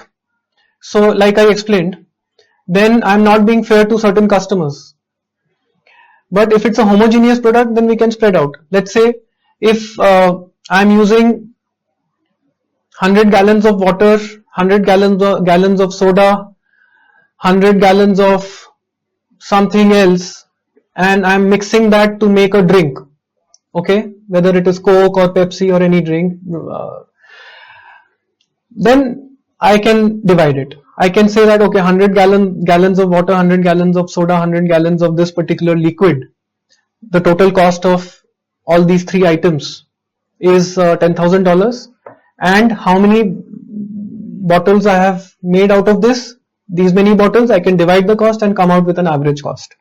Then I am not being unfair to anyone. So here I can use this method for homogeneous products. And also why periodic? Because in periodic, remember there is this risk of counting the inventory wrong and therefore getting the cost of goods sold wrong and therefore getting the gross profit wrong and so on. Here we are averaging it out. Therefore, that risk also I am trying to minimize. Not eliminate, but I am trying to minimize that risk by averaging it out. So this is an example of weighted average, right? These examples you can go through. I'm not going to spend time on the calculation part because it's very, very basic. I want to focus more on the application of knowledge part, okay, or the analysis part. So this you can go through at home and let me know if you have any challenge in understanding. Then of course I will discuss. Moving average computes the weighted average cost after each purchase by dividing the total cost of inventory available after each purchase by the total units available after each purchase. So it is nothing but every time after each purchase we are calculating the average. That's the only difference. So it is more current than weighted average. A perpetual inventory is necessary to use this because obviously after every purchase we are doing it, so a perpetual is necessary to use this method. Again, calculation part, please go through on your own. And there is hardly anything that I can add value to in this. So just simple multiplication. Be careful of the dates. Yes, when you are doing these kind of questions, be careful about the dates. So the facts are the same. They've taken the facts from this question. So here they have not used dates, they have used batches. Batch 1, batch 2 and so on, batch 3. But if the dates are given, you have to be careful about the dates. LIFO, not permitted under IFRS. LIFO is the opposite of FIFO, right? So if you have understood FIFO and its effects, LIFO is opposite. Under LIFO, last cost inventoried are first transferred. Last costs are first transferred to cost of goods sold. Ending inventory therefore includes oldest costs. Ending inventory is the oldest one because last in has gone out. Last in has gone out first. Therefore what I am left with in ending inventory is the items of the earlier part of the year. So ending inventory includes oldest costs. Ending balance of inventory typically will not approximate replacement cost. LIFO does not generally relate to actual flow of goods in a company because most companies sell or use their oldest goods first to prevent holding old or obsolete items. So in practicality, LIFO is not used. Maybe very specific industries that also they will use mixed. For example, maybe wine is one example I can think of that The older it gets, the better it gets, and more value it fetches in the market. So yes, maybe last in they will want to keep the older stock, and so obviously they'll have two types. There also it's not pure LIFO. Okay, so some stock they'll keep, mature it, and it's a 12-year-old wine. If it's a 15-year, 18-year-old wine, it'll fetch more. So they'll keep certain stock to mature, and certain stock they have to clear out. So LIFO does not generally relate to actual flow. If LIFO is used for tax purposes, it must also be used in GAAP. So this is a condition that if you are using LIFO for tax, okay, tax of course we'll discuss in regulation, but if you are using LIFO for tax, you must use LIFO for GAAP. So this is a condition, right? Effects. Use of LIFO generally better matches expense against revenue because it matches current cost with current revenue. Thus LIFO eliminates holding gains and reduces net income. So LIFO reduces net income, of course, during times of inflation. If sale exceed production, important. If sale exceed production, that means for a given period, LIFO will result in a distortion of net income because old inventory will be matched with current revenue. LIFO layer. Now, to understand this, look at this illustration. You have certain, see what is happening is last in is getting sold first. Okay, in the books I'm talking about. Physically what is happening, what the store manager is doing, I'm not looking at that. Physically what is happening, I'm not looking at that. I'm looking at the books of account. The last purchase has been sold first in the books. That means whatever I purchased towards the end of the year has been sold out. What remains in my inventory is the earlier stock. So let's say this was my earlier stock of January.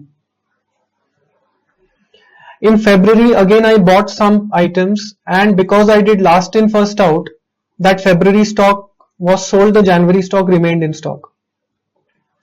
Now in March again I sold, again I purchased inventory, and I have sold less than what I purchased in March.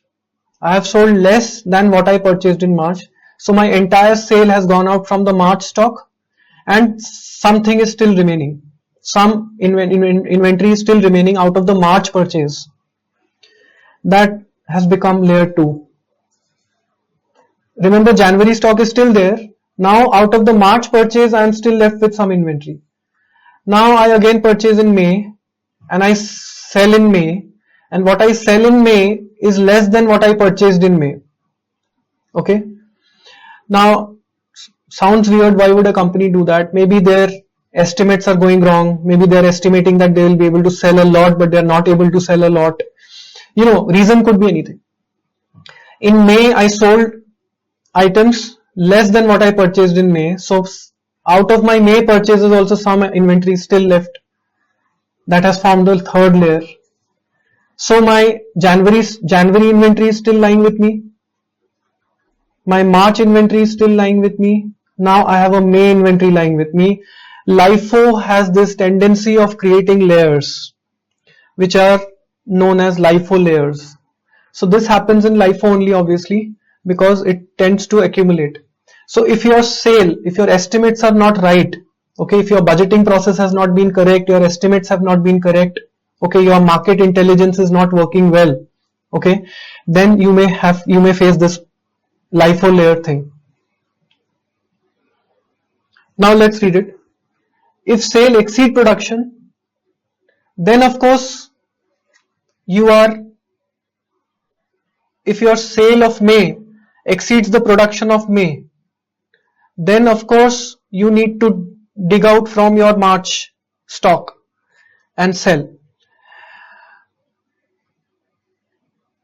Then the layer is not getting formed, the layer is getting depleted. But if your sale is less than production, then another layer is getting formed. Okay. LIFO is susceptible to income manipulation by intentionally reducing purchases in order to use the old layer at lower cost. So in LIFO, first of all, it can result in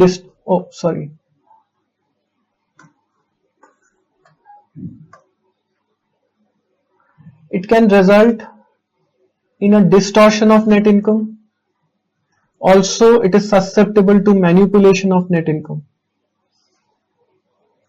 manipulation. Okay, now let's try to further demystify this. If sale exceeds production for a given period, LIFO will result in distortion of net income because old inventory cost, you are selling from the latest, the old inventory cost will be matched with current revenue. So when you sell items, it goes from your inventory to cost of goods sold. Remember, unexpired to expired cost. So from inventory, when you sell items from inventory, which is a balance sheet item, it goes to cost of goods sold, which is an income statement item. Correct? And you are doing last in, first out. Last in is first out. Therefore, it matches current cost with current revenue. The use of LIFO method generally better matches expense against revenue because it matches current cost with current revenue.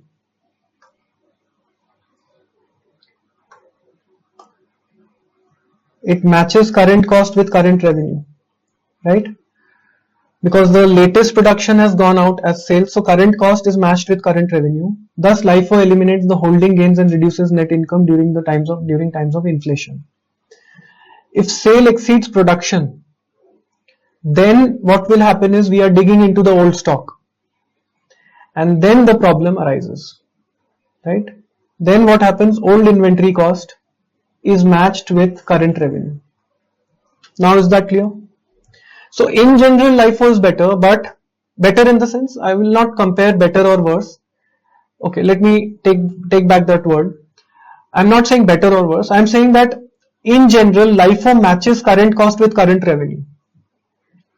But if sale exceeds production, then that advantage is gone. Then old inventory cost is matched with current revenue. Okay, and it is susceptible to income manipulation by intentionally reducing purchase in order to use the old layer at lower cost. So I will intentionally stop purchasing until my old stock is gone. Naturally also, I would want to do that. Why would I want to hold stock which is old, which can become obsolete anytime? So I would want to do that. Therefore, I will stop purchasing until my old stock sort of gets sold. And see, the old stock was lesser.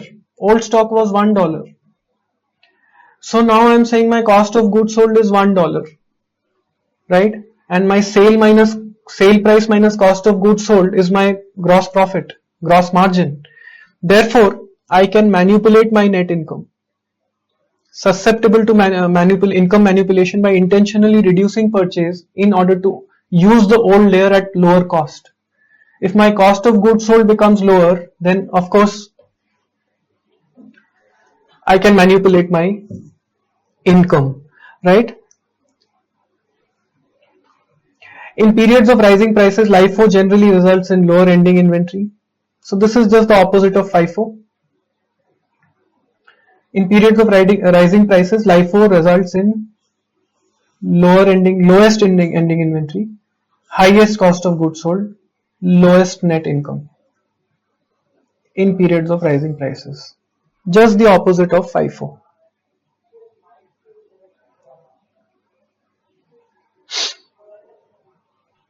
In periods of rising prices, highest ending inventory, lowest cost of goods sold, highest net income, right? So ending inventory is higher, net income is higher.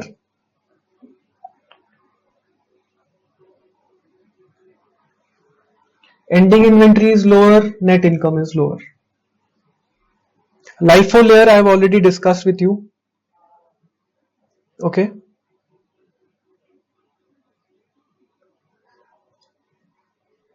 So it's 3 o'clock right now. Let me quickly finish. Okay, dollar value LIFO we can do in the next class. Let me quickly finish till LIFO. Okay. It will not take much time. Last in first out of determining inventory requires that records be maintained as to the base year inventory amount and additional layers may be added yearly, which we just discussed. After original LIFO amount is created, which is base year, it may decrease or additional layers may be created. Right? So additional layers may be created in each year according to amount of ending inventory. Additional LIFO layer is created in any year in which ending inventory is greater than beginning inventory. Naturally, additional layer will be created I have to highlight the whole thing only.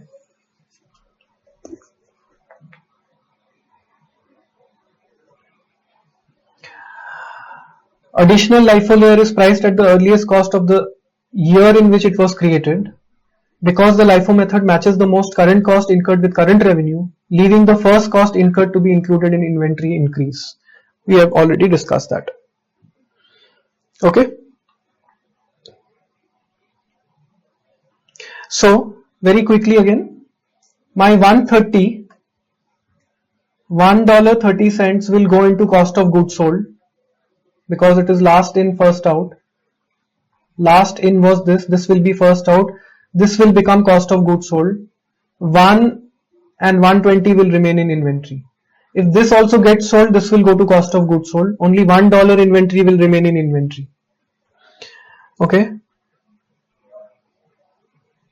Therefore, lower ending inventory. In fact, lowest out of all the methods. And ending inventory is lower means net income is lower. Okay, so scope for manipulation here as well. Calculation you can go through. I'm not going through the calculation, but here I want to show that the amounts are different. Ending inventory is 21,500. Ending inventory is 23,000. Cost of goods sold is 18,750. Cost of goods sold is 17,250 under periodic and perpetual. So in FIFO it comes to the same amounts, but in LIFO it is different amounts. And here is a very nice summary. Star mark this.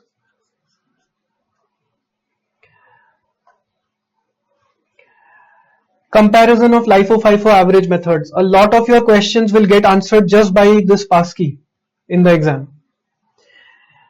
FIFO ending inventory, periodic ending inventory and perpetual ending inventory are the same. FIFO periodic cost of goods sold, perpetual cost of goods sold are the same, right? Weighted average different, LIFO different. Only FIFO it is the same. That is number one. Number two, FIFO ending inventory is higher than LIFO ending inventory. Correct? FIFO ending inventory is higher than LIFO ending inventory, whether it is periodic or perpetual. 23,250 higher, 23,000 is lower. 23,250 is higher, 21,500 is lower. Weighted average, obviously it's the average, it will be somewhere in between the two. It will be in between the two. 22,361 is in between these two numbers. 23,083 is in between these two numbers. So you can close your eyes and say weighted average will fall in between. Okay. Finally, cost of goods sold is higher in LIFO than FIFO, whether it is perpetual or periodic, and weighted average falls in between. Very, very nice crisp summary. Okay. Another Small observation is that under perpetual, if you see, they are pretty close. The difference is very less. 23,250 and 23,000, 17,000 and 17,250. The difference has shrunk. The difference has shrunk. But in periodic, the difference is more.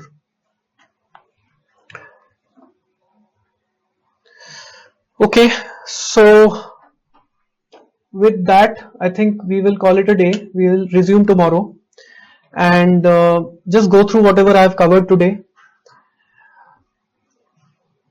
Yeah, and if you have any doubts from today's class, please WhatsApp me today itself. Thank you so much for your patience. See you tomorrow. Bye bye.